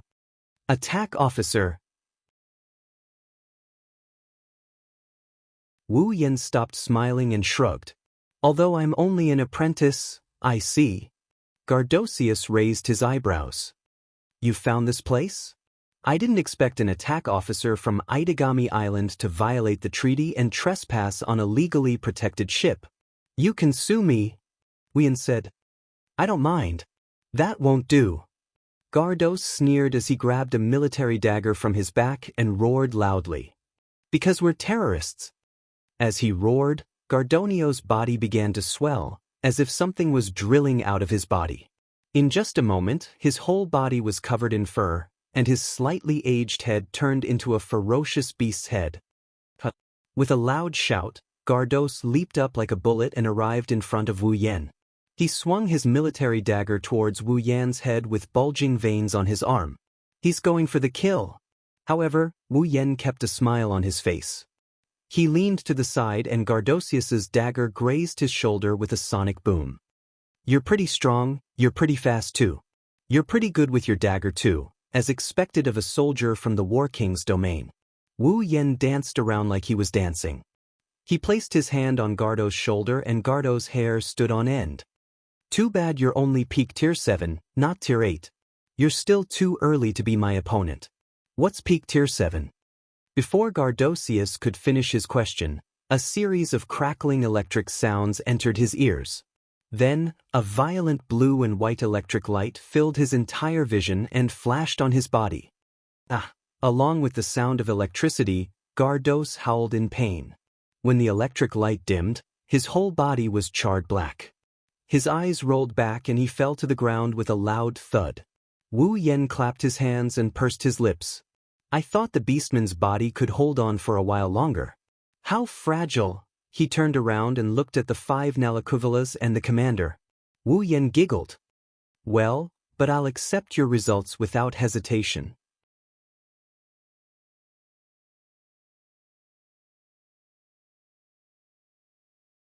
Chapter 9:25. On the artificial island, a lot of special region guards were busy working there. They are trying to extinguish the sea of fire.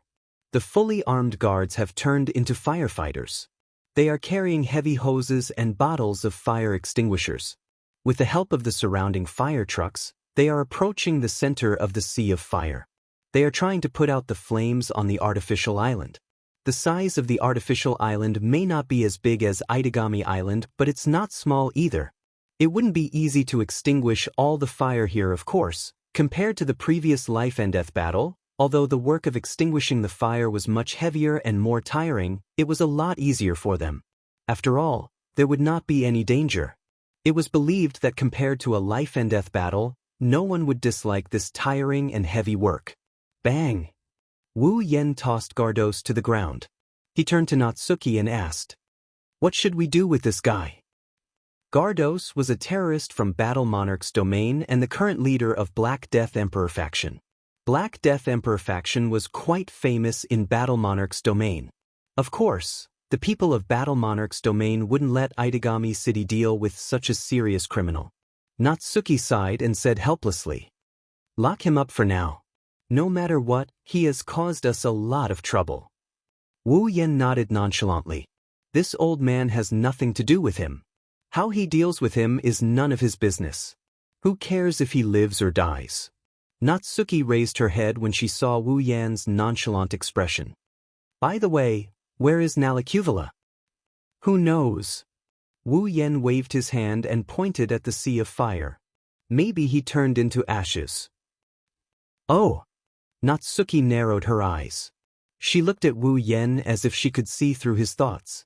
She stared at Wu Yen. Wu Yen shrugged in a calm manner. At the very least, if you can't hear his thumping heart, he would look like he's at peace with the situation. Natsuki waved the fan in her hand and turned around. Since he turned into ashes, it's best if we don't let him appear again. Otherwise, the people in Itagami Island won't want to be left out. They will be tempted to make a move. Wu Yen grinned and he turned around as well. He and Natsuki had their backs to each other and neither of them said anything. Wu Yen knows that many ambitious people will be tempted by a weapon that can destroy countless civilizations. If it wasn't for the fact that Nalicuvula's control method couldn't be deciphered, a lot of people would have gotten involved, including Itagami Island's higher-ups. Now, the Black Death Emperor sect had openly used Nalicuvula once. Those who have designs on this ancient weapon should take action. If Nalicuvula is discovered by the city's security forces, Itagami Island will become the center of conflict. From this perspective, Nalicuvula being turned into a noble phantasm and became Wu Yan's noble phantasm.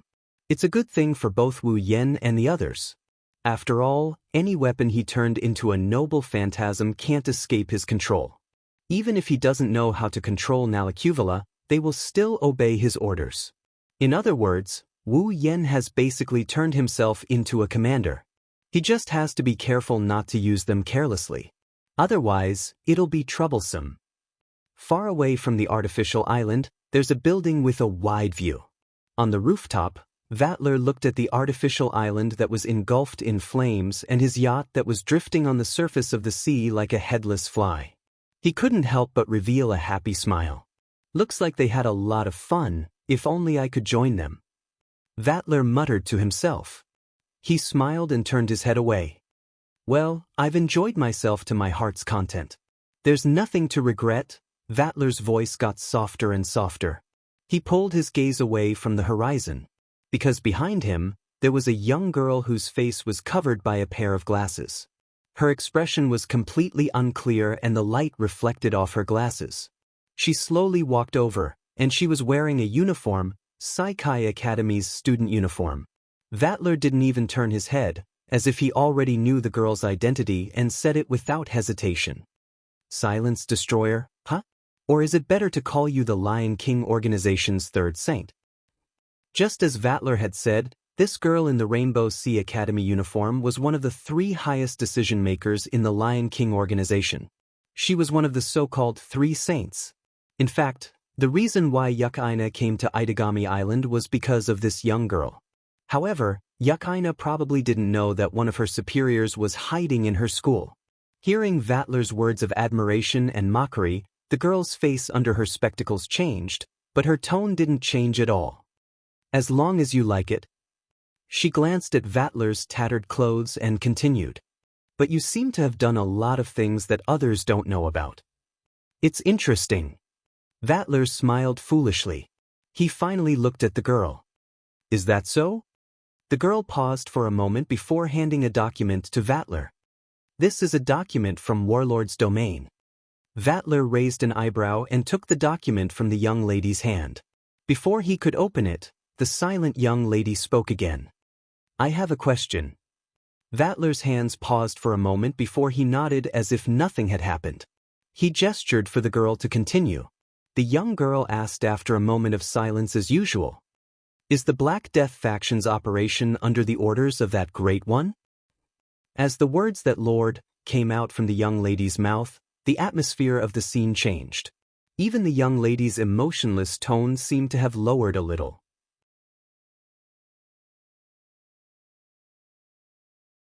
For a moment, it actually caused the air to become somewhat cold. However, Vatler's expression did not change from the beginning to the end. Even his tone did not change. The commotion this time was caused by my personal interest. Vatler added with an indecipherable smile. Let's just treat it like that for now. The girl lowered her head. Then, let's change the question. The young lady's gaze landed on Vatler's body as if she was sizing him up. To be more precise, she was looking at his new body. His skin was smooth and clean, and his clothes were nowhere to be seen. Her wide spectacles glinted with a bright light. What kind of person is able to make you like this? She had no choice but to ask this question. She knew what kind of person Vatler was. To put it simply, he was a very dangerous person. There were only 4 primogenitors in the world. They were the strongest beings in the world. The 4th primogenitor wasn't fully awakened, but that didn't lower her evaluation of the primogenitors. Disregarding the 4th true ancestor who had yet to fully awaken and the other 3 powerful true ancestors, Vatler, who always had a harmless smile on his face, was the most powerful vampire in the entire world. If he went all out, the gap between him and the other 3 primogenitors wasn't the same as the other vampires. That's why he was called the vampire closest to a primogenite. There was no doubt that Vatler's strength was at the forefront of this world. Even so, he had appeared in front of him in such a state. If this was the result of a battle, then what kind of person could have caused Vatler to become like this? The girl had to ask. Vatler paused for a moment and smiled. It was a smile that had never appeared since the girl appeared. It was a smile that was completely different from her previous casual smile. It was a sincere smile. An interesting person. An interesting person? Yes. Vatler stopped looking at the document in his hand. He turned around and looked at the burning artificial island. An interesting person. The girl followed Vatler's actions and looked at the burning artificial island. After a long time, she lowered her head and remained silent.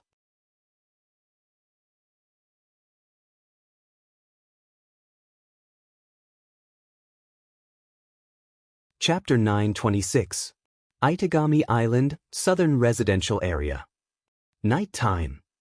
She was holding a bowl in her hand, and there was a platter of freshly cooked dishes on the table. However, Nagisa remained in the same posture as she held the bowl. She didn't touch her chopsticks, and she sat there in a daze. It was as if her soul had left her body, and her mind was filled with thoughts. She was completely devoid of her usual lively and adorable self. Guqing didn't stop eating, but his tired eyes never left Nagisa. Seeing his sister in such a bad mood, he was puzzled. This was the first time he saw her like this. Since the day he had Nagisa as a sister, Nagisa had always been a lively, cheerful, talkative and cute little sister. Whether it was before or now, Nagisa had never behaved so strangely. In the past, Nagisa always had a smile on her face. Unlike now, this wasn't like her at all. Nagisa, what's wrong? Guqing stopped eating. He looked at the dazed Nagisa and asked worriedly, Nagisa, what's wrong? Nagisa was still in a daze. She didn't hear Guqing at all. Nagisa, Nagisa. Guqing frowned and waved his hand in front of Nagisa's face. He raised his voice. Nagisa. Nagisa was startled by Guqing's sudden raise of his voice. She came back to her senses and saw Guqing's worried expression.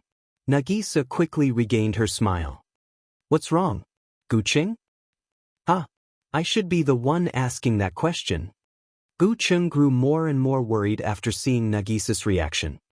What's wrong, Nagisa? You don't look energetic.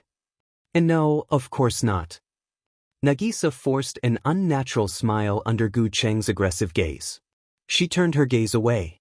This time, no matter how low Guqing's EQ was, he was certain that Nagisa had something on her mind. Nagisa. Guqing put down his chopsticks. He met Sasa's vision seriously. If there's anything, you can talk to me. Nagisa nodded. Nagisa hesitated for a moment but shook her head. No, it's really nothing. Really? Guqing was doubtful. It's true. Seeing Guqing's doubtful expression, Yi Zichen said. Nagisa puffed up her cheeks and knocked on the plate in front of her. All right, let's eat. Nagisa did not give Guqing a chance to speak. She picked up her chopsticks and started eating quickly. Guqing stared at her with worry in his eyes. That's the gist of it. In Yukina's house, Koju knelt down and told Kotori and Yukaina what happened last night. Kotori and Yukaina looked at each other after hearing Koju's story. You're right, Nisa-chan has been a little different lately. Yukaina pondered for a moment before continuing, she's not as cheerful and talkative as she used to be. Sometimes she even gets distracted in class and doesn't realize that she's almost walking into a wall when she's walking. There was one time when she almost got hit by a car when she didn't look at the road. I have the same feeling. Kotori narrowed her eyes. She grabbed the pearl in her mouth and didn't put it in her mouth. Nagisa seems to have something on her mind. Is that so? Did you notice it? Gu Qing nodded his head in frustration. This has been going on for a few days now. She doesn't look any different from before, but she's always spacing out for no reason. She doesn't even have the energy to eat. This isn't like her at all. There must be something wrong with Nagisa, but she doesn't seem to want to be honest with me at all. Gu Cheng prostrated himself on the ground. That's why I'm begging you. Goku. Yakaina. With a pleading expression, Gu Cheng said pitifully, please help me talk to Nagisa. You're both girls and good friends. Nagisa should be willing to share her troubles with you. Please help me. Kotori and Yakaina sighed. Kotori and Yakaina smiled bitterly. Senpai, don't worry. Yakaina said. I'm also worried about Nagisa-chan. I'll help you. Well. Kotori bit her lollipop and waved her hand. Let's try asking Nagisa and see if we can get anything out of her. Thank you so much. Gu Cheng was so moved that he cried out. As he was too emotional, he knocked his head hard against the ground, causing him to cry out in pain. Kotori and Yakaina couldn't help but laugh in their hearts. That night, Kotori and Yakaina called Nagisa to Yukina's home. Yukina's expression was tense. Her back was straight and her face was stern. She gave off a strange feeling of oppression. Kotori was much more casual, but her eyes were locked on Nagisa. Nagisa was intimidated by their auras, so she shrank back a little. Kotori-chan. Yukina-chan. Nagisa raised her hand weakly. Why are you looking for me? Kotori glanced at Nagisa before exchanging a glance with Yakaina. She was the first to speak. Nagisa, you seem a bit off lately. Nagisa was surprised, but she waved her hand. Oh, what's wrong with me? Nagisa is still the same as before. Nagisa-chan, you can't be like this. Yakaina moved her head closer to Nagisa. We're friends, you can't lie to a friend. Nagisa opened her mouth and wanted to argue, but when she saw how serious Yakaina was, she couldn't bring herself to say anything. Nagisa glanced at Kotori and pursed her lips. She lowered her head like a child who did something wrong. I'm sorry, Kotori-chan, Yukina-chan. Kotori and Yakaina breathed a sigh of relief when they saw Nagisa lowering her head and apologizing. They finally smiled. Nagisa-chan. Yakaina held Nagisa's hand and asked gently. What's troubling you? Tell us, we'll help you. This. Nagisa's eyes flashed with a trace of distress. She looked at Kotori, who was also looking at her. A small teardrop appeared at the corner of her eye. Kotori and Yakaina didn't say anything either. They stared at Nagisa, waiting for her to speak. Nagisa clenched her teeth. Their reaction made her suppress her worries for a long time come back to her. Kotori-chan. Nagisa turned to face Kotori and closed her eyes as if she had made up her mind. Then she started sobbing, her voice filled with guilt. I'm sorry. Kotori froze. She asked in confusion. Why are you apologizing all of a sudden? Kotori-chan. Nagisa pouted. She looked sad. Nagisa wronged Kotori-chan. Something wrong? Kotori was stunned. Nagisa didn't look like she was faking it. She frowned. What happened? Nagisa flinched and bit her lips in fear. Yakaina, who was holding her hand, could feel Nagisa's trembling hand. Yakaina tightened her grip on Nagisa's hand as if to give her courage. She looked at her with an encouraging smile on her face. Feeling the warmth from Yukina's hand, Nagisa's courage increased. She took a deep breath, hesitated for a moment, and finally decided to throw caution to the wind and yelled out loud. I kissed sensei. I kissed sensei. I kissed sensei. I kissed sensei. I kissed sensei. In the hall, Nagisa's venting voice reverberated clearly in the hall. Kotori and Yukaina heard it. The two girls' pupils dilated and their expressions changed drastically. In the end, they became sluggish.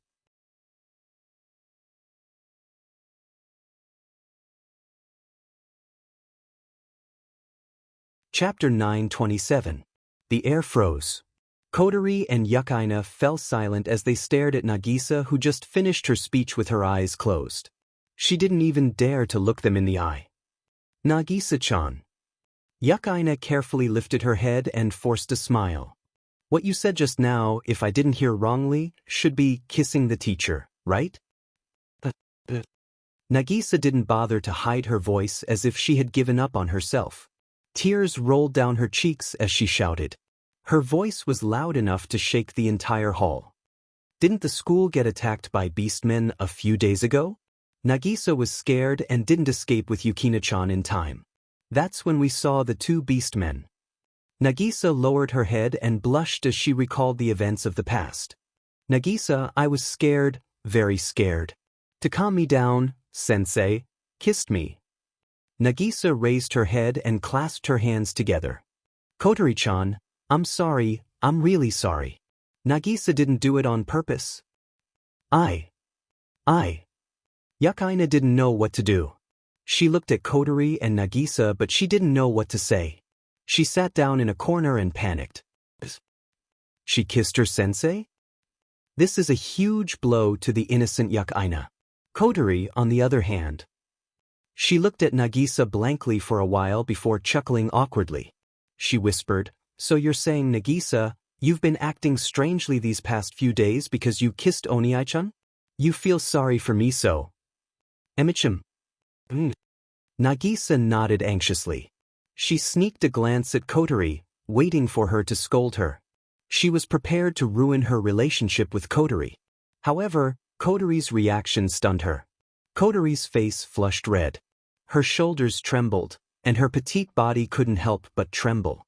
Seeing this scene, Kotori's eyes widened. Nagisa and Yukaina thought Kotori was angry. Nagisa closed her eyes again, but what they saw was...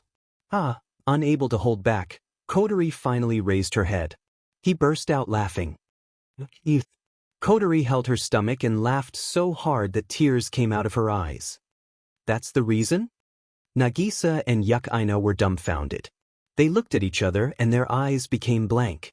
They had expected Kotori to be furious. He had expected Kotori to break off their friendship, but he never expected it. In the end, all he got was a burst of laughter. What was going on? Could it be that he was so angry that he lost his mind? Nagisa and Yukina's confusion turned into nervousness. Nagisa rushed to Kotori's side and grabbed her hand. Kotori-chan, it's all my fault. You can do whatever you want to me, but please don't be like this. What are you thinking? The smart Kotori naturally sensed their thoughts. She rolled her eyes at them, but the smile in her eyes lingered for a long time. Nagisa, you're so cute. Kotori gave a comment that confused Nagisa and Yukaina. Kotori-chan, aren't you angry? Nagisa shrunk her head and emphasized. I kissed sensei, lips to lips. That doesn't count, right? Yukaina smiled awkwardly as if she was trying to smooth things over. Sensei only wanted Nagisa-chan to calm down, so he had no choice but to do it. All right, you two, don't look like you're afraid I'll get angry. Kotori's expression relaxed. She opened a treasure casually. Just because of a kiss? You've been acting so strangely lately.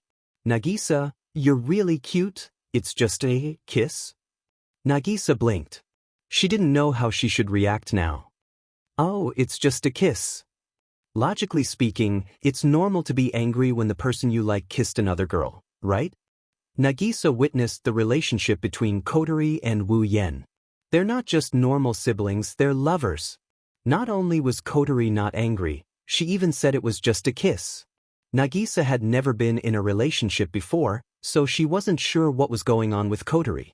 Nagisa didn't know that Kotori's so-called lover had done it countless times, let alone kissing other girls.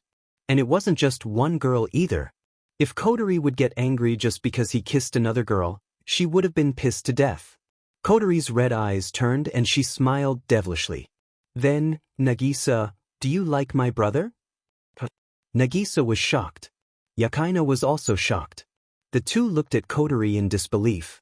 It took a while for Nagisa to react. She waved her hands frantically. And no, don't be in such a hurry to deny it. Kotori interrupted Nagisa with a mischievous grin. Yakaina already said that friends shouldn't lie. If you lie to me, I'll really get angry. Nagisa was taken aback for a moment before she finally calmed down. She rubbed her hands together and pondered for a moment before shaking her head and giving an answer. I don't know either. Nagisa didn't know how to feel about this. Originally, she had a phobia of demons. Although she didn't hate demons, it was impossible for her to get along with them peacefully. The first time she met Wu Yan, Nagisa showed her fear of demons. At that time, she was only afraid of Wu Yan. When Wu Yan became her teacher and showed a humorous and gentle personality, Nagisa became curious about him. Coupled with Wu Yan's heaven-defying cooking skills and the time they spent together, Nagisa gradually accepted Wu Yan. She finally let go of her fear and accepted him. But that's all. That day, when the Black Death Emperor faction attacked, Wu Yan used extreme methods to force Nagisa to calm down. Nagisa's pure curiosity and acceptance were messed up. Nagisa didn't know how she should face Wu Yan. She didn't know what kind of emotions she should be feeling. Kotori narrowed her eyes into crescents and spoke. Her words shocked Nagisa and Yakaina. So that's how it is. Nagisa, why don't you woo Big Brother? Wah! Nagisa was stunned. Sensei. Yakaina was confused. No matter what, he's your first kiss, right? Kotori said. Since you don't know how you feel about Big Brother, why don't you try? Maybe you'll get an answer? But, Kotori-chan. Nagisa stuttered. Sensei, isn't he your lover? It doesn't matter. Kotori said. I don't mind. Kotori didn't scare Nagisa to death. Nagisa widened her eyes. But he's my sensei, Nagisa. Kotori looked at him as if she expected better from him. He's a vampire, his life is endless. Do you need to care about age and identity? We're just teacher and student, we're siblings. Kotori put her hands on Nagisa's shoulders and smiled. So, Nagisa, don't worry and go after him. Don't worry. Kotori's eyes lit up as if she's back in Ratatoskr. I'll help you. Nagisa's mouth opened wide. Her mind went blank when she saw how eager Kotori was to make her love rival. She didn't even know how she got home. As for Yakaina, her worldview was destroyed when she saw the ridiculous scene. Her head almost exploded. She remained in a daze until the sun went down.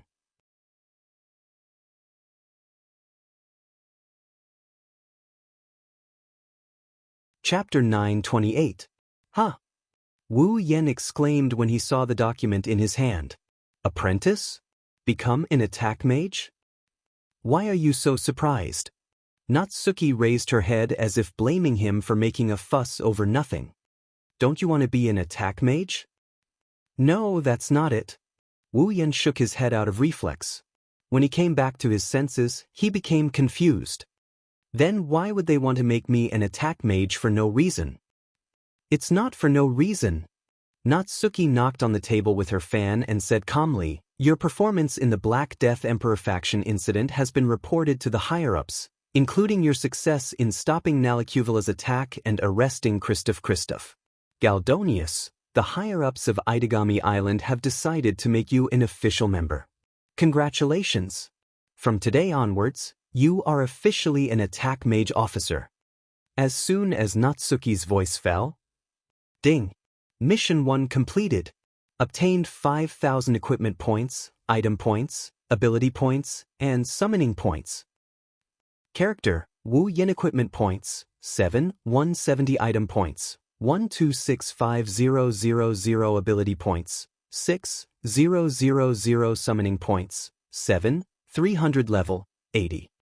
The system notification rang in the depths of Wu Yan's mind, informing him of the situation. Everything he had seen and heard was real. Phew! He heaved a sigh of relief. Wu Yen smiled as he scanned the document. I thought I almost burned down the entire artificial island. I thought I would be punished more than rewarded. You didn't just almost. You burned down the entire artificial island. Natsuki splashed a bucket of cold water on him and snorted. The higher-ups put all the blame on the Black Death Emperor faction for the loss of the artificial island, and as the commander of the Black Death Emperor faction, as for the compensation, Gardos took away. The Battle King's domain has already paid for the loss of the artificial island. How could those guys above still push the blame to you? That's realistic. Wu Yen was speechless. He looked at Natsuki. Now that I'm an attack mage, what about the real assignment? What? Do you hate staying here? There was a hint of dissatisfaction in Natsuki's voice. A dangerous glint flashed in her beautiful eyes. Is it hard for you to be a teacher? Of course not. Wu Yen shook his head and laughed sheepishly. It's just that I have to ask. It's a job after all. Natsuki turned her head away, picked up the cup on the table, and drank the black tea. Even though you're an attack mage, you're still assigned to Saikai Academy. If you're dissatisfied, you can talk to the higher-ups. It's not that I'm dissatisfied. Wu Yen scratched his face and shrugged. It's my first time being an attack mage. Don't look at me. My grades were terrible when I was a student. Now that you're asking me to do it, it doesn't feel real. Is that so? Natsuki. Natsuki. A smile appeared on her face. But why did I hear that the liberal arts teacher of the 3rd grade C class in the middle school is very popular? That's because those kids are greedy and playful. Wu Yen laughed as he scolded her. I am the one who brought them food and got along well with them. That's why I became like this. Wu Yen looked at Natsuki and he flashed her a grin that made Natsuki feel disgusted. If you go and play with your students, I believe that by tomorrow, the most popular person in the entire Kaihai Academy will be you. Natsuki's face twitched as she glared at Wu Yen. She looked like she was going to spit fire at him. Natsuki of course knew what Wu Yen meant by that. With her figure and looks, if she were to hang out with a bunch of students, she would be treated like a mascot. It's not like she wouldn't be welcomed. Even though Natsuki doesn't want to admit it, she knows herself very well. If she were to use one word to describe her image, it would be cute. Natsuki, who thinks of herself as a dignified person, can't be happy about it. Under Natsuki's oppressive gaze, Wu Yen couldn't help but take a step back. He laughed awkwardly. Fine, pretend I didn't say anything. Na Yu snorted coldly and continued to enjoy her black tea. She's surprisingly childish. Wu Yen couldn't bring himself to say it. He pursed his lips helplessly and sank his consciousness into the depths of his soul. Instance World, Bloodlust Rampage Instance World Mission, Redemption Mission 1. Become an attack magician in Itagami City, completed, mission reward. 5,000 equipment points, item points, ability points, summoning points. Mission 2. Stop the Ascension Ritual and save the fake angel. Kanase Natsuki mission reward. 10,000 equipment points, item points, ability points, summoning points. Mission 3. Locked. A fake angel? Kanase Natsuki? Who's that? Wu Yan's consciousness went blank for a moment. He closed his eyes and tried to recall the last bits of information he had about the manga. But in the end, there was no result. Wu Yan didn't remember much about the manga. Wu Yan sighed and shook his head. He looked at Natsuki and hesitated for a moment. Natsuki, do you know the name Kanase Natsuki? Natsuki stopped drinking her tea and she looked at Wu Yen with a confused look. Why are you asking? Nothing. Wu Yen came up with a lie that even he didn't believe.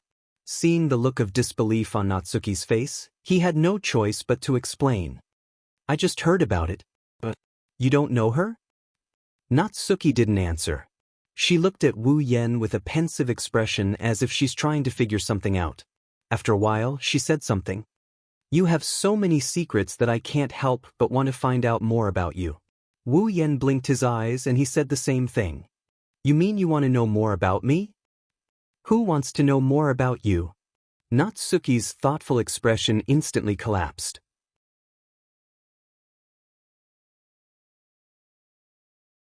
She had a confused look on her face. Why would you come to such a conclusion? Well, isn't that normal? Wu Yan crossed his arms in front of his chest like it was a given. Aren't you already 26 years old? It's understandable that you would be interested in men. A cross appeared on Natsuki's forehead. It moved along with her eyebrows.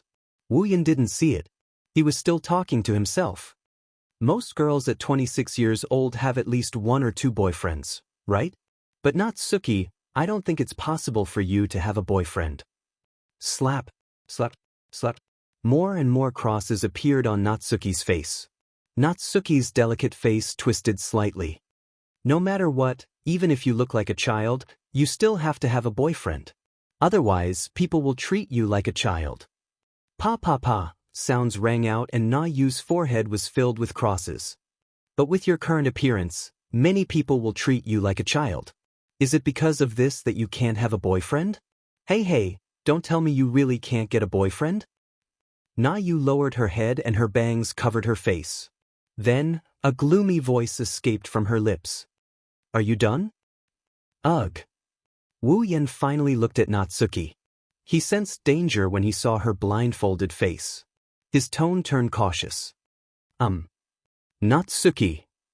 As if replying to Wu Yan, Natsuki raised her head. Her expression was gloomy. She swung her fan at Wu Yan's mouth.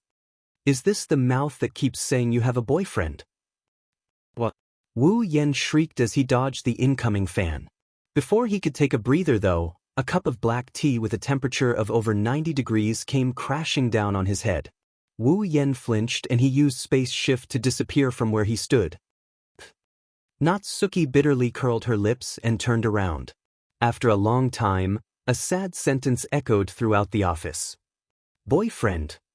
How could I have a boyfriend? You're tuning in to the Han Li's Immortal Journey YouTube channel. Don't forget to subscribe and join us on this journey to catch the most captivating stories.